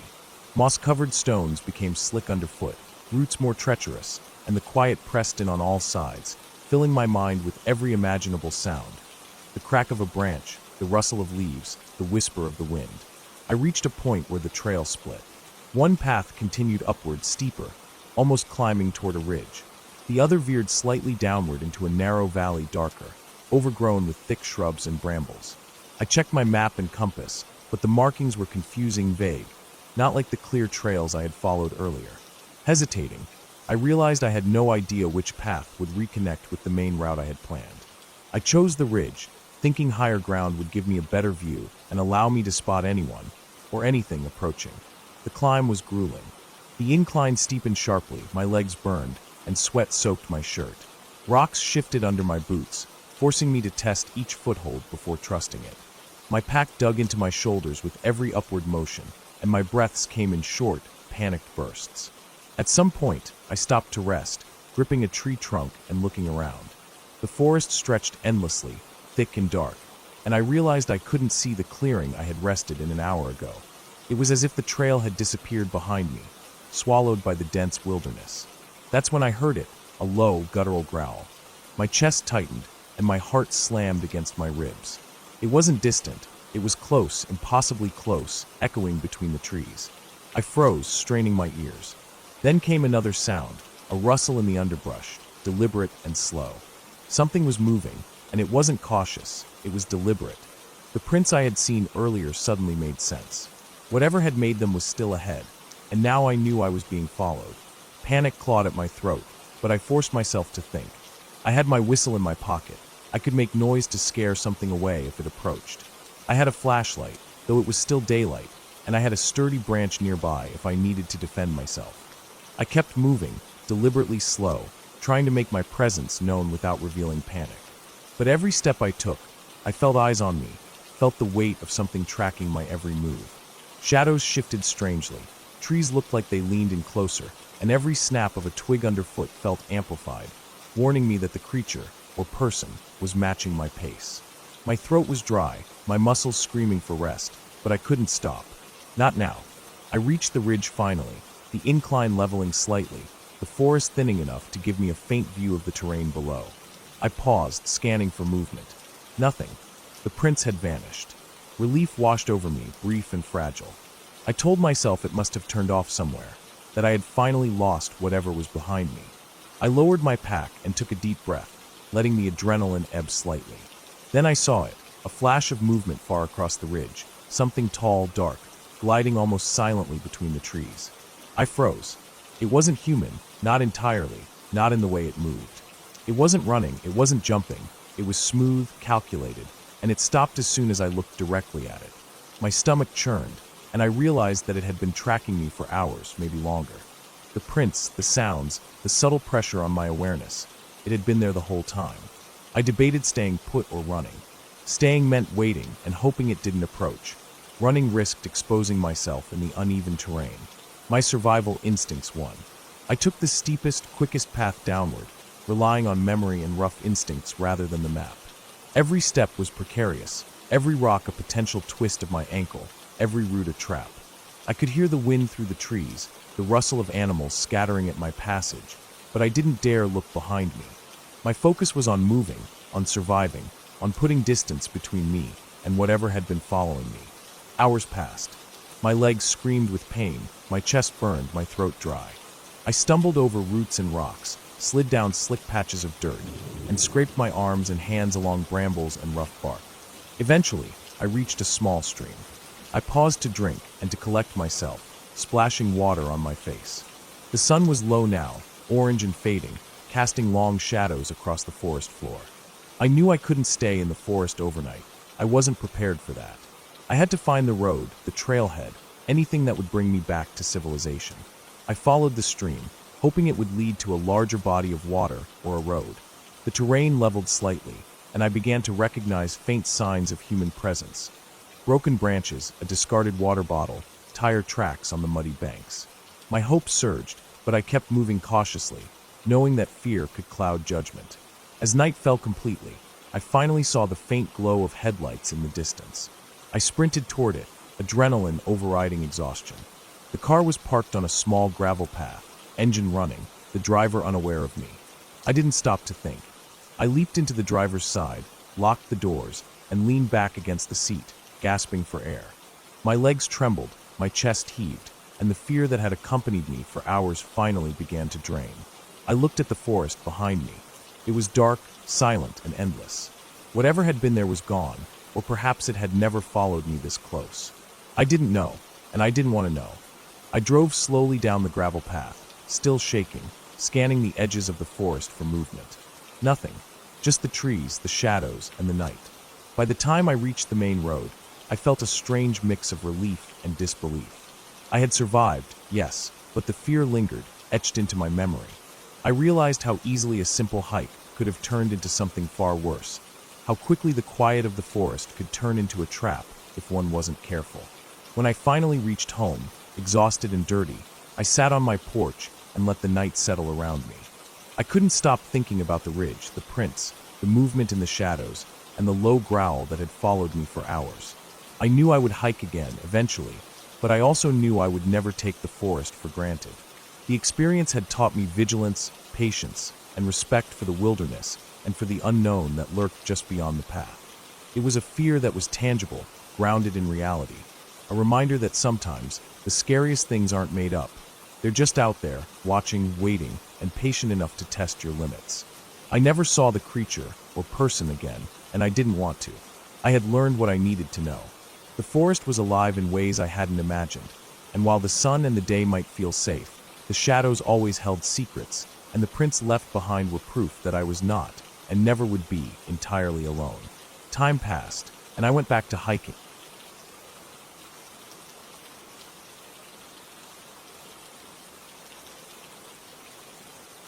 The night had already begun to settle over the forest before I realized just how alone I was. I had set out earlier in the afternoon to hike a trail I had never been on before, a path that split off from a main trail and wound deeper into the woods. It wasn't particularly long according to the map I had checked earlier, but something about it called to me, a quiet, almost empty stretch that promised solitude. I hadn't expected the isolation to be this complete. The way the forest swallowed every sound except the occasional creak of branches or the rustle of leaves underfoot. By the time I reached what I thought was the halfway point, the sun was already dipping behind the thick canopy of trees, leaving long, dark shadows to stretch across the trail. I knew the walk back would be tricky, but I convinced myself it would be fine. I had a flashlight in my backpack, a small bottle of water, and my phone, which still had signal. That should be enough. The trail itself had become narrower than I remembered from the map, almost overgrown in some parts. Thorny bushes clawed at my arms as I passed through, and the uneven roots of ancient trees threatened to trip me with every step. At some point, I noticed something odd, small patches of disturbed earth along the trail, as if someone or something had been digging. I paused to look closer, crouching down to examine the soil. It was fresh, loose, and scattered in clumps, but there was no sign of tools or footprints that I could clearly identify.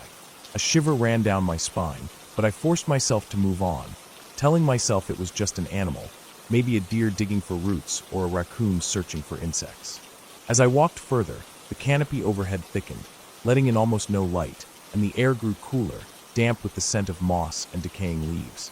The trail began to twist and turn in ways I didn't remember from the map, and the deeper I went, the more I felt a tightening in my chest, a nervousness I couldn't quite explain. I started to notice subtle sounds, the snap of twigs somewhere off the trail, a low, indistinct rustling that seemed to move with me. Each time I spun around, expecting to see an animal, there was nothing. My pace quickened, not to run, but to get out before it got darker than it already was. Eventually, I came across a clearing, small and hidden, almost like a forgotten patch of the forest. In the center was a shallow depression in the ground, a pit of sorts, partially hidden by tall grass. My stomach sank when I realized it was much larger than the small animal burrows I had seen before. The edges were uneven, the dirt jagged as if something had clawed its way in and out. I stepped closer, flashlight in hand, and caught a glimpse of something metallic glinting at the bottom. My pulse quickened. I approached cautiously, and as I peered into the pit, I realized it was a rusted, dented metal container, the kind people use to store chemicals or fuel. Its top was slightly open, and inside I could just make out the dark, sticky residue of some unknown substance. I stepped back immediately, the hairs on the back of my neck standing on end. I turned to leave the clearing and felt my foot sink slightly into soft earth. Looking down, I saw the ground wasn't uniform. There were depressions like small footprints around the pit, not human-sized, smaller, perhaps animal-like, but there was something off about them. They weren't consistent. The spacing and depth varied, like the creature, or person, who had made them hadn't walked naturally. My instincts screamed at me to leave, yet the trail back seemed harder to find, as if the forest itself had shifted. Panic began to creep in. The first time I heard it clearly, it was just a soft, deliberate rustle. Leaves brushing against each other, coming from behind a thick stand of trees near the edge of the clearing. I froze, holding my breath, straining to see anything in the darkness. A moment later, the sound moved slow, careful, deliberate. Not the erratic movement of an animal, but the measured pace of someone, or something, following me. My heart began to pound, every instinct screaming at me to run, but my legs felt like lead. I whispered to myself that it must be a hunter or a forest worker, someone passing through late. Rationality wavered under the weight of the fear. I turned and began walking back along what I thought was the trail, scanning with my flashlight. Every shadow seemed to stretch toward me, twisting in the beam of light. After a few minutes, I realized I couldn't see the trail anymore. It was swallowed completely by the undergrowth. I stopped, panic rising, my flashlight shaking in my hand. That's when I heard it again, closer this time. A heavy, deliberate breathing, almost dragging, coming from somewhere to my left. I froze entirely, listening. It stopped. Then the snapping of a branch, closer than before, almost right behind me. I swung the flashlight, catching a glimpse of a dark shape disappearing behind a tree. My chest tightened. I started to move, faster now, pushing through the dense foliage, branches scraping my arms and face. My flashlight flickered briefly, sending the shadows dancing wildly across the trees. I could feel my pulse in my throat, my lungs burning. The rustling followed me, sometimes ahead, sometimes to the side, keeping pace.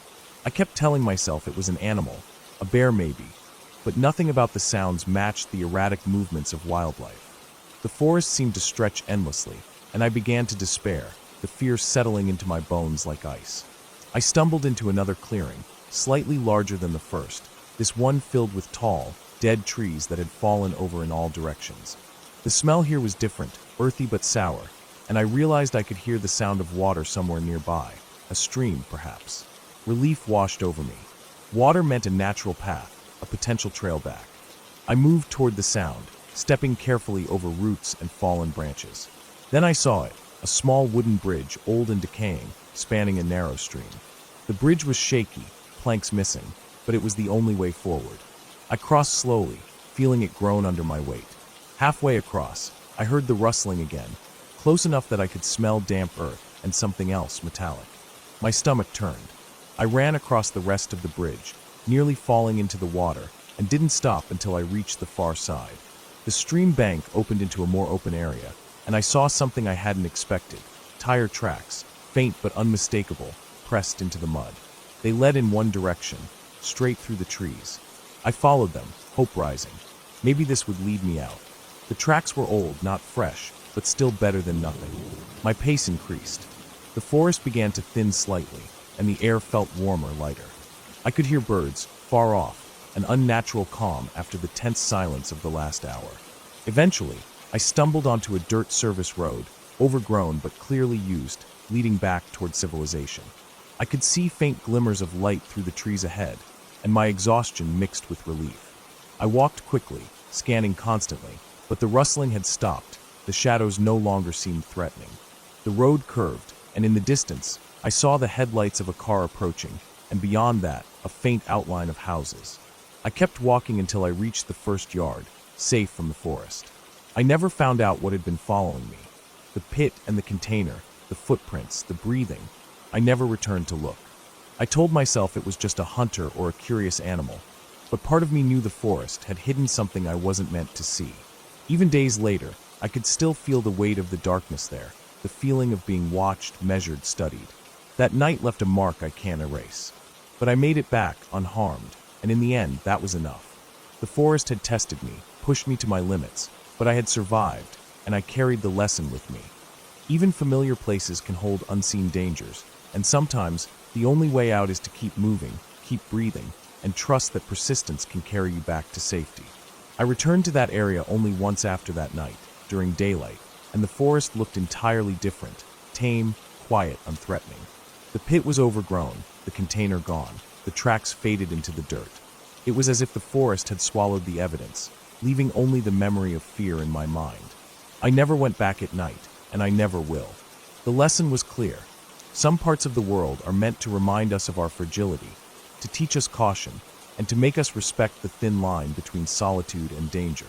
I carry that respect with me now, every time I step into the woods, every time I hike alone, and every time I feel the thrill of being in the wild. Because that night, I learned just how quickly the familiar can become terrifying, and just how precious the light of safety can feel when darkness surrounds you completely. Even now, when I close my eyes, I can still hear the faint rustle of leaves, the deliberate snap of branches, the dragging sound of heavy breathing that may have never belonged to any animal at all. But the fear is tempered by experience. I know now how to read the signs of danger, how to move carefully, how to trust my instincts. That night didn't break me. It taught me to be vigilant, to respect the forest, and to never underestimate the unknown. It remains the most terrifying experience of my life, yet it also stands as the moment I truly learned what it means to survive. The forest still exists, dark and deep, stretching across miles of land, holding its secrets. But I walk the trails differently now, alert and cautious, carrying a flashlight, extra water, and the knowledge that sometimes silence is not peaceful, it is watching. And I know that as long as I respect that, I can always find my way back. The fear I felt that night has never completely left me, but it has transformed into vigilance, and in that transformation lies the clarity, the survival, and the ending I can truly call good. The memory is vivid, but it is finished. I came out alive. I can see the sky again. I can hear the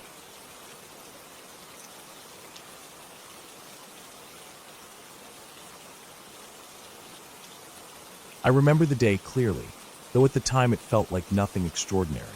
I had driven out to a remote stretch of forested land several hours from the city. The road had dwindled from paved asphalt to gravel, and then to dirt, flanked by thick pine trees on both sides. The sun was dipping low behind the ridges, turning the sky orange and casting long shadows that stretched across the ground like dark fingers. I had decided to go camping alone, thinking the isolation would help me clear my mind. I didn't know then how sharply that solitude could turn from peaceful to frightening.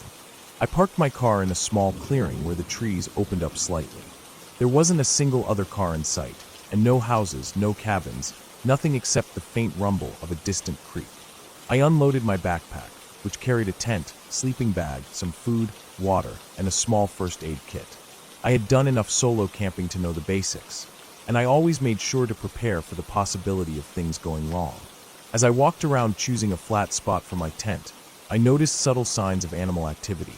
Broken branches, a few scattered tufts of fur caught on the bark of trees, and faint tracks leading deeper into the forest.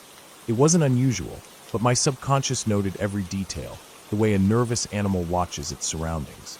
Setting up the tent took longer than expected because the ground was uneven and covered in small rocks.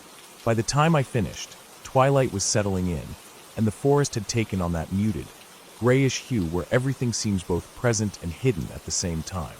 I started a small campfire, careful to keep it contained in a circle of stones I'd gathered, and the warmth and light made the space around me feel safer. I cooked a simple dinner, beans, some bread, a little sausage, and ate slowly, listening to the forest settle for the night. The wind rustled through the trees, carrying a faint smell of pine needles and damp earth, and at first everything felt calm. I sat by the fire for a long time after eating, staring into the flames. I was aware of the distant sounds.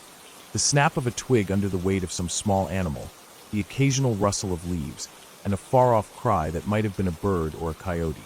I reminded myself that the forest was full of life at night, and that most of it wasn't dangerous.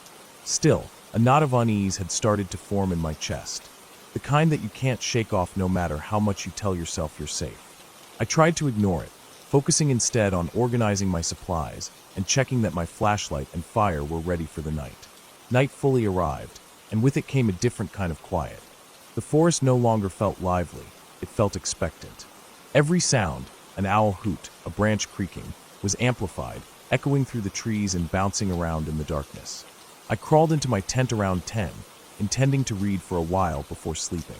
But as soon as I zipped the tent door, a low, rhythmic crunching reached my ears from outside. At first, I told myself it was probably an animal moving through the underbrush. Deer maybe, or a raccoon. I held my breath and listened. The sound continued, slow but deliberate, not scattered like the steps of a small creature, but heavy and measured. It didn't sound like it was just wandering. It sounded like it was approaching. My heart started pounding, and I stayed perfectly still, straining to hear over the beating in my chest. I considered leaving the tent to see what it was, but the rational part of my brain told me that would be reckless. Whoever, or whatever, was out there could be dangerous. I unzipped a small part of the tent mesh and peered into the darkness.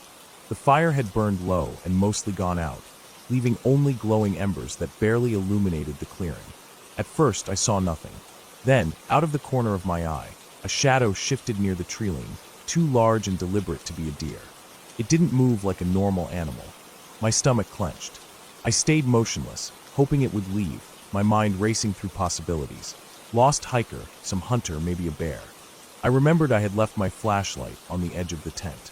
I slowly, carefully reached for it.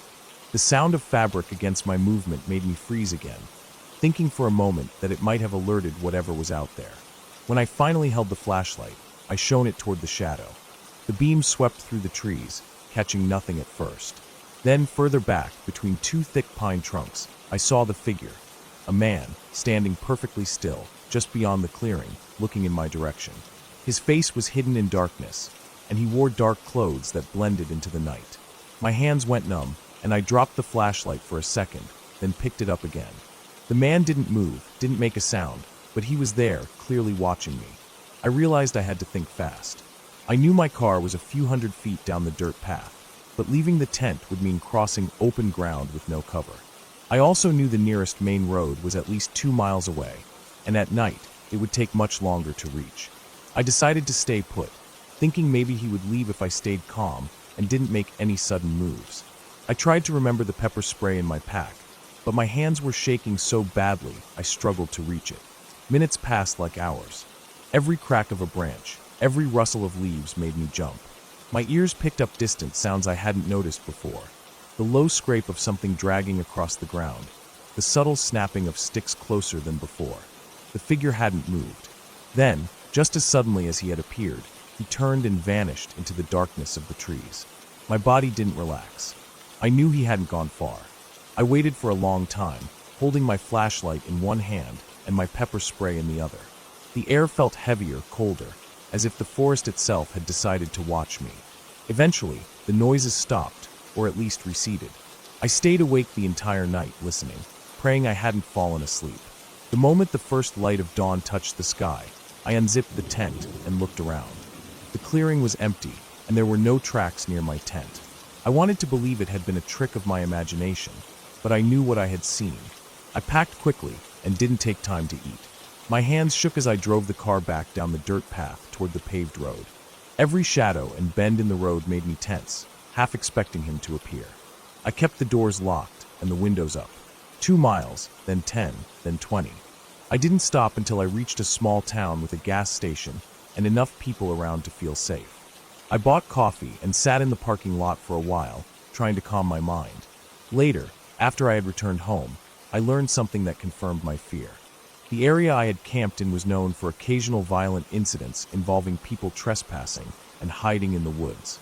Hikers and campers had reported seeing strangers lurking around at night, and in one case, someone had been attacked near a campsite. I had been lucky. My preparation, my calm under pressure, and my decision not to confront or chase had kept me safe. I didn't go back to that forest for months, and even then, only during the day. I told a few friends, but it was hard to describe the feeling of being watched without being able to prove it. What I do remember most vividly is the way silence in the forest can feel oppressive and alive at the same time, how the dark can hide both beauty and danger, and how quickly peace can shift into fear when someone unseen is observing. That night taught me the importance of caution, awareness, and trusting instincts. Even now, when I drive past forests or empty clearings, my chest tightens just a little. I know the world is full of people who are careful, kind, and harmless, but I also know there are those who wait in silence, unseen, and that luck and preparation are often the only things separating you from harm. That night, in that clearing, I survived not because of courage alone, but because I paid attention, stayed calm, and moved wisely. And though it was terrifying, the clarity of daylight, the sight of the road ahead, and the eventual return to safety made the fear manageable, and the memory a lesson I carry with me every time I head into the wild.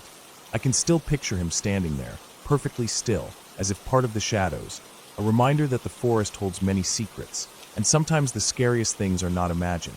They are very real, watching, waiting, and disappearing just as silently as they appeared. The experience changed the way I approach solitude and nature. I always plan meticulously now, always tell someone my route, and never underestimate how quickly the quiet of the woods can become a place where fear walks alongside you. I also learned that sometimes the only way to survive a terrifying night is to trust in your preparation, move deliberately, and wait for daylight to bring clarity. By the time the sun fully rose, I realized I wasn't just relieved, I was alive, unharmed, and wiser for it. Being able to make it back to safety under my own decisions gave me a profound sense of control in a situation where control seemed impossible.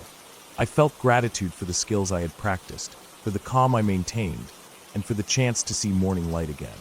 That clear, safe ending was a stark contrast to the tension of the night and made every minute of fear worth enduring. I never forgot the forest that night, the feeling of being hunted, the sharp awareness of every sound and shadow. It remained vivid in my memory, a testament to the fine line between peace and fear, between solitude and vulnerability, and between darkness and the first light of dawn. The lessons from that night are still with me, etched in every future camping trip, every quiet walk through the woods, and every moment I find myself in a place where shadows seem too deep and silence too heavy. I know now that preparation, awareness, and patience can turn a night of terror into a story of survival, and that even in the darkest moments, daylight and safety are always possible if you act wisely. I never encountered him again, and the memory of him standing there.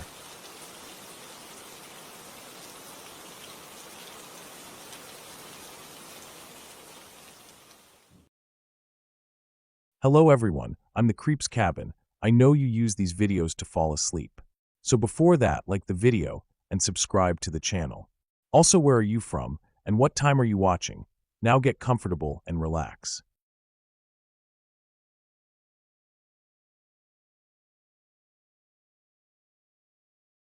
I remember the day starting out so normal that it almost felt impossible something bad could come from it. The air had that heavy, late summer feeling to it, warm but not unbearable, with the faint smell of dry grass hanging around. The kind of day where everything felt lazy and slow, and nothing seemed dangerous. I had gone out in the morning to take care of a few errands, then spent most of the afternoon wasting time, just sitting around at home, not really doing much. By the evening, I felt restless. I wanted to get out of the house, stretch my legs, and clear my head. I told myself I'd just take a short walk, maybe head down the trail by the woods that bordered the edge of town. I set out as the light was fading, the sun already dipping low enough that the sky was turning gold at the edges and darker overhead. I didn't even bring a flashlight at first, which was stupid, but at the time it didn't seem like I'd need one. I figured I'd be back before it got too dark. My phone was in my pocket, but the battery was low, less than 20%, and I didn't want to waste it by using the flashlight on it unless I had to. I didn't expect to be gone long. The trail was familiar. I had walked it plenty of times before. It cut along the back of a few open fields before dipping into the thick line of trees that marked the beginning of the forest.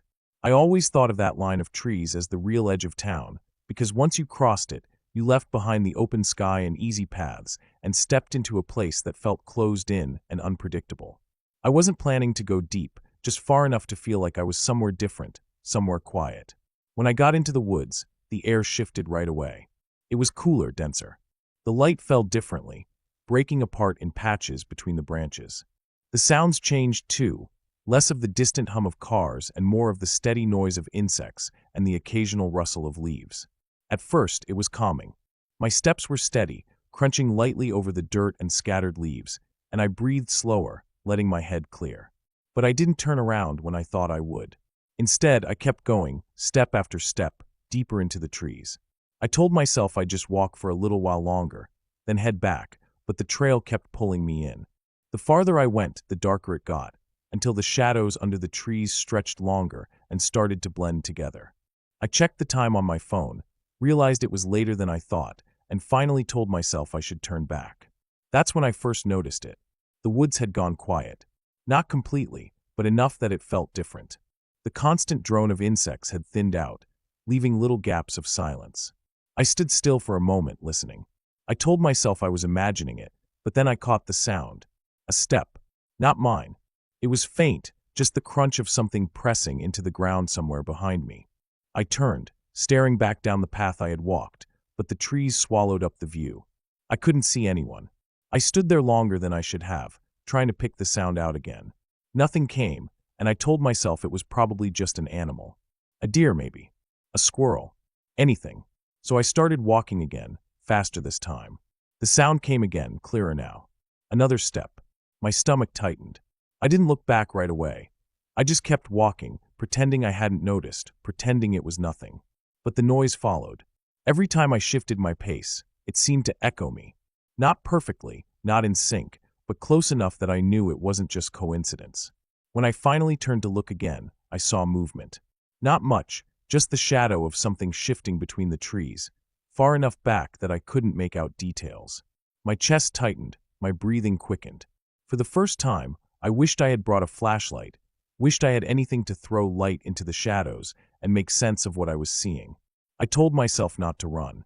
I remembered once reading that running triggered more attention, whether it was from an animal or a person. So I kept walking, brisk but steady, my ears straining for every sound. The trail suddenly felt too long, too winding. I couldn't see the end of it, couldn't see the line where the woods opened back out into the fields. The following steps grew closer. Not loud, but steady, careful, like whoever it was didn't want me to hear, but couldn't help making some noise. My skin prickled all over. I tried to breathe quietly, tried not to let my shoulders shake with how tense I was. I cut off the trail suddenly, stepping into the undergrowth. My shoes sank into the soft dirt and crunched against twigs, much louder than I wanted. I crouched low behind a thick tree trunk, heart hammering so hard I swore it would give me away. For a moment, I couldn't hear anything but my own pulse in my ears. Then I heard it, the steps, slow, steady, following along the trail where I had just been. I held still. My legs started to burn from crouching, but I didn't move. I tried to control my breathing, but it came in short, sharp bursts, shaky no matter how much I pressed my lips together. Then I saw him. A shape at first, then clearer as he passed between two trees where the light still broke through faintly. A man, dressed in dark clothes, moving with a slow confidence, like he knew exactly what he was doing.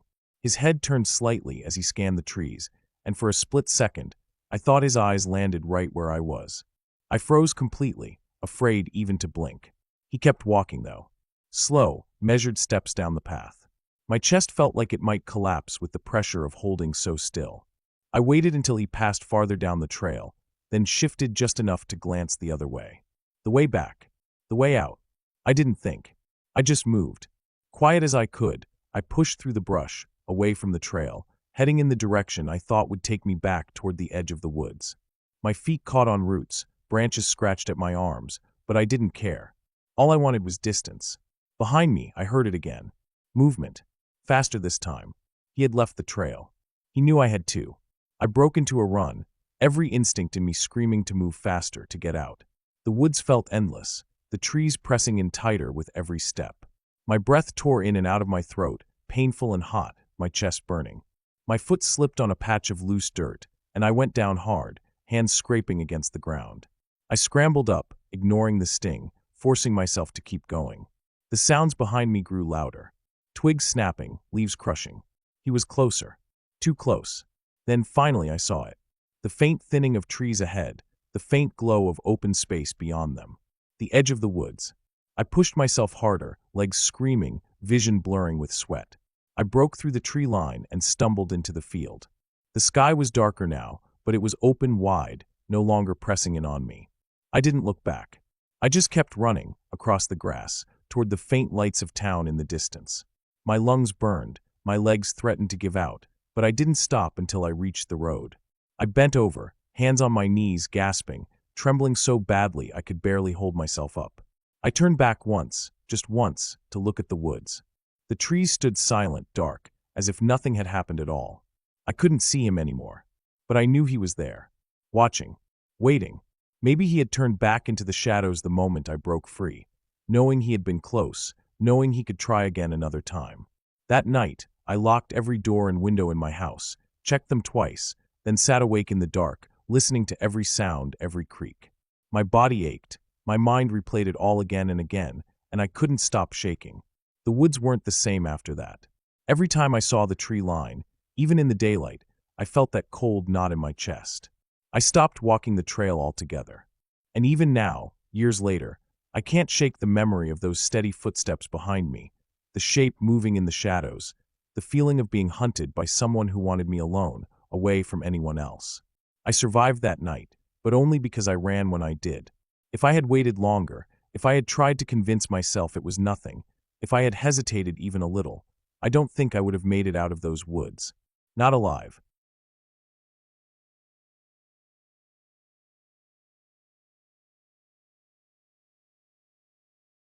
I remember the night so clearly because it still lingers in my head every time I step into the woods.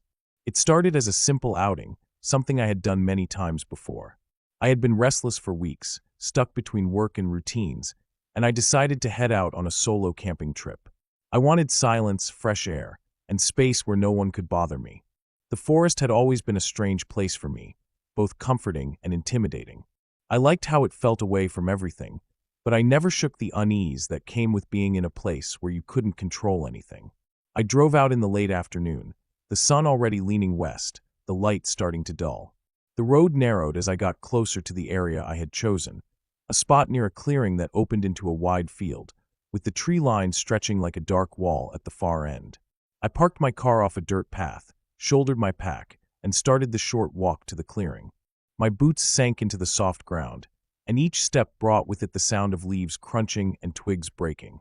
I liked the sound. It was sharp and real, reminding me how far I was from the busy noise of town. When I reached the clearing, I dropped my pack and stood there for a while, just looking around. The sky was painted with streaks of orange and fading blue, and the air was cooler than I expected. The field stretched wide, and the woods loomed just beyond it, dark and thick. I picked a spot near the edge, not too deep into the trees, but not so far into the open that I would feel exposed. I set up my tent, gathered some wood, and built a small fire before the last of the light disappeared. By the time the fire was steady, the woods had grown darker, and the night was setting in fast. I cooked a simple meal, ate quietly, and listened to the soft crackle of the flames. Every now and then, I heard rustling out in the field or in the trees, but I told myself it was just small animals moving around. Still, I couldn't help but glance up each time, scanning the shadows for anything bigger. As the fire burned lower, I leaned back against my pack and looked at the ridge that rose up on the far side of the field. The ridge wasn't steep, more of a long slope that stretched across the horizon, but it looked like a black line cutting into the sky. That was when I noticed movement. A shape was walking along the top of the ridge, slow and steady, as if pacing across it. I froze, trying to make sense of what I was seeing. The figure was distant, too far to make out details, but I could see the way it moved. Upright, human. The stride was smooth, not hurried, not stumbling. Whoever it was didn't stop to look around. They just kept walking straight across the ridge until they disappeared on the other side. For a while, I told myself it wasn't strange. Maybe another camper. Maybe someone from a nearby farm or cabin, though I hadn't seen any on the drive in. But something about the way the figure moved bothered me. There was no hesitation, no pause, no sign of them noticing me. Just a steady, deliberate walk across the ridge in the dark. I tried to shake it off. I fed a few more branches into the fire, sat closer to it, and tried to focus on the warmth. But my eyes kept drifting back to the ridge, waiting to see if the figure would come back. The field seemed so much bigger now, the woods so much darker. The night had settled heavy, and the silence was broken only by the fire and the occasional snap of a branch somewhere in the distance. When the fire started to die down, I forced myself to gather more wood. I didn't want to go into the woods, but I didn't want to sit there in the dark either. I grabbed a small flashlight and headed toward the trees. The beam of light cut through the dark in a narrow cone, showing the ground, roots, and branches just ahead of me. The deeper I went, the colder it felt. I started picking up dead branches and sticks, trying to keep my hands busy and my mind from drifting. But then I heard it. A sound behind me. Heavy breathing. Slow, deliberate, and close enough that I felt the hair rise on my neck. I swung the flashlight around, but the beam landed on nothing. Just trees and shadows. Still, the sound was there, low and steady, like someone standing just far enough back that I couldn't see them. I held my breath, straining to listen, and I caught a glimpse of something moving between the trees. Not a full shape, not clear, but a shift of shadow that didn't match the others. The breathing started to fade, moving deeper into the woods. Each exhale seemed more distant, and soon it was gone. I stood there frozen, trying to decide if I should follow it or run back. My heart was hammering so hard I could hear it in my ears. I tightened my grip on the flashlight, then forced myself to grab the branches I had collected and head quickly back toward camp. When I reached the clearing, I tossed the wood down and stoked the fire until it was blazing again. The light and heat gave me some comfort, but I couldn't shake the unease. I kept replaying the sound in my head. Breathing. Not animal-like, not the fast huff of a deer or the growl of a predator. It was too measured, too human. I sat there until the fire burned low again, eyes darting to the tree line every few seconds. I couldn't relax. Every rustle, every snap in the distance made me tense. At one point, I thought I saw movement again, just at the edge of the woods, but when I shone my flashlight, the beam caught only branches. Sleep didn't come easy that night. I crawled into my tent, zipped it shut, and lay there with my sleeping bag pulled tight. The silence pressed against me, and I could hear every sound outside. The crack of twigs, the whisper of wind through the grass, my own shallow breathing. Hours passed like that, with me half asleep, half awake, always listening. Every time I started to drift off, I thought I heard something outside, footsteps in the grass, faint and deliberate. At one point, I was certain I heard the breathing again, just outside the tent. I didn't move. I didn't unzip the flap. I just lay there, frozen, staring at the thin fabric between me and whatever was out there. When the sky finally began to lighten, I felt like I hadn't slept at all. The fire was long dead, and the clearing looked different in the pale morning light. I unzipped the tent slowly, half expecting to see someone standing there, but it was empty. The field was quiet, the ridge still dark against the sky, and the woods still thick and heavy. Nothing moved. No signs of footprints, no broken branches where someone might have walked. But I couldn't shake the feeling that someone had been there, watching, moving just close enough to remind me I wasn't alone. I packed up quickly, hardly stopping to eat. The unease never left. Every time I turned my back, I felt the weight of eyes on me, even though there was nothing there. The figure on the ridge, the breathing in the woods, the footsteps near my tent. By the time I reached my car, I was exhausted but alert, glancing over my shoulder every few steps. I didn't stop until I was on the road, miles away, the forest shrinking behind me in the rearview mirror. Even now, I don't know who or what it was. I tell myself it was just another camper, maybe a hunter or a hiker who happened to be nearby.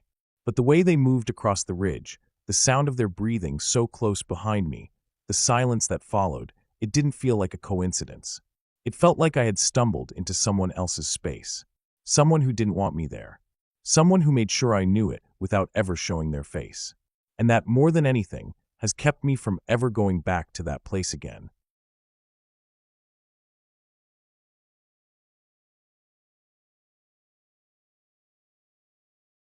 I woke up early that morning with a plan to spend the day hiking out to a place I had only seen on maps. It was an old fire lookout tower, abandoned for years, sitting on a ridge deep in the forest. The route wasn't marked by trails anymore, so it meant bushwhacking most of the way, but I had done hikes like that before. I packed light but carefully. A backpack with water, snacks, a first aid kit, a flashlight, my phone with an offline map, and a small knife. I didn't think I would need more than that since I wasn't planning on camping out. The idea was to reach the tower, spend some time exploring it, then head back before dark. The day started out calm. The air was cool and damp, heavy with the smell of pine and wet earth. I parked my car off the dirt road and started in, following the faint remnants of what had once been a logging trail. At first it was easy, the ground flat and soft under my boots, but as I went further the trees grew thicker and the ground rougher. The forest swallowed me in every direction until the world outside felt like it didn't exist anymore. Hours passed with nothing but the sound of my own steps and the occasional call of a bird echoing through the canopy. The further I went, the quieter it seemed to become. The wind barely touched the ground where I walked, and the thick underbrush made it harder to move quickly. Branches tugged at my jacket and scraped against my arms. I had to push my way through at times, lifting my knees high to step over fallen logs slick with moss. I stopped to check my map around midday and realized I had covered less distance than I thought. The terrain had slowed me down more than I expected. I considered turning back, but the thought of making it to that tower had been in my mind for weeks. I told myself I would push through, take shorter breaks, and make up the time. As the day wore on, the forest grew darker, even though it wasn't yet evening. The trees closed in, taller and denser than before, their branches forming a tangled ceiling overhead. It was hard to tell how far the sun had moved because so little light reached the forest floor. Every so often I would catch myself glancing behind me, uneasy without really knowing why. I hadn't seen or heard another person since I left the road, but I couldn't shake the feeling that I wasn't as alone as I thought. I tried to ignore it and focus on the ground in front of me, but small things started to stand out. A faint path of flattened brush that looked too fresh. A broken branch that didn't look like it had fallen naturally. Footprints in the mud near a stream. Not animal but human, though older than a day or two. They pointed in the same direction I was headed. By the time I reached the ridge where the tower was supposed to be, my legs were burning from the climb, and the sky had turned pale with the fading light of evening. The air up high was colder, the wind sharp against my face. Through the trees, I finally caught sight of the tower. It was taller than I imagined, rising above the treetops, its frame rusted and weather-beaten, but still standing. I approached slowly, studying the ground as I walked. There were signs of recent disturbance: flattened grass, a fire ring that had been used, ashes still dark and clumped together. It wasn't old. Someone had camped there not long ago. My heart picked up, a mix of excitement and caution.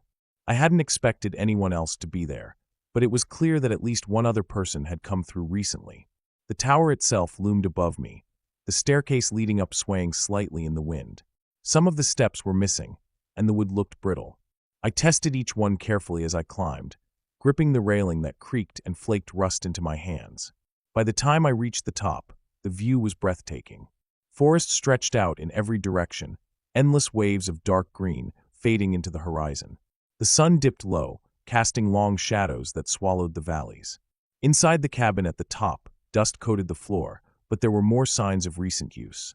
A blanket folded in one corner. An empty can of beans left on the windowsill. A plastic bottle on its side. Someone had been staying there. Maybe even still was. I stood still for a long moment, listening.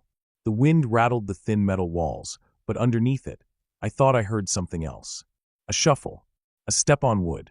Not inside with me, but below, near the base of the tower. I crouched low, holding my breath, straining my ears. The sound came again, heavier this time, deliberate. Someone was down there. I peeked out through the gaps in the wall. The light was dim, shadows stretching long, but I caught movement below, just a figure slipping between the trees at the edge of the clearing. I pulled back quickly, pressing my back to the wall, every nerve in my body alive with fear. I hadn't seen details, just the shape of a person. They weren't making themselves known, and that was what unsettled me most. Minutes dragged by as I waited in silence, heart pounding. I kept telling myself it could have been another hiker, someone else curious about the tower. But hikers don't creep around without announcing themselves, and hikers don't camp miles into the woods with no trail to follow. Whoever it was had chosen this place for a reason. I decided I couldn't stay up there. The tower felt like a trap, one way up and one way down. If someone wanted to corner me, I would have no escape. Slowly, carefully, I descended, every step groaning under my weight. The air seemed to grow thicker with every foot closer to the ground. I kept scanning the shadows, but there was no one in sight when I finally reached the clearing. I didn't wait. I tightened my backpack straps and started back the way I came, forcing my tired legs to move faster. The forest was almost black now, the last scraps of daylight disappearing, and I had to use my flashlight. Its narrow beam cut through the dark, catching on branches and tree trunks, throwing shadows that made the woods feel alive around me. Every few minutes, I heard it, the crack of a stick breaking, the rustle of brush, a faint sound of footsteps that weren't mine. Always behind me, never close enough to see. My pace quickened, my breathing ragged, but no matter how far I went, the sounds stayed with me.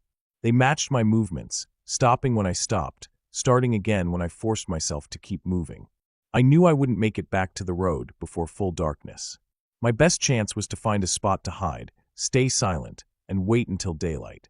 I veered off the faint path I'd been following, pushing through brush until I found a cluster of boulders wedged together, forming a narrow space I could squeeze into. I crouched low, turned off my flashlight, and pulled my knees to my chest. The forest swallowed me in blackness. My ears strained for any sound. At first, all I heard was my own heartbeat. Then, after what felt like forever, the footsteps came again. Slow, steady.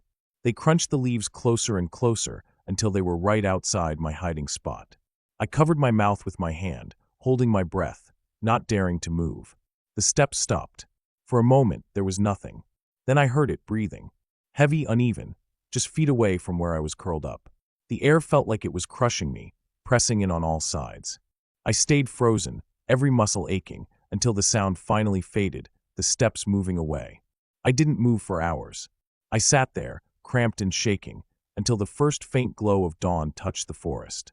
Only then did I crawl out, stiff and sore, my clothes damp with dew.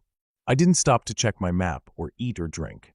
I just moved, forcing one foot in front of the other, until I finally broke out of the trees and saw the dirt road where my car was parked. When I reached it, the relief was so strong it nearly knocked me over. But as I pulled open the door and dropped into the seat, something caught my eye. On the ground, next to my tire, were footprints. Fresh ones. They circled the car, overlapping each other, pressed deep into the dirt. Whoever had followed me through the woods had made it there first. I drove away without looking back, every nerve still on edge. Even now, I can't stop thinking about it. How deep in those woods, miles from anyone, someone was waiting, moving silently between the trees, watching me every step of the way. I don't know who they were, or what they wanted, but I know I'll never go back there.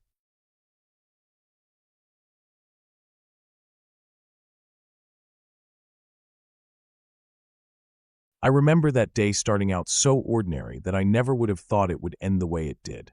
It was one of those warm evenings where the air feels heavy and still, like it's holding something back. I had decided to go for a long walk outside of town, out toward the trails that wound their way past the fields and into the low hills. I liked being alone in places like that, away from the noise, with only the crunch of gravel under my shoes and the faint hum of insects in the grass. The sky was beginning to turn soft with evening light, that strange in-between gray where you can still see clearly, but the shadows are growing longer.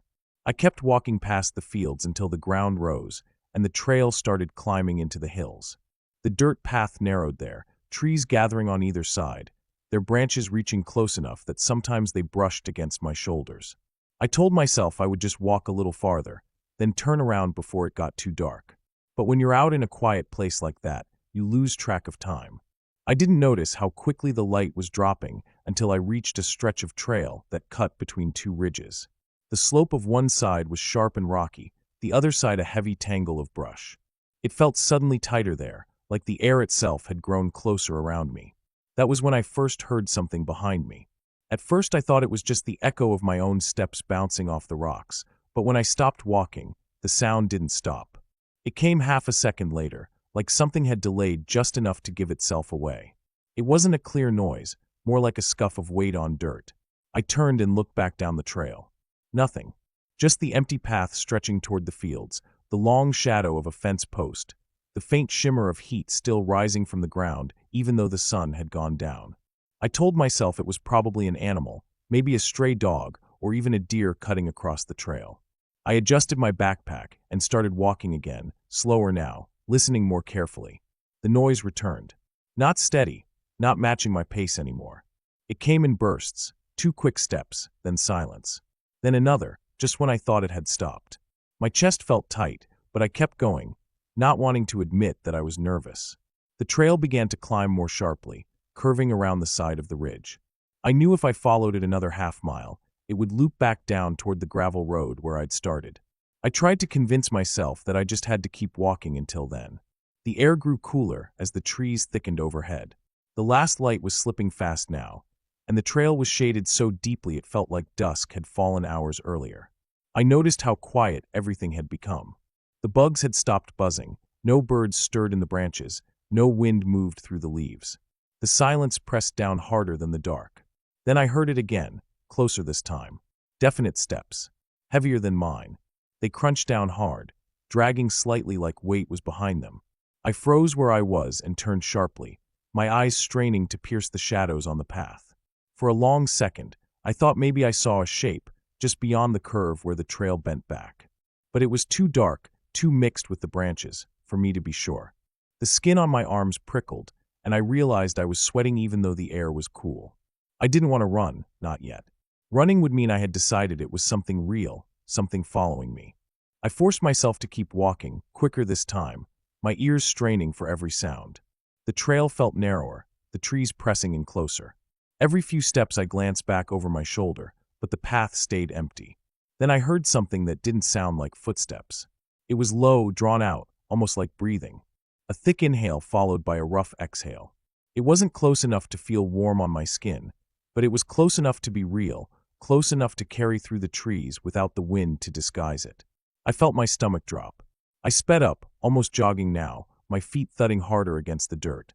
My backpack bounced against my shoulders, the straps digging into my collarbone. My mouth went dry as I listened, and sure enough, The steps followed, quicker now matching me. My body surged with panic. I broke into a run, my legs pounding the path, my breath loud in my ears. The trail twisted back and forth, and every time I rounded a corner, I expected to see someone waiting ahead. I kept running until my lungs burned, and when I finally risked a glance behind me, I thought I saw it again. A shadow pulling back into the trees, something tall moving where it shouldn't have. My heart thumped so hard I could feel it in my throat. The trail leveled out suddenly, spitting me into a small clearing where the trees opened up and the last pale light of evening lingered. My chest heaved as I stopped, bent over, listening. The sound had stopped. No steps, no breathing, nothing. Just me, standing alone in that silent patch of grass with the ridge rising dark and steep behind me. I knew the road wasn't far. Just down the slope, past the last bend, I could reach it. But standing there, I felt exposed, like the open clearing was worse than the narrow trail. At least on the trail, I could hear if something came up behind me. Here, anything could be standing at the edge of the trees, watching. I forced myself to move again, taking quick steps toward the far side of the clearing.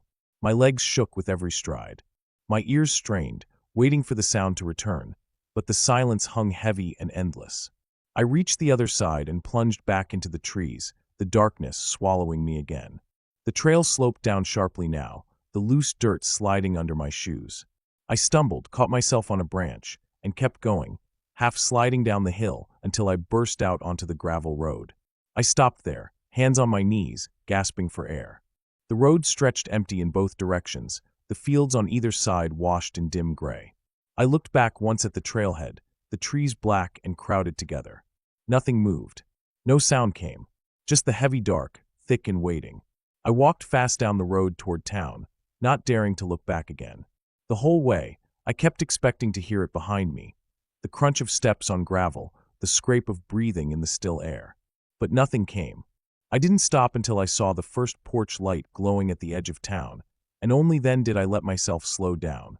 When I finally reached my own street, the ordinary world felt wrong, too normal compared to the thick silence of the hills. I went inside and locked the door behind me, my hands trembling as I slid the bolt shut.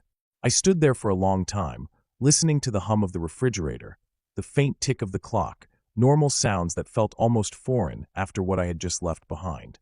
That night, I barely slept. Every time I closed my eyes, I saw the curve of the trail behind me, the hint of movement in the shadows, the sound of breathing drifting just close enough to hear. I never went back to those trails again, not after dark, not alone. Even now, when I think about it, I know deep down that something was out there, and it wasn't my imagination. It was real, and it was following me. And the worst part is that I never found out what it was. I never saw its face.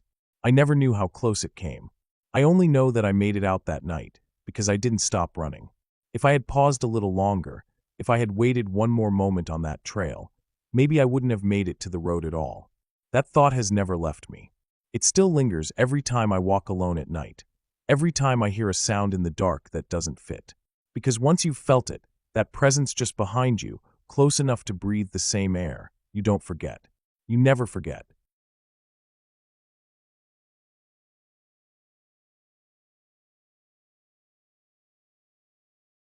I never thought a simple drive home could turn into one of the most terrifying nights of my life. I had been out late, working longer than I wanted, and by the time I left, it was already past 11 at night. The roads were quiet, the kind of quiet that only comes on weeknights when most people are already asleep. I decided to take the back route home, a stretch of road that cut through miles of fields and woods. It was darker and lonelier than the main highway, but it was shorter, and I had driven it plenty of times before. That night, though, it felt different from the very start. The first thing I noticed was how heavy the air felt. Even though my windows were closed and the air conditioning was on, it seemed like the night was pressing against the car, smothering in a way. The road was narrow, just 2 lanes, with a ditch on each side and endless stretches of trees beyond that. The trees leaned in, their branches meeting over the road in certain spots, making it feel like I was driving through a tunnel. My headlights carved out a narrow slice of visibility, but beyond that was nothing but darkness. I kept my eyes on the road, hands tight on the wheel. After about 15 minutes, I realized I hadn't seen another car at all. Not one set of headlights in either direction. Usually, I'd pass at least 1 or 2 people. The silence inside the car made it worse. The hum of the engine and the sound of the tires on asphalt seemed too loud. I turned off the radio because even that felt out of place. As I came around a bend, I saw something up ahead on the side of the road. At first, I thought it was just an animal. I slowed down, squinting through the windshield. The headlights fell on it, and I realized it wasn't an animal at all. It was a car, pulled halfway off the road into the ditch. The angle of it was strange, like it had veered suddenly, and then just stopped. The front end was tilted downward, the back slightly raised, and one of the doors was open. I slowed to a crawl as I passed it, my heart rate rising. The car was dark inside, no lights on, no movement. The open door swung slightly in the breeze. A dull creak I could hear even over the sound of my own vehicle. I couldn't see anyone nearby. For a moment, I debated pulling over, but something deep in my gut told me not to. Everything about it felt wrong. I pressed down on the accelerator and kept going. A mile or so later, I was still thinking about it. I tried to come up with reasonable explanations. Maybe someone had broken down and walked to get help. Maybe they had been picked up already. Still, the image of that open door, swaying back and forth, wouldn't leave my mind. That was when I noticed the car behind me. It must have appeared not long after I passed the stranded one, but I didn't notice it right away. I only caught it in my mirror because its headlights flickered for a second as if they had bounced on uneven ground. My stomach sank. It was following at a distance, not too close, not too far, just hanging back. I thought maybe it was a coincidence, someone else using the same route, but something about the steady way it kept behind me made my skin crawl. I sped up a little. So did they.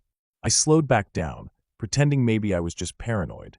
They slowed too, keeping that exact same distance. No matter what I did, they mirrored it. I tried to brush it off, telling myself it was just my imagination, but the more I watched the mirror, the worse I felt. The road stretched on, twisting and cutting through thicker patches of woods. I knew there wouldn't be a gas station or store for miles. It was just me, the empty road, and whoever was behind me. The minutes dragged. I started to sweat, my hands slippery on the wheel. Every instinct in me said not to pull over, not to stop. The road eventually straightened out into a long stretch where I could see far ahead. I pressed harder on the gas, pushing the car faster than I normally would on that road. My heart was pounding in my ears as I watched the speedometer climb. For a moment, it seemed like I was pulling away. The headlights behind me grew smaller, but then, without warning, they surged forward. Whoever was driving was closing the gap quickly, much faster than before. Panic set in. I pushed my car harder, the engine whining, the whole vehicle shaking as I reached speeds I had never dared to hit on that road. The trees blurred by on either side, and I gripped the wheel so tightly my fingers ached. Still, the car behind me kept coming, closer and closer until its headlights filled my mirrors, blinding me. I could feel the pressure of their front bumper almost brushing mine. My whole body was tense, waiting for the impact, but they held back just enough. My thoughts were scattered, torn between trying to stay on the road and figuring out what to do if they actually rammed me. There was nowhere safe to pull off, nowhere to hide. Just woods and darkness. After what felt like forever, I saw a small dirt road branching off to the right. It was barely visible, almost hidden by overgrown bushes. Without thinking, I swerved onto it, gravel crunching and spraying out from under my tires. My headlights bounced wildly as the car jolted over the uneven ground. I risked a glance in the mirror. The other car shot past on the main road, its headlights fading into the distance. Relief washed over me, but it was short-lived. The dirt road was narrow, twisting, and full of potholes. Branches scraped against the sides of my car. I slowed down, trying to catch my breath, but the deeper I went, the more isolated I felt. I had no idea where it led, and part of me worried I had just trapped myself. I finally came to a clearing, wide enough to turn around. My hands were shaking as I spun the wheel and pointed my car back toward the main road. I sat there for a moment, engine idling, staring into the darkness, listening. The forest was silent. No wind, no insects, nothing. Just silence pressing in. I pulled back onto the main road carefully, half expecting to see those headlights waiting for me. But the road was empty. I drove the rest of the way home like a machine, eyes darting to the mirrors every few seconds, muscles stiff with tension.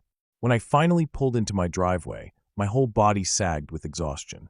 Inside my house, I locked every door and window, pacing the rooms, unable to shake the feeling that I had been hunted.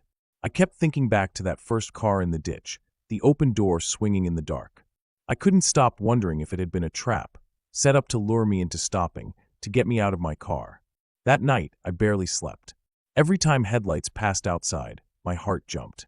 Even now, I can still see the reflection of those lights in my mirror, blinding and close, so close it felt like they were breathing down my neck. And I keep asking myself what would have happened if I had stopped, if I had gotten out, if I hadn't taken that dirt road at the last second. The answer chills me more than anything else. I'll never know for sure, but deep down, I believe I came close to something I was never supposed to walk away from.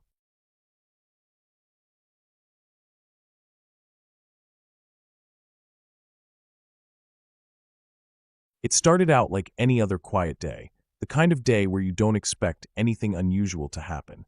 I had decided to take a long walk out into the countryside, something I liked to do whenever I felt like clearing my head. The weather was cool, a light breeze moving through the trees, and the sky was clear enough that I could see the sun sinking little by little toward the horizon. I had no plan, no real destination. I just wanted to be away from the noise, away from people, and out where the land stretched wide and the woods pressed close. The path I followed wasn't even a real trail. It was one of those dirt tracks that came from tractors or old farm trucks passing through, the kind of road that wasn't maintained but still carried the marks of tires from time to time. On both sides of me, there were stretches of open fields that eventually led into thick woods. From a distance the trees looked peaceful, just dark walls of trunks and green canopy, but up close, they seemed to swallow light. I remember thinking how easy it would be to get lost if someone walked in too far without paying attention. I carried a small backpack with a bottle of water, a flashlight, and a jacket in case it got cold. I wasn't planning to stay out long, but I knew myself, I liked to wander, and sometimes I ended up farther than I meant to. The ground was uneven, small ruts and rocks hidden under weeds, so I kept my eyes low as I walked. After about an hour, I realized I had gone deeper than I thought, farther from the small town where I lived. The silence grew heavier, broken only by the occasional crow or the rustle of grass in the wind. It was then that I noticed the road veering into the woods. Something about the shade under those trees pulled at me. The air seemed cooler there, the shadows longer, and I decided to follow it. I stepped into the woods, and the first thing that hit me was the smell: damp soil, old leaves, and that earthy weight that only comes when you're under thick cover. The canopy overhead blocked out a lot of the light, and in some places the ground was already dark, even though the sun hadn't fully set. I kept walking, deeper into the trees. At first, it felt calm, the kind of quiet you think of when you imagine being away from the world. But as I went on, that peace turned into something else. The sounds of birds faded. Even the breeze seemed to die, leaving the woods strangely still. My footsteps on the leaves sounded louder than they should have. I felt a prickling on the back of my neck, that natural instinct telling you that something might be off, even when you don't have proof. The deeper I went, the more I realized I couldn't see much of the sky anymore. The path narrowed and twisted, roots cutting across it, branches hanging low. Every so often, I thought I heard something off to the side, a faint crunch of leaves, the snap of a twig. Each time I stopped and looked, there was nothing there. Just trees, trunks lined up like silent watchers. My heartbeat picked up, and I tried to brush it off as nerves, but I couldn't shake the feeling that I wasn't alone. After maybe 20 more minutes of walking, I reached a small clearing. It wasn't much, just a space where the trees thinned out, letting a sliver of the dim sky through. I stopped to drink from my water bottle, and that's when I saw movement on the other side of the clearing. At first, I thought it was just a deer or some other animal, but then I realized it was a person. A figure, dark against the tree line, standing very still. Too still. I froze. The figure didn't move closer, didn't wave, didn't acknowledge me. It just stood there. I stared for a long moment, trying to make out details, but the dim light made it impossible. All I could tell was that it was tall and thin. My first thought was that maybe it was another hiker or someone hunting, but there was no sign of a rifle, no bright orange vest. Something about the way they stood, completely motionless, made my skin crawl. I didn't want to keep standing there, so I turned and walked quickly down the other side of the clearing. I didn't run, but I kept my pace brisk, feeling my heart pound harder with every step. The path curved and bent, and after a while, I risked a glance behind me. I didn't see the figure anymore, but that didn't comfort me. It felt worse, like it had vanished into the woods without a sound. The forest grew darker, as the sun dropped. My flashlight was in my bag, but I didn't want to use it yet. I told myself I'd keep walking until I reached the edge of the woods, but I couldn't remember how far in I had gone. Every tree looked the same. Every twist of the path mirrored the last. I tried to calm myself, but then I heard it again, footsteps behind me. Faint, but steady. I stopped dead in my tracks, listening. The footsteps stopped too. I held my breath, waiting, every muscle in my body tensed. For a moment, there was nothing but silence. Then slowly, the sound of breathing reached me. Heavy, steady breathing, like someone trying to stay quiet, but too close to hide it. It came from behind, somewhere among the trees. My throat went dry, and I forced myself to keep moving. My legs felt heavy, but I picked up my pace, almost jogging now. The breathing grew fainter, then closer again, as though whoever it was kept adjusting their distance. I didn't dare look back this time. I just wanted out. I wanted the woods to end. The ground dipped, and I realized I was moving downhill. My shoes slipped on loose dirt, and I nearly fell before catching myself on a branch. The air smelled thicker here, more humid, and I could hear the trickle of water somewhere nearby. I thought maybe if I followed the stream, it would lead me out. I headed toward the sound, crashing through brush, no longer caring about the path. That's when I heard it again, branches snapping, heavier now closer. Whoever was behind me wasn't trying to stay hidden anymore. I broke into a full run, heart hammering, lungs burning as I pushed myself through the thick growth. My jacket caught on thorns, ripping the fabric, but I didn't stop. I could feel the presence behind me, too close, too deliberate. I burst out onto the edge of the stream, water glinting faintly in the last scraps of light. My legs felt weak, but I forced them to move along the bank, slipping on wet rocks, splashing into shallow water. The cold soaked my shoes, but all I cared about was distance. I kept going until I finally saw it, an opening through the trees where the land sloped up again. I scrambled toward it, climbing, grabbing roots and rocks to pull myself higher. When I reached the top, I looked down one last time. In the dimness below, I saw movement. A figure stepped out of the trees, standing on the bank of the stream where I had been just moments before. Even in the low light, I could tell it was the same person from the clearing. They stood there, looking up in my direction, motionless again, as if they had been following me the entire time without a sound. I didn't wait to see what they would do next. I turned and ran, every muscle screaming, until finally the trees thinned and I stumbled out into another field. My chest felt like it was on fire, and I collapsed to my knees, gasping for air. When I looked back, the woods were still. The figure hadn't followed me out, at least not that I could see. I kept moving, forcing myself across the field until I found the dirt track again. The night had fully settled in now, and I finally pulled out my flashlight, its weak beam bouncing across the uneven road. It took me nearly an hour to find my way back to the edge of town. Every step I took, I kept looking behind me, half expecting to see someone there. But there was nothing, just the dark, empty road. When I finally reached home, I locked every door, every window, and sat in silence, replaying it all in my head. The still figure in the clearing, the footsteps behind me, the breathing in the dark, the way they had stood at the stream, watching me climb away. Even now, I don't know who it was or what they wanted. All I know is that I wasn't alone out there, and whoever it was moved through those woods as if they belonged to them. I had wandered in without thought, but I left with the clear knowledge that I had been followed, maybe even hunted. I never went back to those woods again. The memory of that night stays sharp, carved deep into me. Whenever I think about it, I can still hear the crunch of leaves behind me, the steady sound of someone breathing just out of sight. And I know that if I had tripped, if I had fallen, or if I had stopped for even a moment too long, I might not have made it out at all.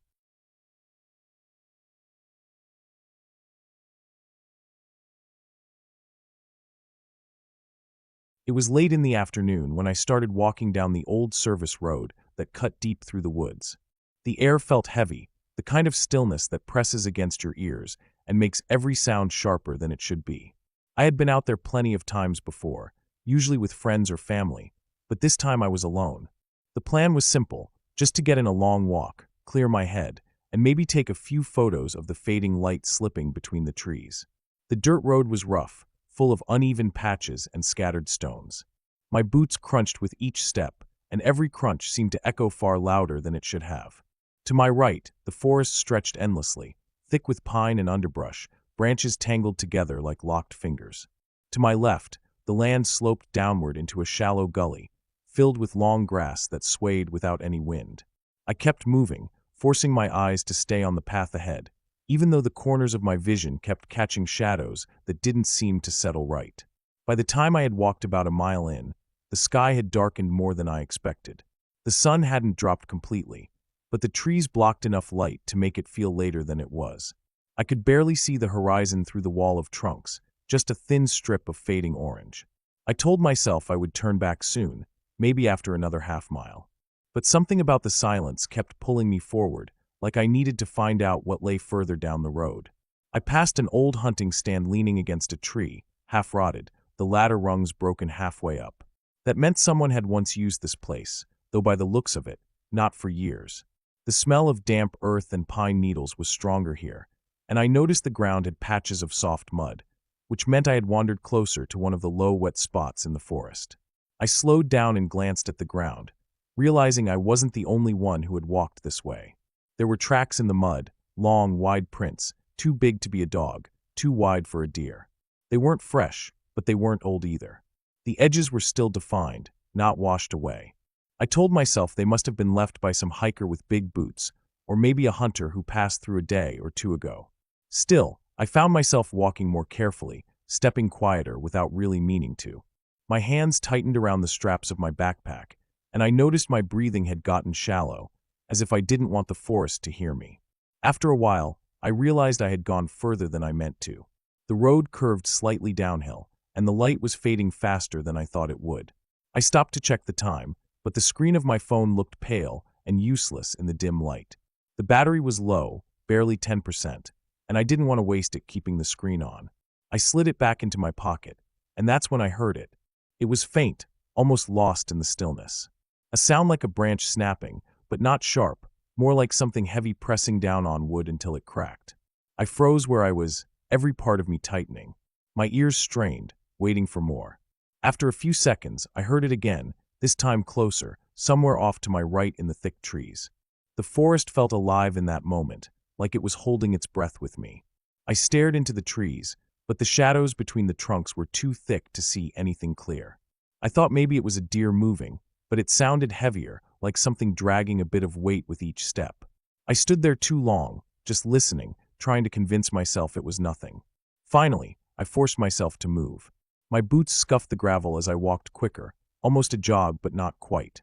I told myself to keep calm, to just head back the way I came, but my nerves kept sparking at every sound. The forest, which had been quiet before, now seemed alive with tiny noises, the rustle of leaves, the faint creak of branches swaying even though the air was still. Every sound made me snap my head around, scanning the shadows. When I rounded a bend in the road, I glanced back just once. For a split second, I thought I saw movement between the trees, something pale, low to the ground, slipping behind a trunk. I didn't stop to study it. My chest tightened, and I started walking faster. The air grew colder as the last of the sunlight bled away. My boots crunched too loud, my breath too harsh. I kept glancing back over my shoulder, but the road stretched empty, just gravel fading into gloom. Still, I couldn't shake the feeling that something was matching me step for step, staying just out of sight in the trees. A few minutes later, I heard it again. Not the crack of wood this time, but a sound like breathing. Low, heavy, pulled through the throat of something big. It was behind me, close enough that the hairs on my neck stood straight. I spun around, but there was nothing. Just black shapes of trees pressed together like a wall. My chest hammered, and for a moment, I considered breaking into a full sprint. But something in me knew better. Running would only draw it out. I forced myself to keep walking, each step deliberate, though my legs wanted to run. My mind kept spinning with guesses. A bear, maybe. A wild boar. Something real, something that belonged here. But the longer it followed, the less it felt like a passing animal. It wasn't moving off in another direction, it was staying with me, tracking me. By the time I reached the old hunting stand again, the last of the light was gone. The forest pressed in black on both sides, and the only thing I could see clearly was the narrow strip of road in front of me. My breathing had turned ragged, and I could taste metal in the back of my mouth from the fear. I forced myself to keep going, eyes locked forward, every muscle coiled tight. That was when I heard it again, closer than ever. Heavy breathing, deep and uneven, just beyond the edge of the road. I didn't dare look. My legs finally gave in, and I broke into a run. The gravel skidded under my boots as I sprinted, my backpack slapping against my shoulders. The sound of my footsteps pounded in my ears, but underneath it, I thought I could hear something else moving, crashing through the brush to keep up. My lungs burned, but I didn't stop. I could see the faint outline of the road bending upward ahead, the part one knew led back toward the edge of the woods. I pushed harder, every step feeling like my legs might give out, until finally I saw the break in the trees where the road opened back toward the fields. I didn't look back, not even once. I just kept running until I was clear of the tree line and standing in the open, my chest heaving, sweat burning cold against my skin. When I finally stopped, bent over and gasping, the forest behind me was silent again. No footsteps, no breathing, no movement. Just the dark line of trees standing quiet, as if nothing had ever been there. I stayed there a long time, staring into the black until I was sure nothing was coming out. Then I made my way back home, never letting myself look away from the road ahead. I didn't stop until I was back inside, doors locked, lights on, the sound of my own breathing slowly settling down. Even now, I can still hear that breathing in my head. Heavy, uneven, just behind me in the dark. I know it was something real, something that was watching me the whole time. And I know that if I had stayed just a little longer, if I had slowed down or stopped, I might not have made it out of those woods at all.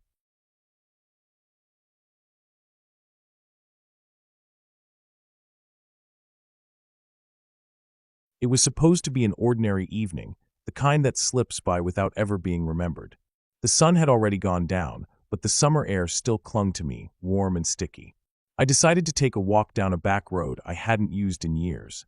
It was one of those narrow country roads that stretched between fields and patches of woods, with very few houses around.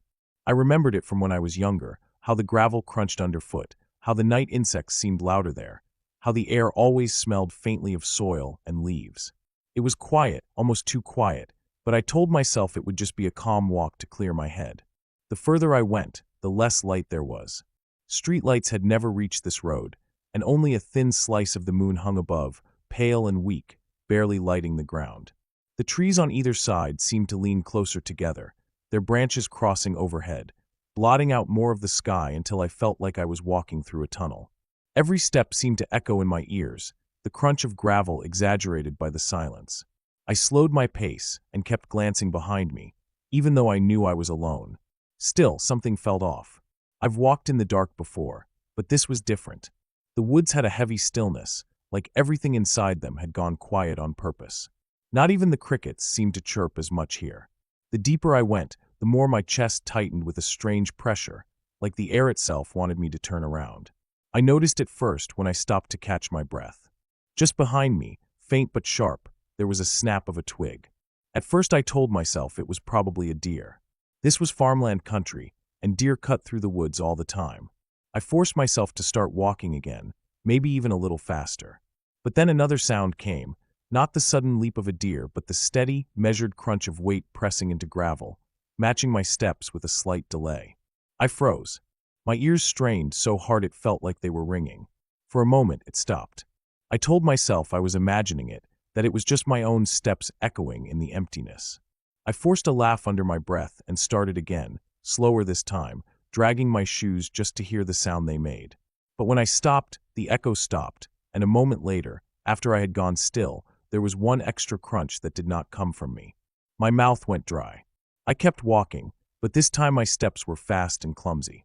I didn't want to turn around because I was afraid of what I might see.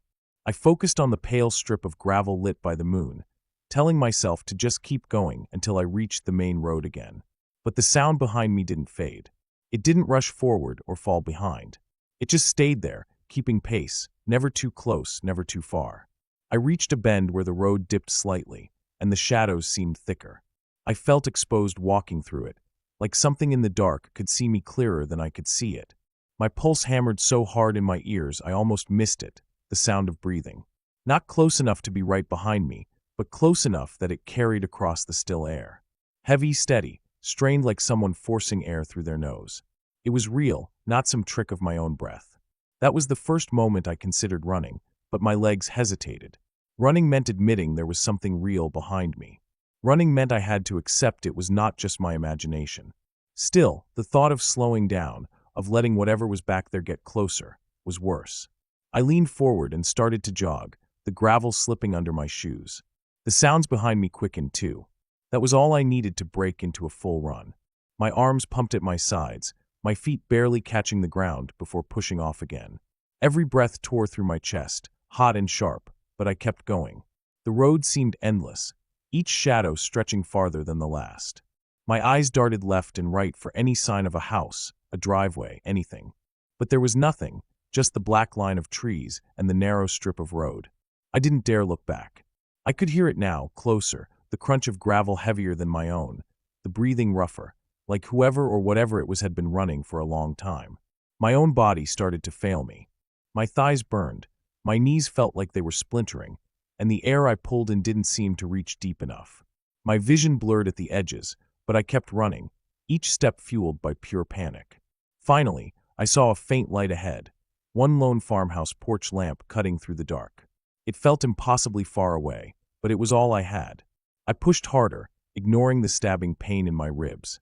The sound behind me grew louder, heavier, as if it was gaining on me no matter how fast I moved. The last 100 feet felt like the longest distance of my life. My lungs screamed, my legs wobbled, but I didn't stop. I tore up the gravel driveway toward the house, the sound behind me still following, still chasing. The light from the porch grew stronger, spilling across the yard. My shadow stretched in front of me, long and broken. And then, just as I reached the steps, everything stopped. The gravel behind me went silent. The breathing vanished. The air felt lighter, thinner, as if whatever had been there had melted back into the darkness. I turned finally, my chest heaving so hard I thought I'd collapse. But there was nothing. Just the empty stretch of road, leading back into the trees. No figure, no movement, not even a trace of sound. The gravel lay untouched, the shadows heavy and still. It was as if nothing had ever been there at all. I stood frozen on the porch for what felt like forever, staring into the black line of the road, waiting for the faintest sign of movement. But nothing came. The night remained silent, thick, and watching. I couldn't bring myself to leave until the first gray light of morning pushed through the trees, soft and slow, washing away the shadows. When I finally stepped off that porch, the road looked ordinary again, the gravel quiet, the woods alive with bird calls and the buzz of insects. But I knew what I had heard, what I had felt breathing in the dark. And the worst part was that I couldn't prove it. There were no prints on the gravel, no sign of pursuit, nothing but the memory of steps matching mine, of breath too close to be my own. Even now, when I think back on it, I can still hear it. That steady crunch in the gravel, that strained breathing behind me. And I know if I ever walk that road again after dark, I might not be fast enough the second time.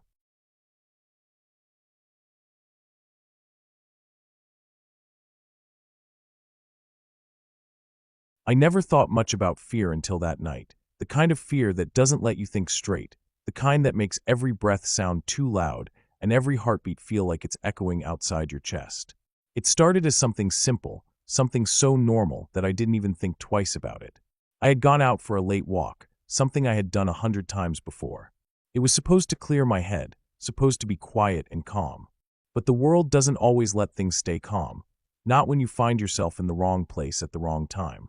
The air was cool, the kind of chill that sinks into your hands if you leave them out of your pockets too long. The road stretched out ahead, empty, with no cars passing and no houses in sight for a long way. The streetlights were spaced too far apart, leaving long shadows between them. I could see my breath puffing out, fading quick into the dark, but the sound of my steps felt louder than it should have been. I tried not to think about it, tried to focus on the rhythm of walking, one step after another. There was a field to one side of the road, tall grass moving with the wind, making a dry whispering sound that followed me. On the other side, trees lined the ditch, bare branches reaching out over the edge of the road like they wanted to grab hold of something. I kept looking straight ahead, but every so often I caught myself glancing sideways, into the shadows. I told myself it was nothing, just the kind of thoughts that creep in when you're out there alone at night. I walked farther than I usually did. My shoes made a soft crunch against the gravel at the edge of the pavement, and the sound echoed in a way that made me feel like someone else was keeping pace, just a little behind. Every time I slowed, the echo seemed to slow too.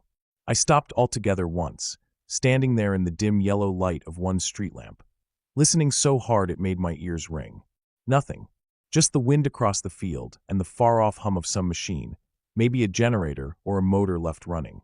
I started again, but slower now. My body felt tight, shoulders up, every muscle ready to flinch. I told myself it was nerves, nothing more, but then I saw it. Up ahead, past the reach of the next light, something moved across the road. Not fast, not stumbling, just walking. A shape, tall and steady, crossing from one side to the other and disappearing into the dark edge of the trees. I froze where I was, breath stuck in my throat. The figure hadn't even looked my way, just moved across like it had somewhere to be. But out there, at that hour, there shouldn't have been anyone. I stood there for too long, my legs begging me to move, but my mind trying to decide which way. Go forward and risk getting closer, or turn back and walk into more darkness behind me. The road felt endless both ways, and the lights seemed weaker than they had before. Finally, I pushed myself to keep walking, but slow or careful, like I didn't want my steps to be noticed. When I reached the spot where I'd seen the figure cross, I stopped again. The trees there looked thicker, shadows piled on shadows, the ground covered in dead leaves. I couldn't see anyone. No movement, no sound, but the same low hum from before. I leaned a little closer, trying to make sense of the shapes in the dark, when I caught something faint. Breathing. Not mine, it was deeper, heavier, like someone trying to control it, hold it back, but not quite able to. Every instinct in me screamed to run. I turned fast, heading back the way I had come, steps quicker than before. My hands were fists in my pockets, my chest tight. I told myself not to look back, but I couldn't help it. Over my shoulder, I thought I saw movement again, something shifting between the trees, keeping its distance but not stopping. I walked faster, almost breaking into a run. My mouth was dry, and every sound around me seemed sharper. The crunch of gravel, the rustle of the grass, the rhythm of my breathing. I kept checking behind me, each glance catching a blur of something pale between the trees. I tried to convince myself it was just tricks of the light, but I couldn't shake the sound of that breathing. By the time I reached the stretch of road with more houses, my legs were shaking. I walked straight past them, not wanting to stop, not wanting to draw any attention. My heart was hammering so hard I thought it would give me away. When I finally reached my own street, I didn't relax. I half expected to hear steps quickening behind me, something rushing up before I could make it to my door. Inside, the silence felt thick, almost worse than outside. I stood at the window in the dark, watching the street. The wind moved the branches, the streetlight hummed, but nothing came out of the shadows. I stayed there for what felt like an hour, waiting. I barely slept that night, lying awake listening for anything out of place. Every creak in the house made my chest tighten. At one point I thought I heard something outside, the faintest crunch of gravel on the road, but when I went back to the window there was nothing. The next day I tried to push it out of my mind. I told myself it was nothing more than someone out walking, same as me. But when I went by that stretch of road again in daylight, something caught my eye. At the edge of the trees, pressed down into the leaves and dirt, were footprints. They weren't mine, too big and too deep. They trailed off into the woods, too far to see where they led. I never went back down that road at night again. Even in the daytime, I walked faster past that part, eyes fixed on the ground. The memory of that steady shape crossing the road, the sound of that heavy breathing just out of sight, never left me. It stayed with me, sharp and real, proof that sometimes the scariest things aren't the ones we imagine. They're the ones that are actually there watching, waiting, close enough that you can hear them breathing in the dark. I knew what I heard that night, and I knew what I saw. The figure wasn't lost, wasn't wandering. It was there on purpose, moving with direction, moving like it had all the time in the world. And the worst part wasn't that it was out there. The worst part was that it knew I was too.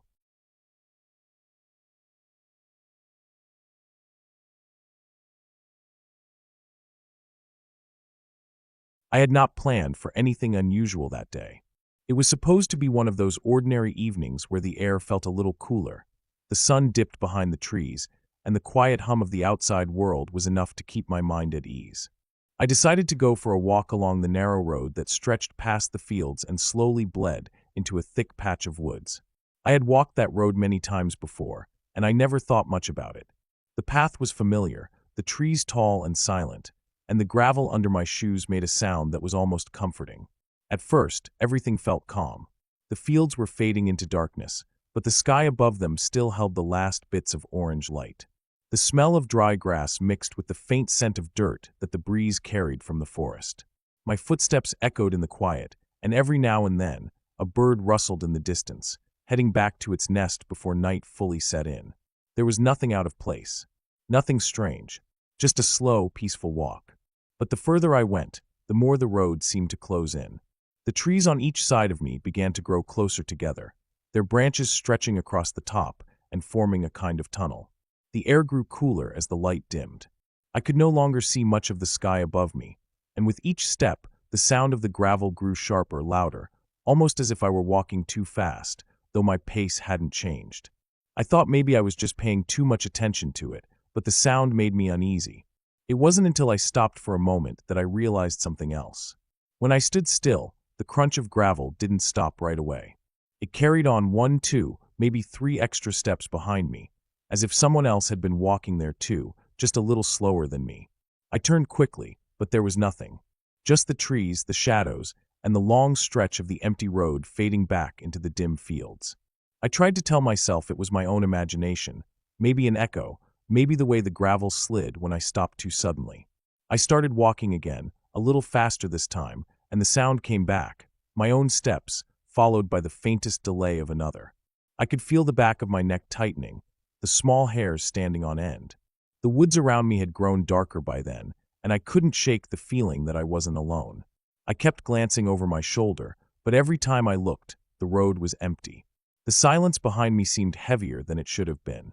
Even the birds had gone quiet. I told myself to keep going, to focus on reaching the clearing up ahead where the road opened again near an old wire fence. I had walked this path enough times to know exactly where I was, but for some reason, that stretch of road felt much longer than it ever had before. My breathing grew uneven, and I found myself tightening my fists as I walked, not knowing why. Then I heard it again, clearer this time, not just the crunch of gravel, but a rhythm. Whoever or whatever was behind me wasn't stepping at the exact same pace. It was staggered, like they were slowing down when I sped up, or catching up when I eased my steps. I didn't want to run, but the urge to move faster was stronger than any thought of staying calm. My strides lengthened, the sound behind me grew sharper, and I could no longer convince myself that I was imagining it. The air was cold in my lungs as I reached the fence line, and I slowed, thinking that maybe if I stood still long enough, whoever it was would reveal themselves. I stopped and turned again, staring hard into the dim road behind me. Nothing moved. The gravel was still. The shadows between the trees seemed to shift with the wind, but there was no clear shape, no figure stepping out into the open. For a moment, I almost laughed at myself. I thought I must have been nervous for no reason. Maybe the crunch of my own steps had bounced off the trees and played tricks on me. But as I stood there, trying to catch my breath, I noticed something that made my stomach tighten even more. In the soft dirt by the fence post, just at the edge where the gravel stopped, there was a print. Not the kind of mark my shoes left, but heavier, deeper, as if someone else had stood there recently. The edges of the print were still sharp, not yet softened by the wind. I didn't linger. I crossed the fence quickly, the metal wire rattling as I moved, and cut through the open field instead of following the road. The grass scratched against my legs as I walked fast, almost running, toward the distant outline of the houses that sat far off at the other end. Every few seconds, I turned my head, scanning the edges of the trees. I couldn't see anyone, but I couldn't shake the feeling that I was still being watched. The closer I got to the houses, the safer I felt, but the unease didn't leave me. My chest was tight, and my ears were straining for every sound. When I finally reached the back fence of the first yard and climbed over it, I let out a long breath I hadn't realized I'd been holding. The night seemed calmer there, quieter, as if whatever had been trailing me had stopped once I left the cover of the woods. I stayed outside for a while longer, leaning against the fence and staring back at the tree line. The shadows swayed with the wind, and the road lay hidden behind them. Nothing moved, nothing broke the silence, but I couldn't forget the sound of those steps following mine, just behind me, keeping their pace with mine until I had finally stepped off that road. I went home after that, but the unease followed me through the night. I replayed it over and over in my head, the crunch of gravel, the staggered rhythm, the print by the fence. I kept telling myself there had to be some explanation, maybe another walker who turned off into the woods before I looked back, maybe a stray animal that happened to move in sync with me. But no matter how many times I tried to reason it out, The image of that fresh print in the dirt stayed clear in my mind. Even now, whenever I walk that way, I can't help but listen more closely to the sound of my own steps. I can't help but glance over my shoulder at the empty road. And every time the gravel shifts under my shoes, I wait for that half-second delay, that second rhythm that tells me I am not as alone as I thought. That night changed the way I saw the woods. They weren't just quiet trees and old roads anymore. They held secrets, things you couldn't always see but could feel in the weight of the silence, in the sound of your own steps echoing where they shouldn't. And I knew, without any doubt, that someone else had been there with me on that road, keeping close enough to follow, yet far enough to stay unseen. I never found out who it was. I never saw their face, never heard their voice, never caught more than the sound of them moving just out of reach. But I know they were there. And I know that if I had stopped longer, if I had waited instead of leaving that road, I might have found out what they wanted. That thought has stayed with me more than anything else, the not knowing. The silence of the woods doesn't feel the same anymore, because I've learned how easy it is for someone to hide there, just beyond your sight, waiting, moving when you move, stopping when you stop. And every time I walk alone, I remember how close they must have been that night. Close enough to hear my footsteps, close enough to match them, close enough that the only thing keeping me safe was the choice I made to keep moving forward until I finally stepped out of the trees.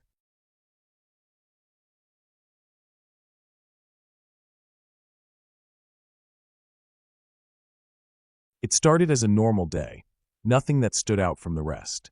I had been restless for a while, needing to get away from everything around me, so I decided to take a drive out of town. The weather was warm, late in the summer, and I figured I would go explore some backroads I hadn't been on in years. I threw a few things in the car, a bottle of water, a flashlight, and an old jacket, and I headed out in the afternoon with no real plan other than to get lost for a while and see something new.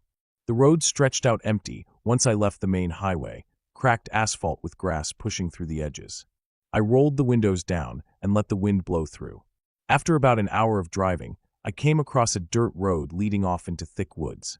I slowed down and turned onto it. Dust kicked up behind me, and the trees closed in quickly, their branches heavy and leaning across the road. The deeper I went, the rougher the road became, ruts jolting the car, sticks scraping underneath. After a while, I came into a clearing where the road widened out. The trees pulled back just enough to let a little light through, and it looked like a decent spot to stop for a break. I shut off the engine and just sat there listening. There was almost no sound, only a faint buzz of insects and the occasional creak of the trees shifting. It was quiet in a way that made me uneasy, like the whole place was holding its breath. I got out of the car, stretched my legs, and walked a little further into the clearing. The grass was high and dry, brushing against my knees, and the soil underneath was soft, almost like it had been churned up recently. I wandered toward the edge of the trees, looking around. The forest was dense, the kind of place where the light barely made it to the ground. The trunks stood close together, bark dark and rough, with patches of moss clinging on. Something about it felt off. I told myself it was just me overthinking, that I was in the middle of nowhere and not used to so much silence. But then I noticed something strange. About 20 or 30 feet into the tree line, I saw an area where the ground looked disturbed. The leaves and pine needles had been pushed aside, and the soil was darker there, like it had been dug up. At first, I thought maybe it was an animal, but as I walked closer, I realized it was too neat, too straight. I stopped at the edge of the clearing, not stepping into the woods yet. My heart had picked up without me meaning to, and I could feel the weight of the silence pressing harder. The disturbed earth stretched out in a rectangle, almost like a shallow pit that had been filled back in. My chest felt tight as I stood there staring at it. I couldn't explain why, but it made me feel sick. I turned back toward the car, thinking maybe I should just leave. But as I walked, I caught movement in my peripheral vision, a shift between the trees. I froze, staring into the forest. At first, I couldn't make anything out, only darkness between the trunks, but then I thought I saw the shape of someone moving, slow and deliberate. I blinked and looked harder, but the figure was gone. The unease that had been building inside me was suddenly sharp. I didn't want to believe I saw anyone. I tried to convince myself it was just my eyes playing tricks on me, light and shadow moving with the wind. Still, I walked faster toward the car. My keys were already in my hand when I reached for the door handle, but before I could get in, I heard something. It was faint, but it came from the woods. a sound that was hard to place at first, but the longer I listened, the more certain I became. Breathing. Heavy, uneven breathing. Not an animal. It was too controlled, too human. I stood there frozen, hand on the car door, staring at the tree line. The sound carried in the still air, and it wasn't just from one spot. It seemed to shift, like whoever it was moving slowly from tree to tree. My chest tightened more, and I opened the car door quickly, sliding inside. I locked the doors and sat there gripping the steering wheel, trying to steady myself. I started the engine, but just as I put the car into gear, a thought cut through my panic. If someone was out there watching me, if they wanted to, they could easily block the narrow dirt road ahead. It would be simple: roll a log, drag a branch, and I would be trapped. That idea lodged in my mind, and I couldn't shake it. I sat there with the engine running, staring ahead at the empty road, my mouth dry. Minutes passed. I don't know how many. I kept glancing between the rearview mirror, the side windows, and the trees in front of me. Nothing moved, but the pressure of being watched didn't leave. Finally, I eased the car forward, tires crunching over the dirt. The road stretched ahead, twisting out of sight. I kept my eyes locked on it, afraid to look anywhere else. As I rounded the first bend, I let out a breath I hadn't realized I was holding. The trees pressed in tighter on both sides, branches scraping along the car. Then, as I came around another curve, my heart sank. Across the road, maybe 30 feet ahead, a tree had fallen. It lay straight across the track, blocking it completely. I hit the brakes hard and just stared. The tree didn't look freshly fallen. The bark was dry, the leaves brittle, but something about the way it sat across the road made me feel cold. It wasn't natural, not the way it had landed perfectly in line, covering the entire path. I didn't want to get out, but I knew my car wouldn't clear it. It wasn't a thick trunk, maybe a foot and a half wide, but it was enough to trap me. My mind raced.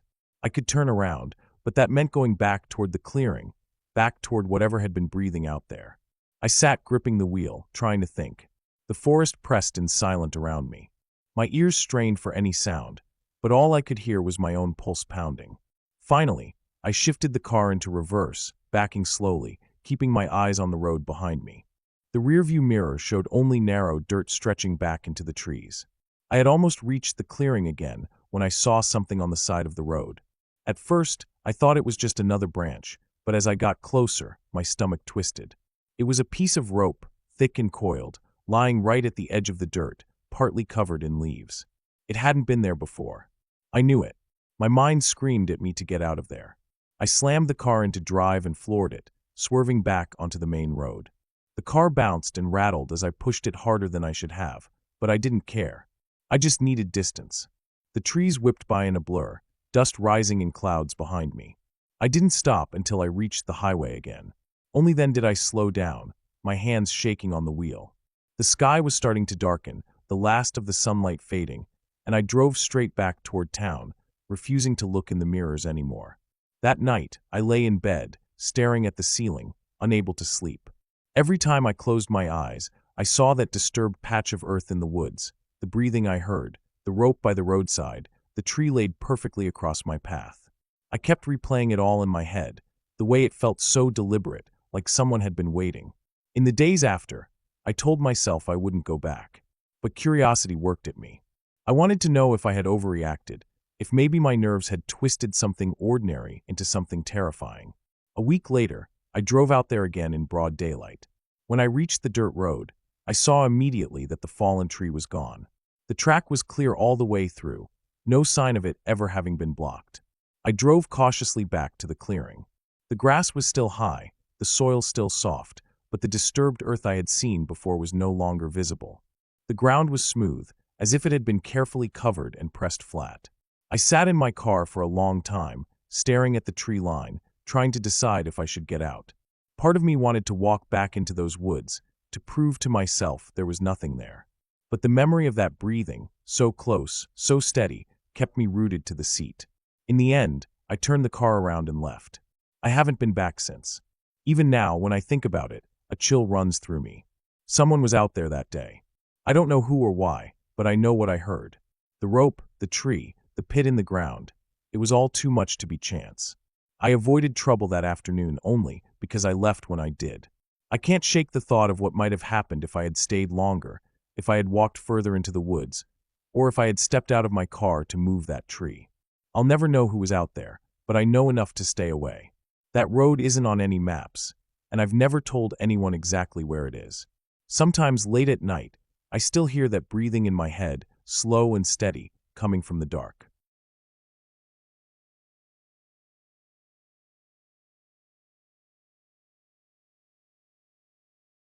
I remember that night with a kind of weight in my chest that never really goes away. It started like nothing special, one of those evenings where I wanted to clear my head and ended up doing something I'd regret. I had been driving back from a long day, the kind of day that makes your skin feel heavy and your thoughts stick together. Instead of heading straight home, I pulled off the main road onto a smaller country road I knew well. It was quieter out there, no lights except the ones from my car, no sound except the engine and the tires grinding against gravel and dirt. I told myself I just needed some air, maybe stop by the old bridge that crossed the shallow creek. I'd been there a few times before, and it was always empty. The road stretched on, narrow and lined with trees that pressed together like they were hiding something behind them. The air felt different when I rolled down the window. Cold, still, almost too still. Usually there were crickets, or the sound of wind through the leaves, but that night it was just silence. I should have taken that as a sign, but I didn't. I parked the car near the bridge, left the headlights on because I didn't like the dark. My shoes crunched against the gravel as I got out, and I walked slowly onto the bridge. The wood was damp, soft in some places, creaking under my weight. The creek below reflected the dim shine of the headlights, a broken shimmer on the moving water. I leaned on the railing and breathed in. It was fresh, damp, smelled like earth and moss. I stood there a while, just looking, listening to the faint sound of water moving under me. Then I noticed something. The sound of footsteps, but not from me. They were faint, slow, and they came from behind me, on the same side of the bridge I had walked from. My chest tightened. I didn't turn right away. At first I thought maybe it was just my own shoes echoing in my head, but then it came again. Slow, steady, too heavy to be an animal. I turned quickly, but the headlights only lit up the front part of the road. The rest was swallowed in black. I saw no one. The sound had stopped. I waited, straining my ears, staring at the darkness until my eyes ached. My own heartbeat was loud in my ears. I told myself maybe I was imagining it. Maybe it was a branch falling or something shifting under the wood. I turned back toward the creek, but my nerves were awake now. Then it came again. Footsteps, but closer this time, more certain. I spun around, and I thought I saw something move just at the edge of the light, like a shape stepping back into the dark. It wasn't clear, just a suggestion of someone there. My mouth was dry, my hands gripping the railing, so hard my knuckles hurt. I stared into the dark for what felt like forever. I told myself to walk back to the car. Just get in, lock the doors, and go home. That was all I needed to do. But for some reason I hesitated. I took a few steps, my shoes loud on the wood, and as I moved, I heard it again, footsteps behind me, matching mine, only stopping when I stopped. My skin prickled all over. I didn't want to look back anymore. I walked faster, the sound behind me matching every step until I reached the car. I yanked the door open and slid inside, slamming it shut. My breathing was uneven, shallow. I locked the doors, turned off the headlights for a second to see if anything was out there. Darkness swallowed everything. When I flicked the lights back on, the road ahead was empty. No one was there. My stomach twisted. I sat there for a few minutes, telling myself it was nothing. But then, out of the corner of my eye, I caught movement on the passenger side, just beyond the glow of the lights. A figure. Not close enough to see clearly, but close enough that I knew I wasn't imagining it. It stood there, just at the edge, still as stone. I didn't move. I couldn't. My hands clutched the wheel, my body frozen. Finally, I forced myself to start the car. The engine roared too loud in the quiet, and as soon as I shifted into gear, I saw the figure move. Not toward me, but back into the trees, disappearing as if it had been waiting only for me to see it. My chest was tight, and I pressed the gas harder than I should have. The car shot forward, gravel spitting under the tires as I tore down the road. The drive back felt endless. Every shadow on the roadside looked like someone standing there. My eyes darted back and forth, catching shapes that dissolved into trees, into nothing. My grip on the steering wheel made my fingers ache. I kept glancing in the rearview mirror, half expecting to see headlights behind me, or worse, someone sitting in the back seat. When I finally hit the main road, I didn't slow down. I drove until I saw the glow of houses, until the silence outside my car was broken by the normal sounds of people living. Only then did I let myself breathe in long, shaky gasps. My chest hurt from holding it in so long. At home, I parked right in front of my door. I sat there for a long time before getting out. I scanned the street, every dark corner, every shadow. My own yard felt unfamiliar, wrong. I got inside fast, locked the door, checked the windows twice. That night I barely slept. Every creak of the house, every rustle of wind outside made my heart race. When I finally did drift off, I woke up sweating, thinking I'd heard footsteps outside my window.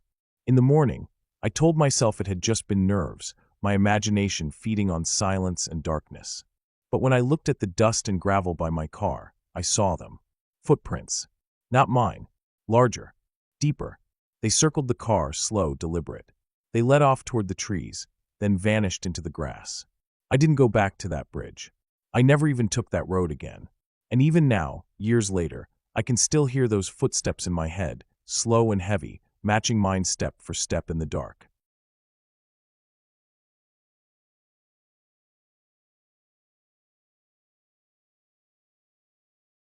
I never thought a simple plan to spend time outdoors would turn into something that stayed with me for years, but that is how it happened. I decided one weekend to take a solo trip into the woods. It wasn't supposed to be anything dangerous or extreme, just a quiet retreat away from noise and people. I packed enough food, water, and gear to last for a few days. My tent, sleeping bag, and a small camping stove were all I needed. I liked the idea of being surrounded by trees, listening to the sounds of the forest instead of traffic. It was late summer, warm during the day but cooler at night, and the weather forecast showed nothing unusual, just calm skies. I thought it would be peaceful. The drive out to the forest took almost 3 hours. The last stretch was a rough dirt road, full of dips and rocks that slowed me down. When I finally parked, the trailhead was quiet, no other cars in sight. That meant I would likely have the area to myself, which at the time felt like a gift. I tightened the straps on my pack, double-checked my water bottles, and started walking. The trail was narrow, lined with thick brush and tall pines that blocked out most of the sun. After about an hour, I could barely hear anything except my own footsteps and the occasional call of a bird. I went deeper, past a bend where the trail split, and followed the smaller path. This section felt more isolated, the trees growing closer together, the air cooler. After another half hour, I found a flat clearing next to a small stream. The ground was even, soft with pine needles, and there was enough space to pitch my tent. The stream would provide water for cleaning and maybe fishing if I wanted. It seemed perfect. I dropped my pack, stretched my legs, and set up camp. The first night was uneventful. I cooked some food, sat by a small fire, and listened to the forest. Crickets filled the air with their rhythm, and every once in a while a branch cracked in the distance. Normal sounds, nothing alarming. When I climbed into my sleeping bag, the stillness felt heavy but not threatening. I slept better than I expected. The second day, I explored further up the trail. I followed the stream until it widened into a shallow pool, where deer tracks pressed into the mud. I saw no other people, not even signs of anyone passing through recently. The solitude was calming. By evening, I was tired from walking and returned to camp. I gathered firewood and cooked again. It was quiet, too quiet at times, but I told myself that was the point of coming out here. That night, as I lay in my tent, I heard something new. It started faint, like a dragging sound against the ground. I held still, thinking it might just be a branch falling or some animal moving around. But the sound grew closer, deliberate, as if something heavy was being pulled. My heart sped up. I turned off my lantern and listened. The dragging paused, then started again, slower this time, coming from the direction of the trees behind my tent. I stayed frozen, barely breathing. After several minutes, the sound stopped completely. I waited longer, straining my ears. Nothing. Finally, I convinced myself it must have been an animal, maybe a deer caught in some brush. I tried to relax, though it took hours before I fell asleep again. The third morning, I woke up unsettled. The ground near the back of my tent looked disturbed, pine needles pushed aside in uneven patterns. It was the kind of trail something would leave if it had been dragged. I crouched and studied the marks, following them a few feet until they disappeared into the thicker brush. No footprints, nothing clear enough to identify. My stomach felt tight as I stood there. I tried to reason with myself. It was probably a wild animal moving through during the night, nothing more. But the thought of dragging stayed with me. I spent the day walking in the opposite direction of the marks. I didn't want to think too much about it, but I couldn't shake the feeling that something wasn't right. I checked my watch often, waiting for evening so I could just make a fire and distract myself with cooking. By the time darkness fell, I was exhausted. I lit the fire, ate quickly, and sat with my back against a log, staring into the flames. The woods behind me felt alive, like unseen eyes were fixed on me. Every snap of a twig made me tense. That night was worse. Around midnight, I woke to the sound again. The dragging. Slow, steady, closer than before. I sat up inside my tent, holding my breath. My fire had burned down to embers, so the forest was nearly pitch black outside. The sound circled, moving around the edge of my campsite. My heart pounded so hard I thought whatever was out there could hear it. Then it stopped. The silence was heavier than the sound itself. Minutes passed, then I heard something new, the sound of water being disturbed. The stream. It splashed lightly, as if something large was moving in it, maybe kneeling, maybe washing. I couldn't stand it anymore. I unzipped my tent just enough to peek out. The moonlight gave faint outlines, shadows of trees and rocks. I saw movement near the stream, low to the ground, but I couldn't make out details. I shut the zipper quietly and sat in the dark, gripping the knife I kept in my pack. I didn't sleep at all that night. When the sun finally rose, I stepped outside and checked the stream. The mud at the edge was churned up, prints pressed deep, though they were smeared and unrecognizable. Some looked human, others animal-like, stretched in odd directions. The dragging marks led straight into the water. My chest tightened. I couldn't ignore it anymore. I thought about leaving immediately, but part of me didn't want to seem paranoid. I told myself it could still be explained by animals, maybe even more than one. But I packed my gear anyway, just in case. I planned to leave the next morning. I thought one more day wouldn't hurt. That last night was the worst of all. I made no fire, not wanting to draw attention. I sat in the dark with my back against my pack, knife in hand, listening. Hours passed. The forest was strangely quiet, no crickets, no owls, as if everything was holding its breath. Then it began again. The dragging. This time, it came directly from the trail, approaching steadily.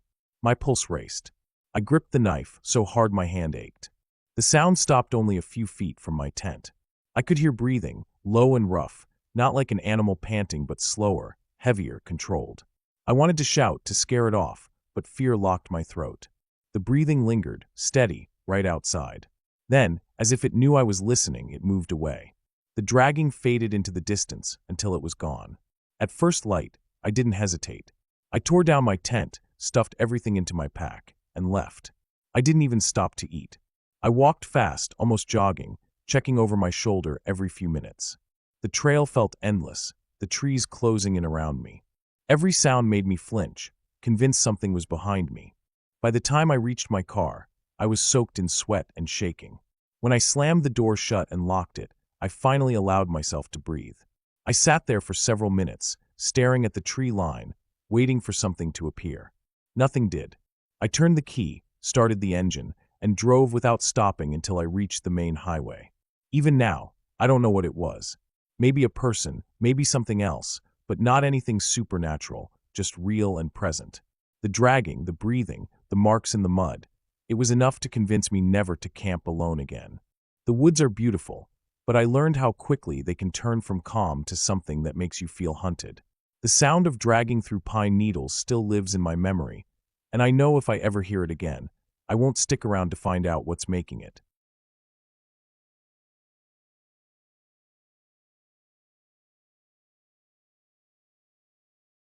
It was late summer when I decided to take a short break from everything and spend a weekend out in the woods by myself.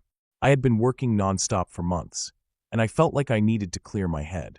I had camped plenty of times before, but usually with friends or family. Going alone wasn't something I had done much, but I felt like it would give me the silence I wanted. I packed up my gear, made sure I had enough food, water, and supplies, and drove out to a remote forest area that I had read about. It was supposed to be quiet. Not too many people went there, and it had some old trails that weren't kept up anymore. That was exactly what I wanted: space, silence, and no distractions.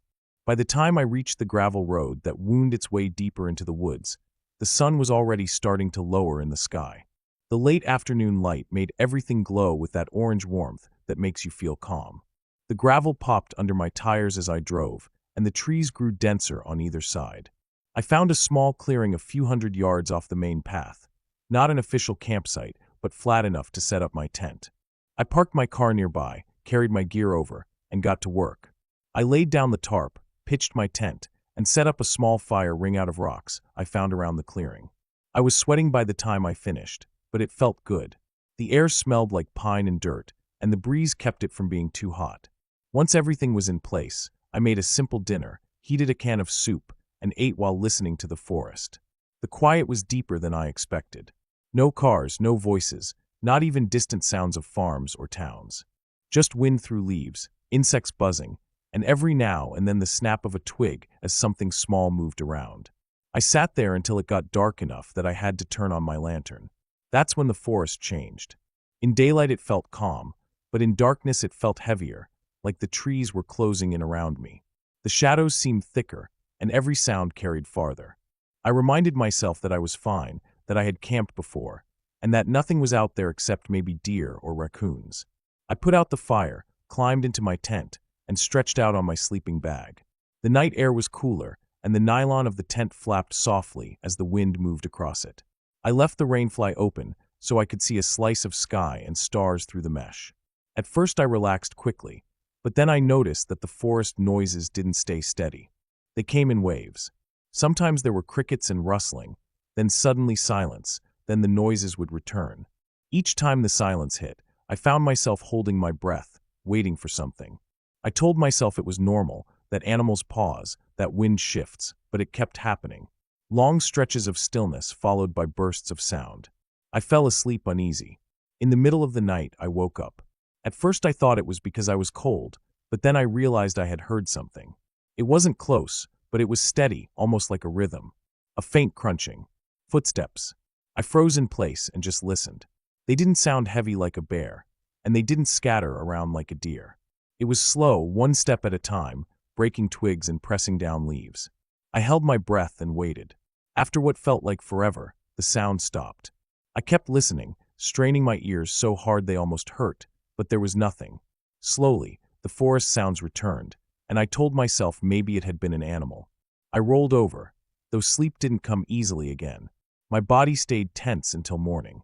The next day, I tried to shake it off. I got up, made coffee, and walked a little way down the old trail that ran behind my clearing. The path was narrow and half overgrown, and the deeper I went, the more it felt like no one had been there in years. The trees closed in, blocking most of the sunlight, and the air felt cooler. I followed it for about half a mile before I decided to head back. There weren't any clear signs of people, just deer tracks and some fallen branches. Still, as I walked, I couldn't help but glance over my shoulder now and then. I never saw anything, but I couldn't get rid of that thought of footsteps from the night before. The afternoon went by slowly. I sat around, read a book I had brought, and walked the edges of the clearing to gather more firewood. The sun dropped again, and I lit another small fire. The forest grew loud with insects, and I watched the flames for a long time. Once again, though, the night brought unease. When I finally turned in, I told myself I was overthinking things. But sometime after midnight, I woke again. This time the sound was closer. Distinct. Definite footsteps. My heart pounded as I lay still, not daring to move. The steps weren't circling the tent, but they were near the edge of the clearing, slow and deliberate. Crunch, pause, crunch. I tried to tell myself it was an animal again, but the spacing was too even, too much like a person walking. Then it stopped. Nothing. Just silence. I stayed awake for hours, every muscle in my body tight, until exhaustion finally pulled me under. By morning, I felt drained. I thought about packing up and leaving, but part of me stubbornly didn't want to give up. I told myself I had food, water, and daylight. I could handle one more day. To shake the feeling, I hiked farther down the trail during daylight. I went nearly 2 miles this time, climbing over logs and pushing through brush. Still, there was nothing unusual. No campsites, no signs of people. Just the thick, endless trees. When I turned back, I noticed how quiet it was. Even during the day, the deeper part of the forest seemed muffled, like sound didn't carry right. It made me uneasy all over again. By the time I got back, sweat was soaking my shirt, and the relief of seeing my little camp surprised me. That evening, I cooked the last of my food over the fire and sat staring into the flames. I told myself again that I'd leave in the morning, but deep down I wasn't sure if I'd even sleep that night. I let the fire burn low, climbed into the tent, and lay down. Hours later, I woke to something that froze me completely. The sound wasn't distant this time.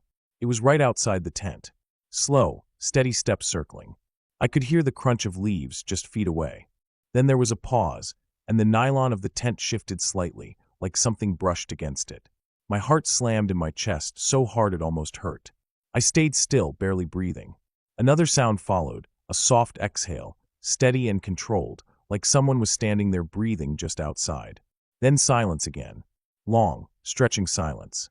I stared at the thin wall of fabric separating me from whatever was out there. I didn't move until dawn light started to seep in. As soon as it was light enough, I unzipped the tent and scanned the clearing. Nothing. No one. But when I walked the edge, I saw it. Faint impressions in the ground. Not boots, not shoes. Bare feet. The prints were uneven, like someone had been moving slowly, circling. My stomach turned cold. There shouldn't have been anyone out there. No houses, no nearby campsites, nothing but miles of woods. I packed everything in record time, shoving gear into my bag without care for order. My hands shook as I tore down the tent. I hauled everything to my car, threw it in the back, and started the engine as fast as I could. The gravel road stretched out, the trees crowding around it, and I kept glancing in the mirrors, half expecting to see someone step out onto the road behind me. No one did. I didn't stop until I was miles away, back on paved roads, back in range of other people. Even now, I think about those prints. The slow, deliberate steps circling my tent. The breathing just outside. Whoever it was, they hadn't tried to talk, hadn't tried to make themselves known. They just watched, moving in silence through the trees, night after night. And the scariest part is not knowing if they would have kept waiting, if I had stayed just one more night.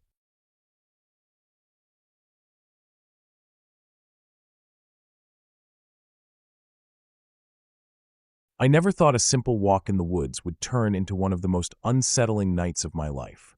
It started as something so ordinary, just a late afternoon hike to clear my head, something I had done dozens of times before.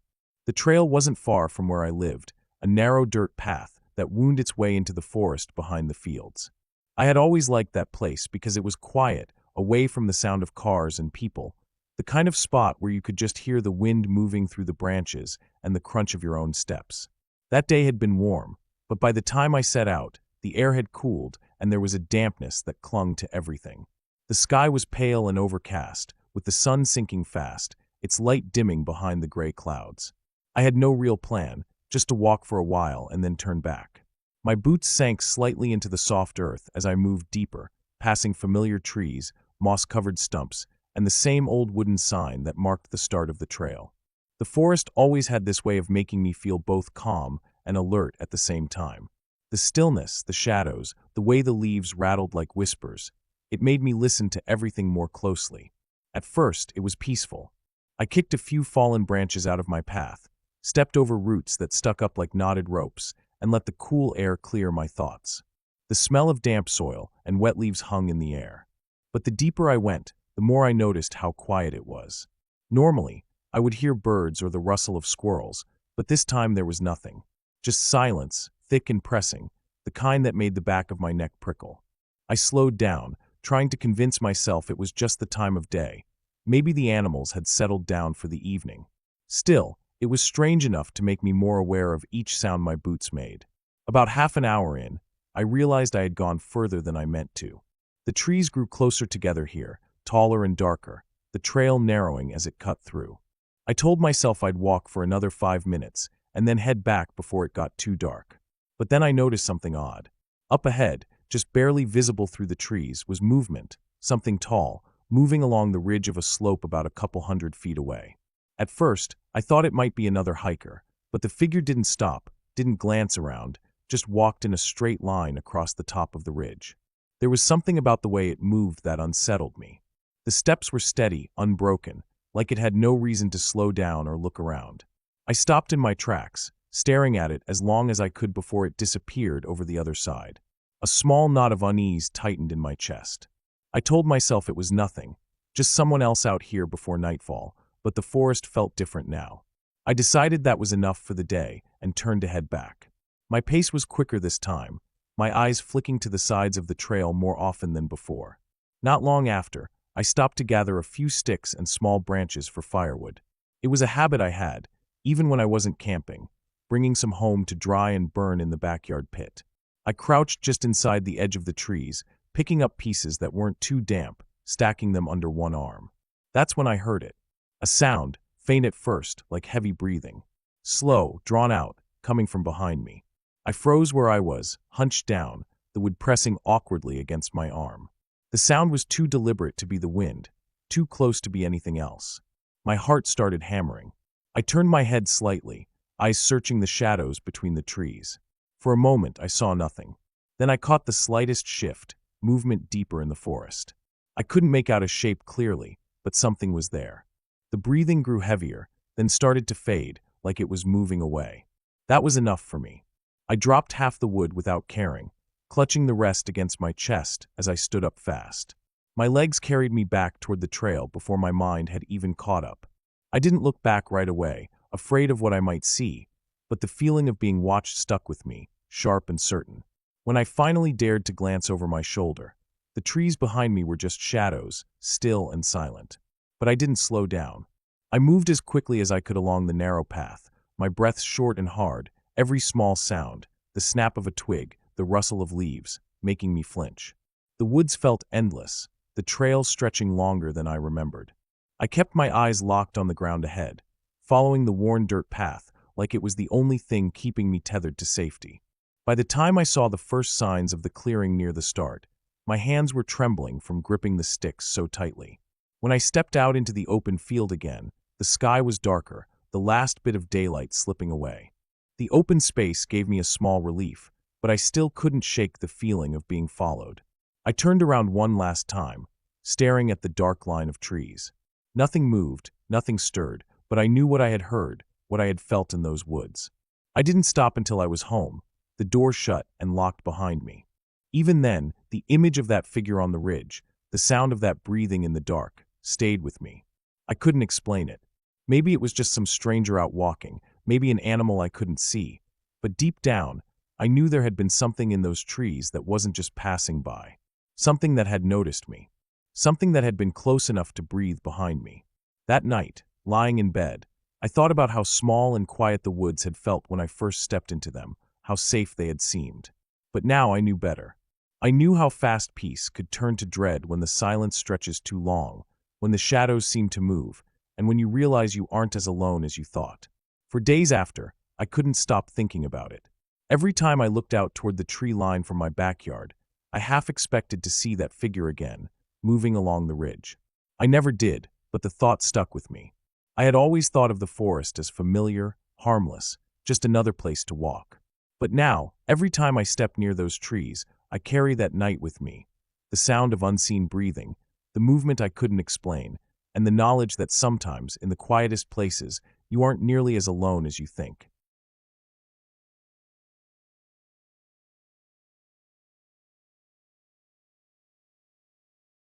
I had been looking forward to a quiet weekend away from everything, so I packed up my small camping gear and drove out to a piece of land I knew about, a stretch of field pressed right up against a forest that went on for miles.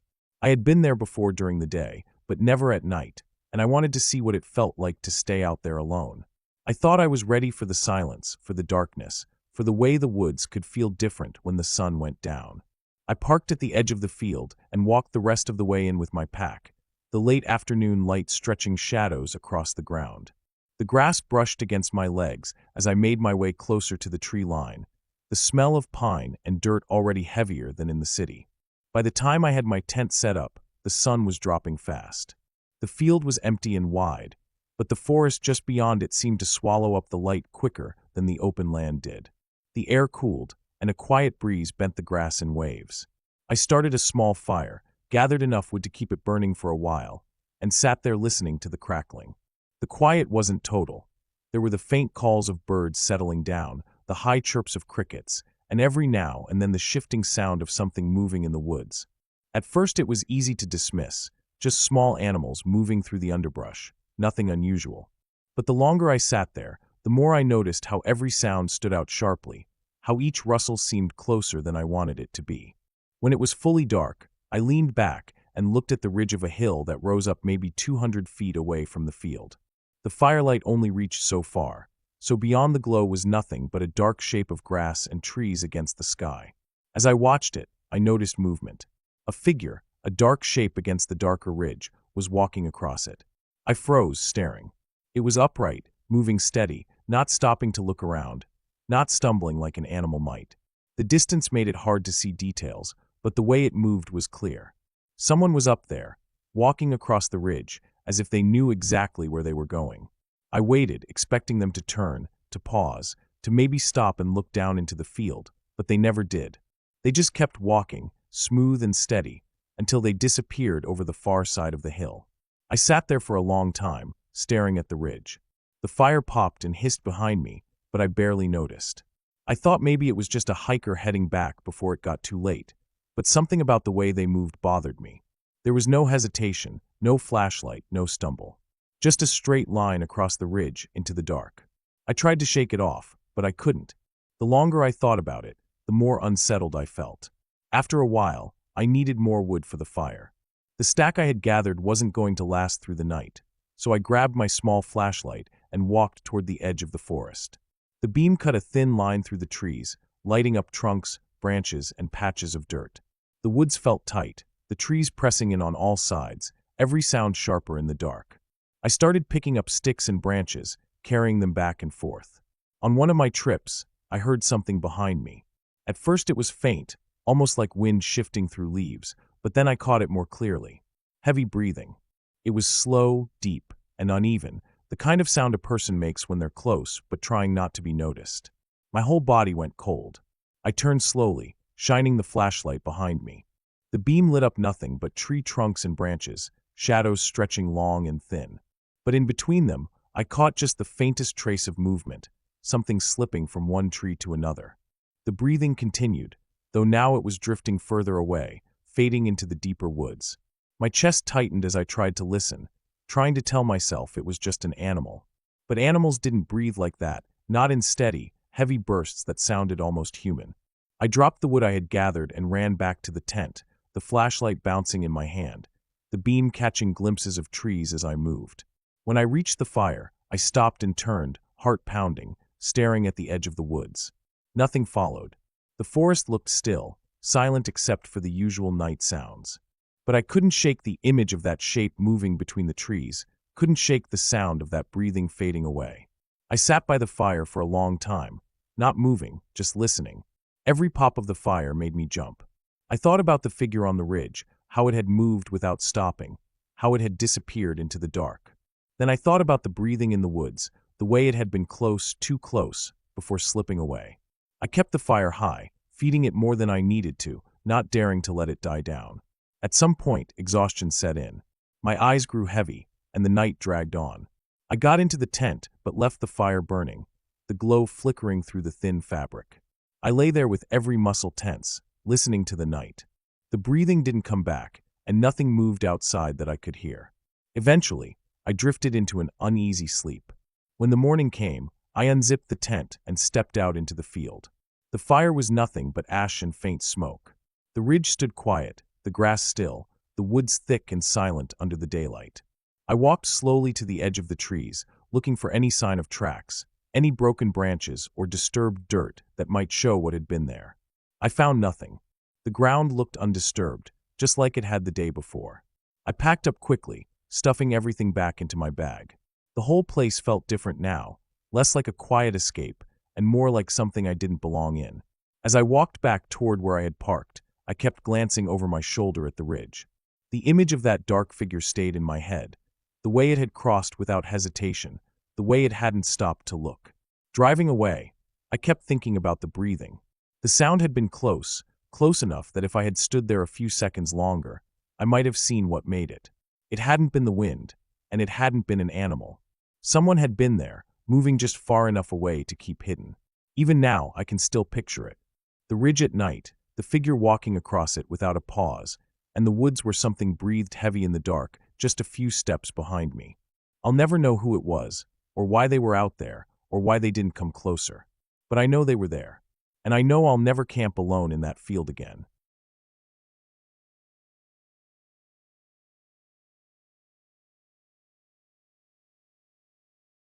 It started as a normal weekend trip, the kind of plan that comes together on short notice and feels casual, almost careless, like nothing bad could come from it.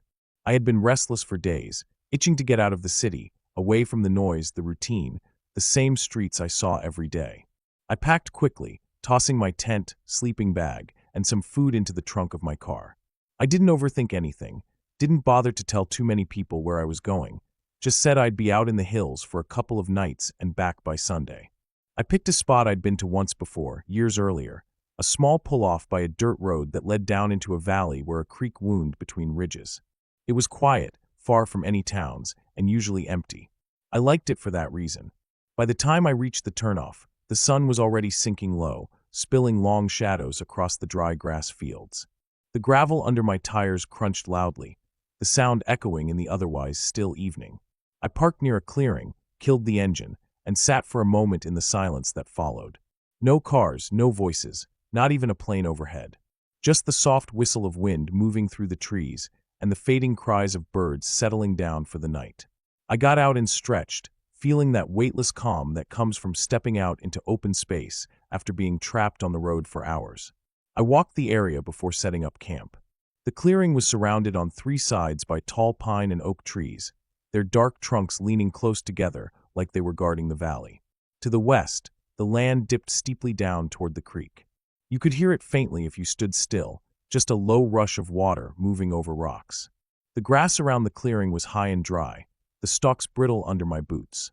A few old fire rings were scattered near the treeline, blackened circles of ash from whoever had camped here before.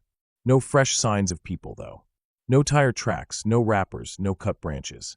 It felt untouched, the kind of quiet that makes you aware of how alone you really are. I pitched my tent near the edge of the trees, just far enough in to feel sheltered, but still open to the clearing.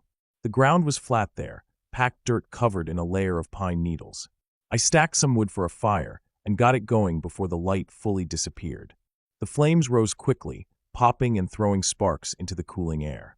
I heated up a simple meal, ate, and leaned back against my pack, watching the last strip of sunset fade from pink to gray. The sky darkened slowly, the first stars pricking through above me. As the fire burned lower, the night settled and heavier. The sounds of the forest shifted, day creatures fading out, night creatures taking their place. Crickets chirped steadily. Somewhere far off, an owl hooted. I felt comfortable, but also a little on edge, that natural awareness you get when you're alone in the woods and every crack of a branch sounds bigger than it probably is. I tried to ignore it, telling myself it was just the usual noise of the night. I finally crawled into the tent and zipped myself in. The air inside was warm from the fire's leftover heat. I lay there, listening to the fabric ripple faintly with the breeze. I must have drifted off at some point, but I woke suddenly, unsure what had stirred me. The fire had burned almost all the way down, just a faint orange glow outside. The crickets had stopped. It was the silence that pulled me fully awake. The kind of silence where you realize every living thing nearby has gone still. I stayed frozen, listening hard. At first, I heard nothing but the faint rush of the creek below. Then, a sound carried faintly up the slope, heavy, deliberate movement, like someone walking through brush. Slow, steady steps. They weren't far away. My heart jumped, pounding in my chest. I strained to figure out if it was just an animal. The weight of the steps didn't sound like a deer, which usually moved lighter and faster. This was heavier, dragging a little, crunching twigs as it moved. The sound circled, not directly toward me at first, but moving across the slope, then pausing, then shifting again. I held my breath, trying to convince myself it was nothing. Maybe a bear, maybe an elk. But the rhythm of it was wrong. Too even, too much like footsteps. Minutes stretched, each one dragging longer than the last. I heard another crack, closer this time, up near the ridge above the clearing. My skin prickled. I unzipped the tent slowly, just enough to peek out. The fire had died completely now, leaving only faint white smoke. The clearing was dim, lit only by the stars and a thin slice of moon. I couldn't see anyone, but I swore I felt movement at the edge of the trees. I slipped fully out, moving as quietly as I could. I stood still, scanning the shadows, but nothing shifted. Then, from the opposite side of the clearing, another branch snapped. It was farther than I thought, like whoever, or whatever it was, had circled me completely. My stomach twisted. I wanted to call out, but my throat felt locked. Instead, I crouched near the dying fire, reaching for a long piece of wood and poking it at the embers until flames licked up again. The light pushed the darkness back a little, but it didn't make me feel safer. The noises faded after that. No more steps. No more cracks. Just the slow return of crickets. I tried to stay awake, sitting by the fire, watching the trees, but exhaustion pulled me under again. I told myself I was imagining it, that tiredness was making me jumpy. The next morning, I woke stiff and groggy, but the clearing was quiet and normal again. Sunlight streamed through the trees. Birds were calling. I convinced myself it had been nothing, just the mind playing tricks in the dark. I shook off the unease, made breakfast, and decided to hike down to the creek for water. The trail sloped steeply, loose dirt and rocks sliding under my boots. The creek was clearer and faster than I remembered, sunlight flashing off the surface. I filled my bottles, then sat for a while, listening to the water. When I finally started back up, I noticed something in the dirt along the trail. A print. At first, I thought it was just an animal track, but the longer I looked, the less certain I was. It wasn't clear, the edges smeared, but it was long, almost like a boot had pressed down into the soil. I told myself hikers used the trail too, though I hadn't seen anyone. I pushed the thought aside and returned to camp, but the unease lingered. I kept glancing at the tree-line, expecting movement. Nothing came, but I couldn't shake the thought that someone had been out there. By the second night, I was more alert. I built the fire bigger, stacked more wood within reach. I set my flashlight by my side. When I finally climbed into the tent, I left the zipper halfway open so I could look out. It didn't take long. Sometime past midnight, the noises returned. Soft at first, then clearer. Steps again, heavier than any deer or small animal. My body went cold. The steps moved slowly around the clearing, just at the edge of the firelight. I strained to see, but every time I thought I caught movement, it vanished into shadow. The steps stopped for long stretches, then started again from a different angle. It was like someone was pacing the perimeter, circling me, watching. I didn't sleep. I sat there in the tent, gripping the flashlight, listening, waiting.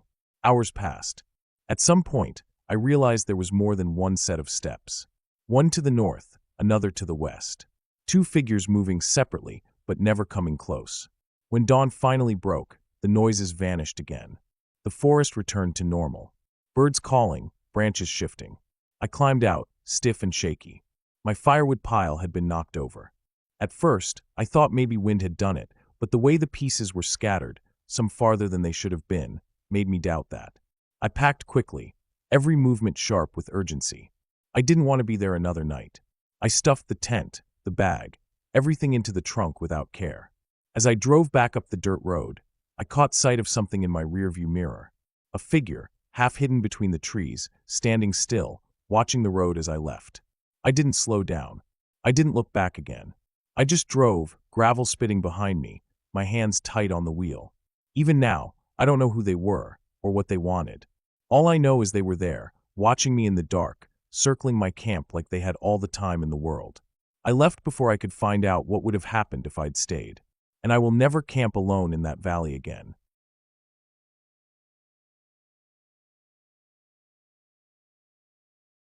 I had been planning the trip for weeks, telling myself I needed to get away from the noise of the city. The idea of being out in nature always sounded peaceful when I sat in my apartment, surrounded by traffic sounds and neighbors' televisions bleeding through the walls. I picked a place far enough from the main road that I wouldn't hear cars, but close enough that I could still walk back if anything went wrong. It was a flat clearing tucked against a dense stretch of woods, the kind of spot that felt quiet the second you stepped into it. The day I left, the weather was mild, clear skies with a faint breeze. I packed what I thought I'd need: tent, sleeping bag, a small stove, food for 2 days, flashlight, spare batteries, and my old hunting knife I never really used. It wasn't meant to be some survivalist thing, just a couple nights away where I could hear my own thoughts without someone else's noise pressing into me. When I first got there, the place felt perfect. The clearing opened up enough to let the sunlight pour in. but the forest line wrapped tight around three sides like a dark wall. The grass was tall but patchy, flattened in spots from deer, or maybe people passing through long before me. I set my tent closer to the edge, telling myself it would give me shade when the sun moved lower. The first day passed quietly. I collected some wood, started a small fire, and just sat, letting my eyes wander across the treeline. The silence was heavier than I expected. I thought I would hear birds or insects all the time, but there were long stretches where it was nothing but the faint rustle of wind in leaves. Every now and then, a crow cut through the stillness with a sharp caw, and the sound felt almost too loud for the space. By the time the sun began to sink, I felt calm. The air cooled, the fire crackled, and I stretched out on my camp chair, watching the sky fade to deep orange and then blue. The woods darkened quick, shadows spreading until the tree line became one thick black wall. I ate my dinner, canned beans and bread, slowly, not in a rush to do anything. When night fell completely, I noticed how different the clearing felt. The space that had felt wide and open during the day now seemed small, pressed in by the darkness of the forest. My firelight reached only a short distance, casting shapes that twitched and shifted with every flicker. I thought about the distance back to the road and realized it was farther than I remembered. The idea of walking it at night felt impossible, so I shoved the thought away. I was sitting there, staring at the fire, when I caught movement up on the ridge past the clearing. It was about 200 feet away, a rise that caught the moonlight just enough to outline it. At first I thought it was a trick of my eyes, but then I saw the shape again, something moving steady along the top. It didn't stop, didn't turn, just crossed smooth and slow until it dipped out of sight. I told myself it had to be a deer. That was the easiest answer. A lone deer slipping across the ridge, nothing unusual. But the longer I sat there, the more I realized how upright it had looked. I replayed it in my head, the way it moved, not like something on four legs. It had walked straight across, arms hanging, head forward, the way a person would. My stomach tightened. I stood up, staring at the ridge until my eyes burned from not blinking. Nothing moved again. The woods stayed quiet. No sound of brush snapping, no voice calling out, just the fire popping behind me. After a while, I forced myself to sit back down, telling myself again and again that it was nothing. The night dragged on, heavy and slow. I went into my tent finally, zipped it closed, and lay there listening. Every sound felt sharper than it should have. The wind pressing against the nylon, the crackle of the dying fire, even the faint sound of my own breathing filled the small space. Sleep came in broken pieces, light and restless. The next morning, the sun felt like a relief. Everything looked normal again. The ridge was empty, the woods calm, the fire nothing but ash. I tried to laugh at myself for how tense I had been, shaking my head at how quickly my brain went to the worst ideas in the dark. I spent the morning gathering wood deeper into the forest, carrying back armfuls until I had a solid pile for the night. Around midday, I boiled water, ate some noodles, and stretched out on the grass, trying to let the sun warm the nerves out of me. It wasn't until late afternoon that the feeling came back. I was maybe 30 yards inside the treeline, hunting for branches, when I heard it breathing. It was faint at first, so faint I thought it was me, but then it grew clearer, heavier. A steady, thick sound, like someone standing just behind me. I froze, my arms full of sticks, ears straining. The sound was close, too close. I turned my head quick, scanning the trees, but I didn't see anyone, just trunks and shadows. The breathing shifted, softer now, like it was pulling back. My chest tightened, and I dropped half the sticks as I backed away, eyes darting. I swear I saw movement, something slipping between two trees farther off. Not a shape I could make out, just the faint shift of something large enough to disturb the space. The breathing followed, distant now, moving away. Panic shot through me. I dropped the rest of the sticks and ran, my legs crashing through brush until I broke out of the treeline into the clearing. My chest burned, my breath short, but I didn't stop until I was at my tent. I stood there, staring at the forest, waiting to see something step out. Nothing did. The woods stood still, quiet as before. I stayed close to camp the rest of the day. My knife clipped at my side, though I knew it wouldn't matter much if someone really was out there. I couldn't shake the thought that maybe it was the same figure I had seen the night before, circling closer this time, letting me know I wasn't alone. When darkness came again, it felt heavier than before. I built my fire larger, piling wood high, trying to push back the shadows. Every flicker seemed to stretch strange, bending the clearing into a different shape. My eyes locked on the ridge again, waiting for movement. Hours passed, but nothing came. I sat stiff in my chair, gripping the flashlight, ears tuned for the sound of breathing again. My fire burned down slow, the wood collapsing into glowing coals. My nerves didn't ease until the sky began to pale, the sun pushing back the night. By the time I packed up the next morning, I felt hollow. I hadn't come out here to feel hunted. I folded the tent fast, shoved everything into my bag, and doused the fire until the ground was black and steaming. I didn't look back at the ridge. I didn't step into the woods for more sticks. I just left, walking fast, almost jogging until I hit the dirt road again. When I finally reached my car, I locked the doors before I even set my pack down. My chest ached from how hard my heart had been pounding the whole way back. Sitting behind the wheel, I realized I never really saw who or what it was. I never got a clear look, just shapes, sounds, and that figure against the ridge. But the fear felt real, real enough that I knew I'd never camp there again. Driving home, the forest faded behind me, but the weight stayed.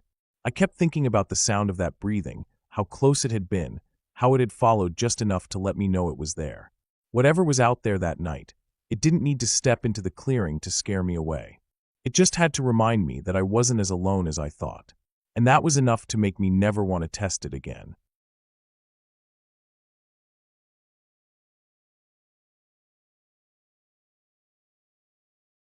I had always liked being outdoors, but there are times when being too far away from people makes you realize how fragile you really are. That night still plays in my mind like it happened yesterday. I had gone camping by myself, out on the edge of a large patch of woods that stretched further than I could see in daylight. I had chosen the place because it was quiet, open enough for a tent and a small fire, and just far enough from the road that I wouldn't hear passing cars. I wanted peace, but what I found instead was something else entirely. The first part of the day had been calm. I set up my tent in the late afternoon, spread out my sleeping bag, stacked the firewood I had collected earlier, and ate some food I had packed in my bag. The weather was cool, dry, and there was no wind. Everything seemed perfect. The open field I camped in ran right up to the line of trees, and I remember thinking how dark those woods would get once the sun dropped. During the last bit of daylight, I walked a little into the forest to gather some extra branches and sticks. The deeper I went, the quieter it got, as if the trees swallowed up all the sound. Even my footsteps felt muffled by the thick carpet of old leaves and pine needles. I didn't stay long inside. Something about the silence pressed against my ears, and I hurried back out into the open where I could see the sky again. As evening came, I lit my fire. The crackling wood and the orange glow made me feel secure, like the flames themselves pushed back the emptiness of the night. Still, once the last bit of sunlight slipped behind the horizon, the trees changed. They weren't just trees anymore. The wall of branches and shadows turned into a black barrier, hiding everything that might be inside. I sat close to the fire, warming my hands, watching sparks float up and vanish. I tried not to look too much at the woods.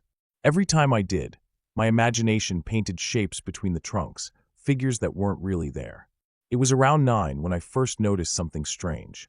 At the top of the ridge across the field, a figure moved.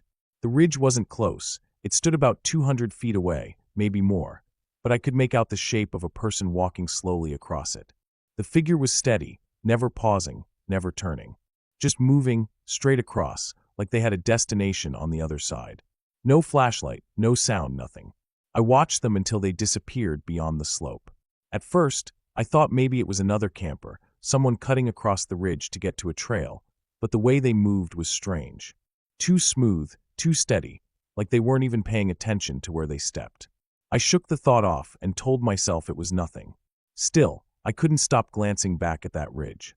The fire popped and hissed, the field around me glowed faintly in its light, but that dark line of trees and the empty hill stayed in my mind. I ate a little more food and tried to distract myself by staring at the flames, but my ears were tuned to the night now. I could hear everything: the chirp of insects, the distant hoot of an owl, the crack of a branch far off in the forest.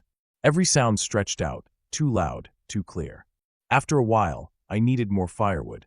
I knew I had to step back into the forest. I grabbed my flashlight and walked toward the tree line. The air grew cooler under the branches, the smell of damp earth strong. My light cut a thin path through the trees, but beyond it everything was pitch black. I bent down and picked up fallen limbs, stacking them in my arm. That's when I heard it. Breathing. It wasn't mine. It was heavy, labored, like someone standing not far behind me, dragging air in and out of their lungs. My chest tightened instantly. I froze, listening. The sound didn't stop. Slow, steady breaths. I swung the flashlight around, pointing it between the trunks, but all I caught were broken branches and tangled brush. No clear shape, nothing solid. But there was movement, the faintest shift, like something sliding behind one of the trees. The breathing grew softer, fading away like whoever it was had turned and walked deeper into the forest. My heart pounded so hard I thought I'd drop the wood. I didn't wait to find out more. I turned, clutching the sticks, and hurried back to camp as fast as I could without running. My fire looked like salvation when it came back into view, the orange glow against the black field. I threw the wood down and sat close, staring at the woods. For the next hour, I couldn't shake the sound of that breathing. It had been too close, too real. I kept telling myself it was an animal, maybe a deer, maybe even a bear moving through the trees. But animals don't breathe like that. That had been human, deep, almost tired breathing, like someone who had followed me and then decided to walk away. The night dragged on. I tried lying down in my tent, but every rustle outside made my skin crawl. I stayed awake, listening, waiting. I thought about the figure on the ridge. I thought about that sound in the woods. My mind twisted the two together, building images I didn't want. At some point, I must have dozed off, because the next thing I remember was waking up to silence. No insects, no owl, no crackle of the fire. Just silence. I unzipped the tent slowly and peeked out. The fire had burned down to embers, glowing faintly in the ash. The air felt colder, heavier, as if the whole field was holding its breath. I scanned the tree line. Nothing. Then from the ridge, a sound. Not footsteps, not breathing this time, but the faint crunch of rocks, as if someone shifted their weight up there. I stared at the dark line, my heart thudding in my throat. The ridge was empty as far as I could see, but I knew I hadn't imagined the sound. I didn't sleep again that night. I sat with my knife in my lap, staring at the trees, waiting for morning. When the sun finally started to rise, the world felt alive again. Birds sang, insects buzzed, the frost softened in the light. The fear drained away with the darkness, but the memory of it stayed. Packing up, I walked to the edge of the forest where I had collected firewood. I looked for tracks, for any sign of who or what had been there. The ground was disturbed, leaves pushed aside, but nothing clear. Just the impression of weight, too heavy for a deer, too wide for one person. As I followed it a little deeper, I found what chilled me most.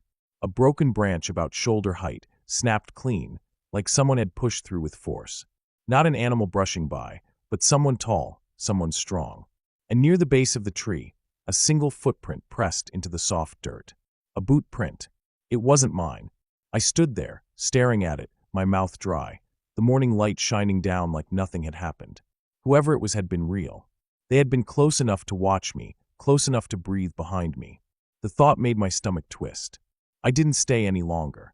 I stuffed my things into my bag, kicked dirt over the fire pit, and left. As I walked back toward the road, I didn't look back at the ridge, didn't look at the trees. But I could feel it, the weight of eyes that had maybe been on me the whole time. When I finally reached the road and saw my car, relief washed over me like a wave. I started the engine and drove, gripping the wheel tighter than I needed to. The whole way back, I kept checking the mirror, half expecting to see someone walking along the roadside, keeping pace. Even now, I can still hear that breathing when I close my eyes. Heavy, slow, steady. Whoever was out there never showed themselves, never made a move toward me, but they didn't have to. The silence, the sound, the footprint, those were enough. It reminded me how easily someone can watch you without you knowing, how quickly safety can turn into danger in a place so empty. And the worst part is I'll never know what they wanted, or why they didn't step closer when they had the chance. That question keeps me awake, sometimes more than the memory itself. It's the not knowing that makes it impossible to forget.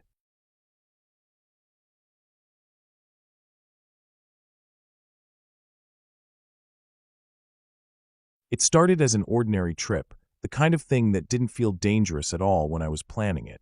I had been wanting some time alone away from the noise of everything, and the idea of a long hike into the backwoods had been pulling at me for weeks. I packed everything I thought I'd need: a tent, sleeping bag, food supplies, water bottles, matches, a flashlight, extra batteries, a knife, and a small first aid kit. It all seemed enough. I had been camping before, but never this far away from towns and roads. That was part of the appeal. I wanted silence, the kind of silence where you can hear your own heartbeat at night. The trail started clear and wide, worn down by others who had walked it before. I followed it for miles, the crunch of dirt and gravel under my boots mixing with the occasional snap of twigs when I misstepped. The forest pressed in on both sides, tall pines rising up and blocking most of the sky, letting through only scattered patches of blue. The smell of pine needles was heavy in the air, earthy and sharp, and every now and then I caught the sound of a bird or the rustle of something moving low through the underbrush. I told myself it was squirrels or rabbits, nothing more. By the time the sun had lowered enough that shadows began to stretch long across the ground, I had reached a small clearing where the trees pulled back into a rough oval of open space.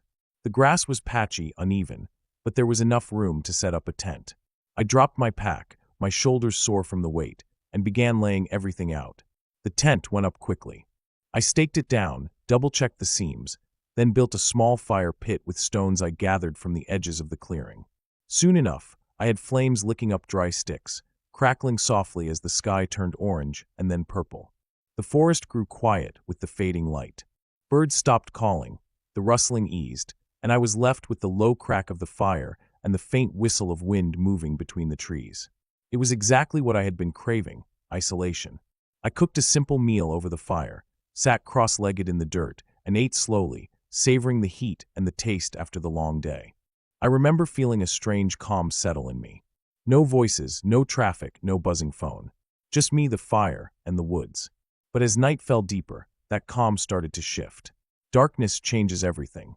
When the last glow drained from the sky, and the trees became nothing more than black walls pressing close, I realized how alone I really was. The clearing, which had seemed so open during the day, now felt like a trap. The firelight only pushed back the dark in a small circle. Beyond that, the woods were impenetrable, heavy, and silent. I found myself staring into that blackness, imagining shapes shifting between the trees, movements that I couldn't confirm. The silence broke once in a while. A stick snapped somewhere off in the distance, the sound sharp, almost deliberate. I froze every time, waiting, listening, but nothing followed. I told myself animals move at night. Deer, raccoons, maybe even a coyote. Still, I felt my body tense each time, my chest tight, my ears straining for the next sound. I crawled into the tent when the fire died low. I left a few embers burning, their faint glow visible through the fabric of the tent wall. Inside, it was stuffy but safe. I zipped the flap closed, slid into my sleeping bag, and tried to focus on breathing steady. Sleep didn't come easily. Every crunch outside, every shifting breeze against the tent, had me opening my eyes and staring at the fabric inches from my face. Hours seemed to crawl by, the night endless. Sometime past midnight, I heard it. Not just the crack of a branch, but heavy movement, closer than before. Leaves rustled, and then there was the sound of something stepping down hard enough that I felt the faintest vibration through the ground. I held my breath, my whole body frozen inside the sleeping bag. My ears picked up the rhythm. Step, pause. Slow, heavy. Not the quick scurry of an animal, not the light hopping of deer. Something bigger. I wanted to unzip the flap just a little, to peek out, but fear kept me pinned. I pictured shining eyes catching the last glow of the embers, some shape standing there at the edge of the clearing waiting. My mind went in every direction at once. A bear? A mountain lion? A person? Each idea made my chest tighten more. The steps stopped. For a long stretch of time, there was nothing. Just silence, thick and pressing, like the forest itself was holding its breath. I finally convinced myself it had been nothing, maybe just my imagination amplifying distant sounds. My muscles eased slightly, enough that I almost drifted into sleep. Then the breathing started. It was faint at first, so soft I thought it was just my own breath echoing in my ears. But it grew steady, deep, and slow. It was not mine. It was outside the tent, close, so close that I swore if I pushed my hand against the fabric, I would touch whatever was there. The sound moved, shifting around one side of the tent, then stopping again. I lay perfectly still, every nerve screaming. My heartbeat was so loud I thought it would give me away. The breathing stayed there, low and drawn out, for what felt like forever. Then, as suddenly as it had come, it faded. I strained to follow it, but the sound grew fainter, until there was nothing but the soft hum of the forest night. I don't know how long I stayed awake after that, staring wide-eyed into the black of the tent. Eventually, exhaustion dragged me under. The morning light was a relief I can't explain. The sun pushed through the trees, and everything felt different. Safe again. I unzipped the tent, blinking against the brightness, and stepped out into the clearing. The fire pit was cold, the grass wet with dew. For a few minutes, I let myself believe I had just dreamed it all. My nerves had played tricks, feeding me sounds in the dark. But then I saw the ground. Just beyond the tent, the grass was bent and pressed down in uneven patches. Not just from me. These were wide, uneven impressions, heavier than a deer's tracks, not clean like the paw prints of a dog. They circled the tent loosely, moving from one side to the other, then trailing back into the trees. I crouched there, staring at them, my stomach tightening. I told myself again it had to be an animal. Maybe a bear had wandered through, curious about the smell of food. That had to be it. But the weight of those steps in the night, the rhythm of them, and the slow, deliberate breathing, I couldn't shake it. I packed up quickly, my hands clumsy as I shoved everything back into my bag. I didn't even bother with breakfast. I just wanted to be moving, to put distance between myself and that clearing. The trail back felt longer than it had on the way in. Every sound made me turn my head, my eyes scanning the trees for movement. Once I thought I caught sight of something, a flash of dark between the trunks, low to the ground, but when I stopped and stared, there was nothing. By the time I finally reached the trailhead and saw the empty gravel lot where my car sat, I felt drained, my legs trembling. I threw my pack in the back, climbed into the driver's seat, and locked the doors before I even put the keys in the ignition. As I sat there, catching my breath, I looked back at the tree line one last time. The woods stood still, quiet, almost peaceful under the midday sun. But I knew what I had heard, what I had felt through the thin floor of the tent. Those weren't the sounds of a dream. Something had been there, close enough to breathe against the walls that separated me from it. Even now, thinking back, the detail that sticks with me most isn't the steps, or the tracks, or even the fear. It's the way the breathing slowed and deepened, as if whatever was out there wasn't just passing through. It was standing still, calm, like it had all the time in the world. And I still don't know if it was animal or human, but I know I won't camp alone again.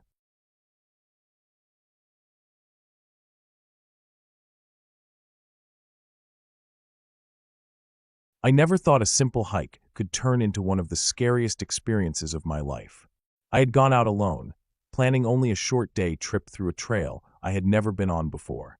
It wasn't a remote wilderness far from everything, at least not at first. It started near a small state park, the kind of place families go for picnics or couples walk together for an afternoon.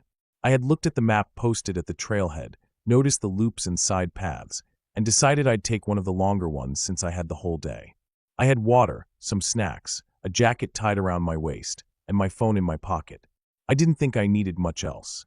The weather was mild, not too hot, not too cold, with enough sun to make the woods seem inviting. The first part of the hike was easy. The path was well-worn, with wooden signs pointing out the different routes. I passed a few people early on, dog walkers and joggers, but soon the trail split into a narrower section, and I noticed how quickly the noise of the main area faded away.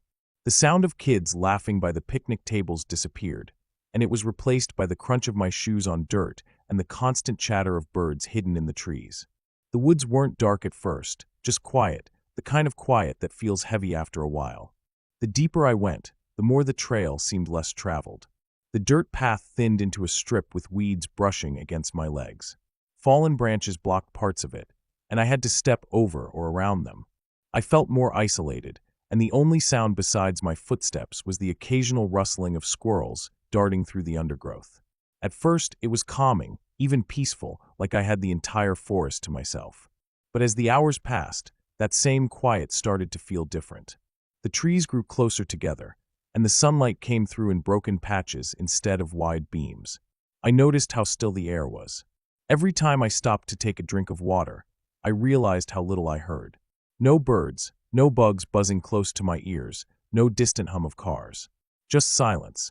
It felt unnatural, but I told myself it was probably just this section of the woods. I checked my phone for the time and the map. There was barely any signal, but the GPS worked enough to show a blue dot moving along the path. I thought I was fine. I thought I knew exactly where I was. That confidence didn't last long. At some point, the trail I was following forked into two. The signpost that should have been there was gone, broken off at the base, leaving only splinters sticking out of the dirt. I stared at the two paths. The one on the left sloped down slightly, the one on the right curved uphill. Both looked about the same. I told myself it didn't matter, that both would meet up again eventually. I chose the one on the left. That decision would haunt me for hours. The trail went downhill and grew muddier. My shoes slipped more than once, and the trees pressed so close together that the sunlight almost disappeared. I realized then how far I had gone without seeing another person. Not a jogger, not a hiker, not even an old fire ring that would prove someone had camped there. Just endless trees and the sound of my own breathing. I told myself not to worry, that the trail would circle back. But the deeper I went, the less it looked like a trail at all. Branches reached across the path, snagging at my jacket. Roots rose out of the ground like they wanted to trip me. The mud grew thicker, sticking to my shoes until they felt heavy. I stopped once to catch my breath, and that was when I heard it. It was faint at first, just a crunch, almost like another pair of footsteps behind me. I turned so fast that I nearly slipped, but there was nothing. Just the path, the trees, the silence. I held my breath, waiting, but the sound didn't repeat. I told myself it was probably just a branch falling, or maybe a deer moving away. Still, I felt exposed standing there, so I started walking again, faster this time. The woods only grew darker. It wasn't night yet, but the sun was lowering, and with the dense trees blocking most of the light, it felt like evening already. My sense of direction faltered. I tried to use my phone, but the GPS that had stopped moving, frozen in place. The map wouldn't refresh. I felt the first real stab of panic then, realizing how alone I was. The footsteps came again, this time closer. I spun around, heart pounding, and stared into the trees. Something shifted in the distance. It wasn't clear, just movement, a darker shadow among the trunks. My breath caught in my throat. It wasn't a deer. It was too tall, too upright.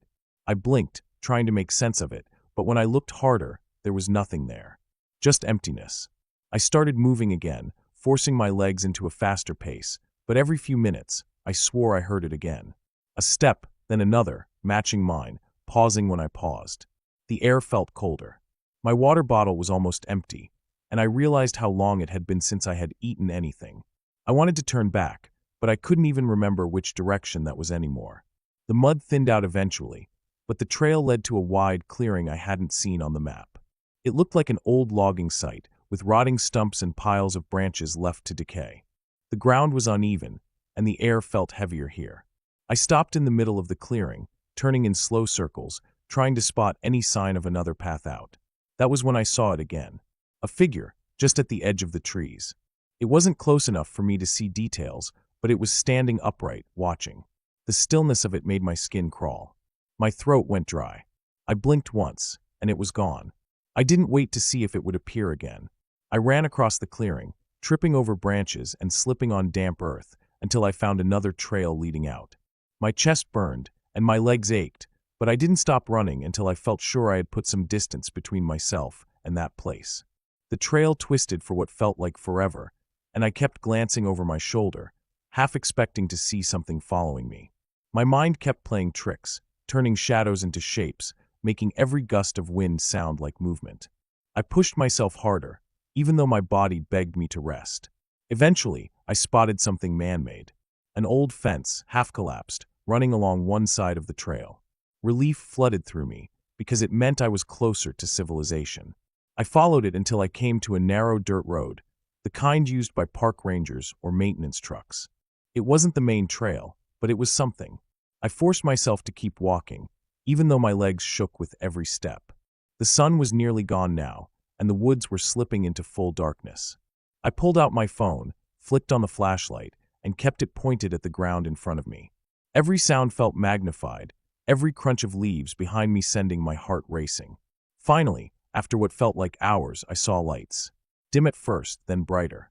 It was the parking lot where I had started that morning.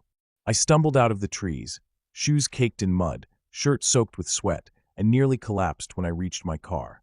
I sat there for a long time, gripping the steering wheel with shaking hands, staring at the tree line. I kept expecting to see something step out, to follow me all the way.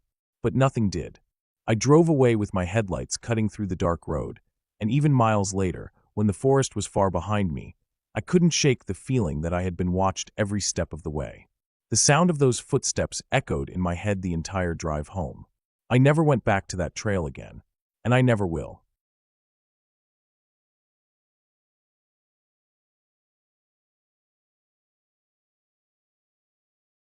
I woke up earlier than usual that morning, and the air felt heavier than it should have. It was summer, but the kind of summer morning where the sky looked pale and gray instead of bright and blue. I had planned the trip for weeks. I packed everything into my old backpack: water bottles, some snacks, a flashlight, a small first aid kit, and my folding knife. I told myself it was just a quick day hike, nothing serious, nothing dangerous. I had gone out alone many times before, and I knew the trails well enough. The trailhead was quiet when I got there. My car was the only one in the dirt lot, which I thought was odd. Normally there were a few other cars, especially on weekends. I checked the time. It was barely past 8 in the morning. Maybe I was just early. The silence had a weight to it, though, like the woods were holding their breath. The forest spread out in front of me, thick and dark even though the sun was already up. The first stretch of the trail was easy. The dirt was firm, still damp from the rain the night before.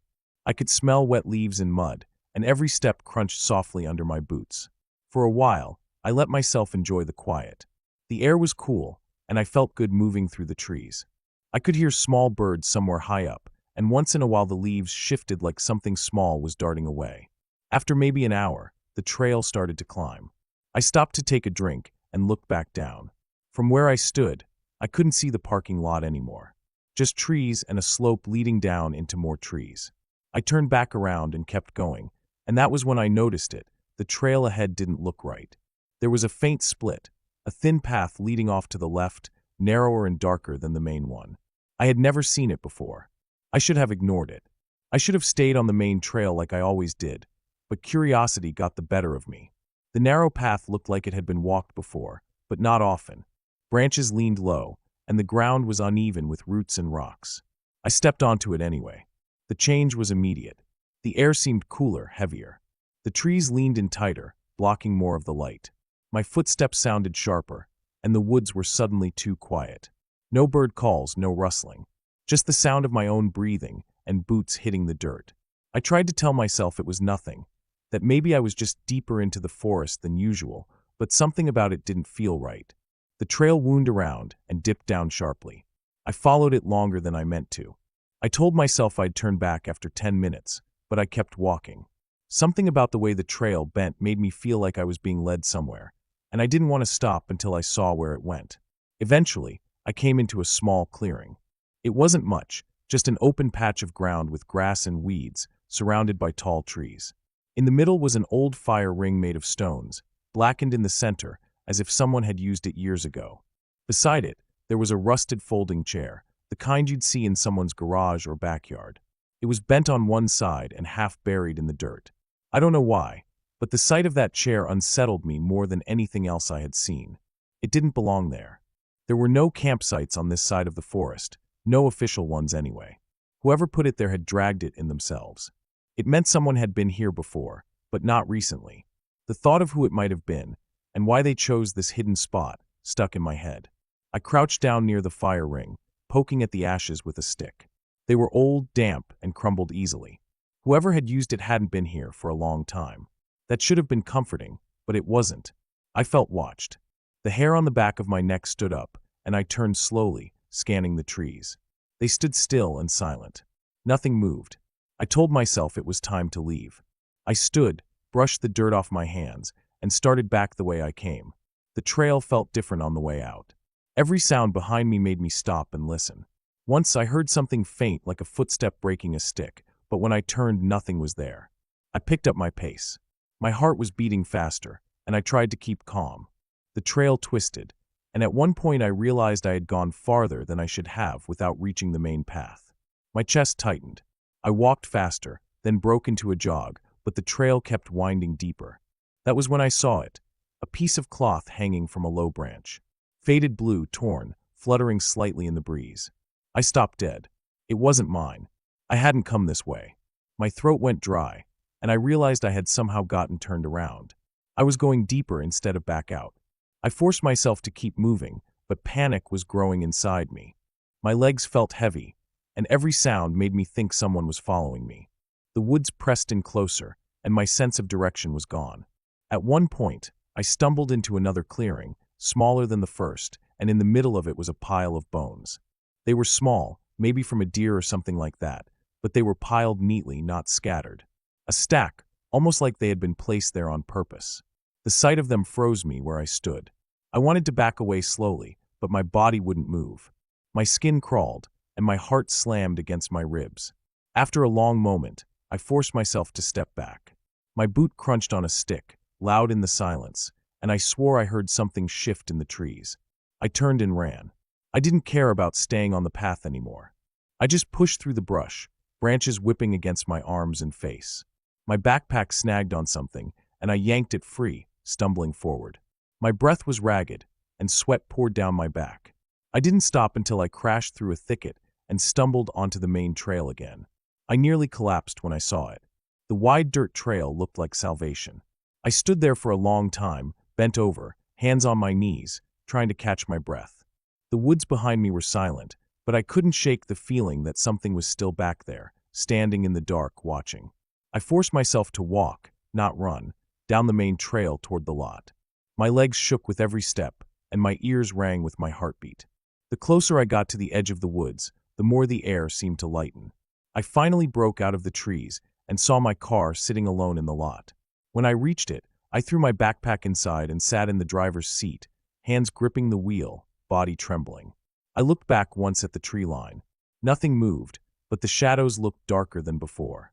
I started the car and drove out of there, and I didn't look back again. Even as the road curved away and the forest disappeared behind me, the weight of it stayed in my chest. I knew I had walked into something I shouldn't have. The chair, the ashes, the cloth, the pile of bones, it all meant something. Someone had been there, and maybe they still were. For days after, I couldn't stop thinking about it.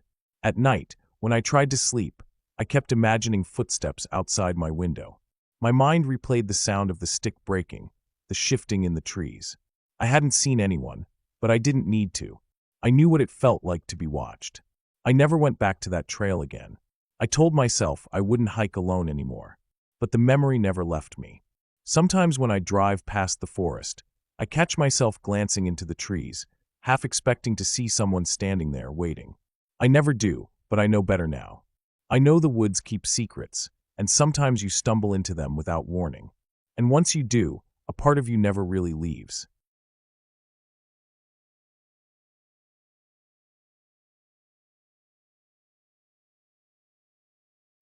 I remember the first time I realized how quickly a calm day could turn into something that grips your entire body with fear. I was out on a weekend hike alone in a remote forested area I had been wanting to explore for months. The trail was supposed to be easy, mostly flat with small inclines, winding through dense patches of oak and pine. The map showed a creek cutting through the middle of the trail, and I had planned to follow it for a while before looping back. I had packed lightly, just a small backpack with water, some snacks, a flashlight, a knife, and a first aid kit. I left my phone in the car. I wanted this to be a real escape from everything. At first, the forest was beautiful. The sunlight filtered through the leaves and scattered, golden patches on the ground, and I could hear birds calling to one another in the distance. The smell of damp earth and pine was strong, but comforting. I moved at a steady pace, stepping carefully over roots and small rocks that jutted out from the path. Every so often, I stopped to look around, noticing the way the light shifted and how the shadows grew longer as the sun climbed higher. The forest felt alive, and I felt entirely alone, but in a way that was calming rather than frightening. After a couple of hours, the trail led me to a small clearing near the creek. I could hear the water trickling over rocks, the sound sharp and clear in the quiet of the forest. I sat on a fallen log, took a sip of water, and rested. I had been hiking for nearly 3 hours, and the solitude was soothing. I closed my eyes for a moment and listened. There was the rush of the water, the rustling of leaves, and something else, something faint that I couldn't immediately identify. It sounded like a heavy, deliberate breathing, not a person's but something larger, more deliberate. I opened my eyes and scanned the clearing. There was nothing, no movement, no signs of any animal, at least not that I could see. I shrugged it off, telling myself it was the wind or maybe my imagination. I packed up and started following the creek, thinking the sound would disappear. It didn't. As I moved along the bank, the breathing grew more distinct. It wasn't constant, but it came in bursts, slow and deep, almost measured, like something was watching and deciding whether to move closer. My first instinct was to slow down, to take a careful look at my surroundings, but I also felt an edge of curiosity. The forest was thick, the trees close together, their trunks wide and covered in moss. Fallen branches crisscrossed the ground, making it uneven. I kept my flashlight in hand, even though it was only mid-afternoon, the canopy overhead making parts of the trail dim and shadowed. I reached a bend in the creek where the water pooled into a small, quiet pond. The air here felt heavier, more stagnant, and the shadows longer. I stopped again, crouching slightly to get a better look around. That's when I noticed the tracks, large, uneven, and not like any animal I had ever seen. They weren't bear tracks, nor were they deer or anything smaller. They were deep, pressing into the mud as if something heavy had been walking on two legs. My stomach turned cold, and I immediately thought about turning back, but the trail looped around the pond, and I wasn't sure which way was safer. The forest seemed different here, denser, quieter, and somehow sharper, like the air was alerting me to something I couldn't yet see. I decided to move slowly along the edge of the pond, keeping my flashlight sweeping over the trees and undergrowth. Every step made the twigs snap under my boots, and every snap echoed far too loudly. I could feel my pulse quicken. The breathing sound was closer now, unmistakably near, and each exhale was slow, heavy, deliberate. I tried to tell myself it was a deer or some other animal, but nothing moved, and the sound didn't come from where a normal animal would. My eyes darted around, searching for movement, but all I saw were shadows, long and jagged, moving in ways that made my chest tighten. Then I saw it, a figure, hunched slightly, moving between the trees on the other side of the pond. It didn't run, it didn't make a noise, but the way it moved was deliberate, purposeful, like it knew exactly where I was. I froze. My body refused to move. My mind raced, trying to think of what it could be. It was larger than a man, but its movements were human-like. I slowly reached into my backpack and touched the knife handle. Not to fight, but to feel like I had some control, some chance. The figure didn't approach the pond. It stayed just on the edge of the shadows, watching. I felt like I was being studied, measured, and I could feel my skin prickle with the awareness of its gaze. I backed away slowly, trying to put more distance between myself and whatever it was. I kept the knife in hand and the flashlight sweeping the forest, trying to keep it illuminated, trying to make it clear that I was aware. The breathing stopped for a moment. Then, a branch snapped far to my left. My head whipped in that direction, but there was nothing, only the thick brush and the dense trees. My instinct screamed at me to run, and I finally obeyed. My boots slipped on the muddy ground near the pond as I broke into a sprint, following the trail that led back the way I had come. The sound of my heartbeat filled my ears, but behind me, I could hear the breathing again, faint at first, then growing louder. It wasn't chasing in a direct line. It was moving through the forest, faster than it should have been able to, keeping pace without breaking into a full run. The trail twisted and turned, the trees pressing closer, the underbrush thickening. Every so often, I stumbled over roots, my flashlight swinging wildly, casting erratic beams of light across the forest. Shadows seemed to stretch and twist unnaturally in the movement, but I kept going, ignoring the cuts on my hands and legs from the branches. The sound of the breathing was everywhere, surrounding me, pressing in. It wasn't constant, it came and went, but every time it came, it was closer than I expected. After what felt like hours, but was only minutes, I broke into a small clearing where I had parked my car. Relief surged through me, but I didn't slow down. I fumbled with the keys, shaking, mud on my hands, my shirt torn. The figure was not in sight, but I didn't take a chance. I threw the door open, jumped in, and locked it instantly.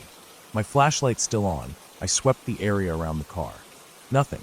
No movement, no shadows, no sound. Only the still forest, silent except for the distant trickle of the creek. I started the engine and drove off the trail, keeping my eyes on the rearview mirror, expecting to see something, anything following. The road back to the main highway was long, twisting through more forest, and every so often I would glimpse shadows at the edge of the trees, fleeting, disappearing before I could focus. My hands gripped the wheel so tightly my knuckles went white. My mind replayed every step I had taken, every sound, every flash of movement. I kept thinking about the tracks by the pond, about the breathing, about the way it had studied me without moving too close. Eventually, I reached the highway. The safety of other cars, of lights, of people, felt overwhelming. I kept driving for miles, refusing to stop until I reached a gas station in a small town, the kind with bright lights and open signs. I parked, leaving the engine running, and went inside to pay for gas and a bottle of water. I kept glancing out the windows, half expecting to see it standing outside, hidden in the shadows. But the lot was empty, the town quiet but normal. People walked past, oblivious, and I could hear cars and voices in the distance. By the time I returned to my car and drove the final stretch home, the fear had subsided into a deep, bone-deep tension, a kind of exhaustion that comes from being aware of something constantly and narrowly escaping it. I unpacked my backpack, cleaned the cuts and scratches, and sat down to try to calm my mind. I realized then that the forest hadn't changed. The trail hadn't changed. Nothing had. But something had followed me, something that moved with a silent intelligence, that knew exactly how to stalk without revealing itself until I was aware. I never went back to that trail. I researched the area and found nothing unusual, no warnings, no reports of dangerous animals or escaped exotic pets. But I know what I saw and heard. I know the way the figure moved, the way it observed me, the way the breathing seemed calculated, almost clinical. And I know that I got lucky, that I escaped. I know now that the forest holds more than beauty and calm. It holds something else, something patient, something aware, and I carry that memory with me every time I step into the woods. Every rustle of leaves, every snap of a twig, every shadow stretching in the fading light reminds me of that day, of how fragile the line between safety and danger can be, and how easy it is to be watched without ever seeing what's watching you. Even now, years later, I drive past forests and remember the creek, the pond, the tracks, and that slow, deliberate breathing that almost caught me. And I remember the way the sunlight played through the trees, almost mocking the fear I felt, hiding the shadow that moved just beyond my sight. I never hiked alone in the wild again. I never wanted to feel that uncertainty, that constant edge, that undeniable knowledge that something else is moving, waiting, and calculating every step you take. It changed the way I see the woods, the quiet, the stillness, the peace. Because peace can be an illusion, and the forest never forgets.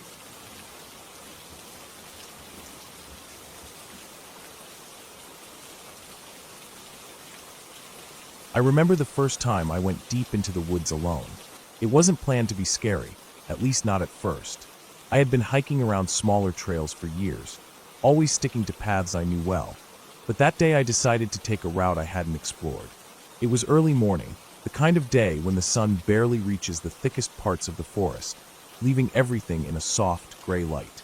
The air was damp and smelled faintly of wet leaves and moss. My pack was heavy with essentials: water, some snacks, a first aid kit, and a flashlight. I had no intention of staying overnight. It was just supposed to be a long walk. The trail started normal enough. I could hear birds in the distance and the wind moving through the trees. The path was narrow but clear, lined with ferns and fallen leaves. Every so often, I would hear the snap of a branch or the crunch of leaves behind me, but I assumed it was just animals or the wind. The deeper I went, the quieter it got. Birds stopped calling, the wind seemed to die down, and every little sound seemed louder than it should be. Even the sound of my own boots on the trail was deafening. I kept moving, telling myself I was imagining things. After a couple of hours, the path split. One fork seemed wider and flatter, the other narrower and descending into a thick grove of trees.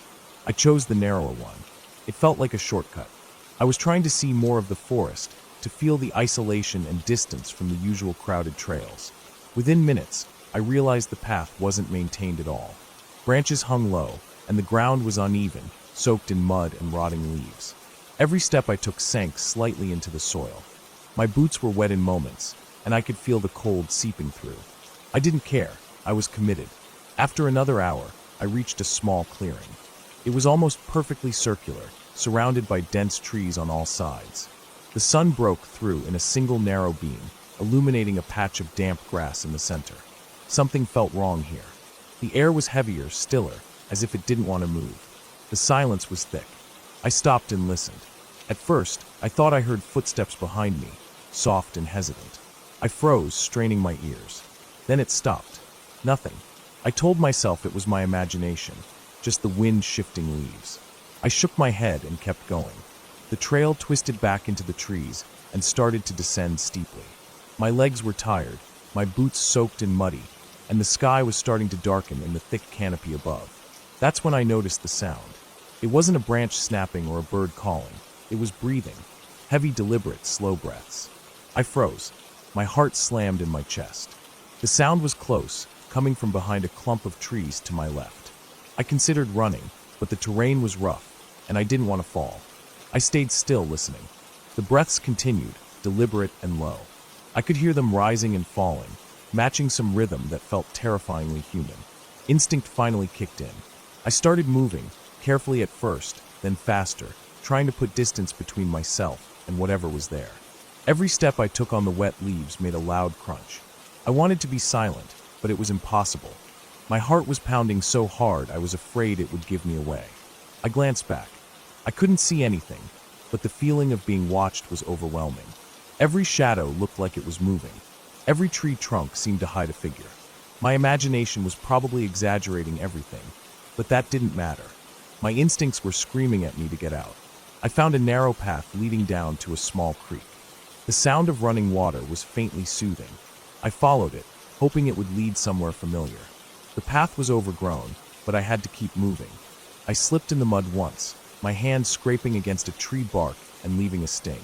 I wiped it quickly and kept going. The light was fading fast, and I realized I was far deeper in the forest than I had intended. The sense of isolation was suffocating. Every step forward felt like a gamble. Then I heard something else. Not breathing, not footsteps, but a low growl. It was muffled, coming from somewhere in the darkness beyond the creek.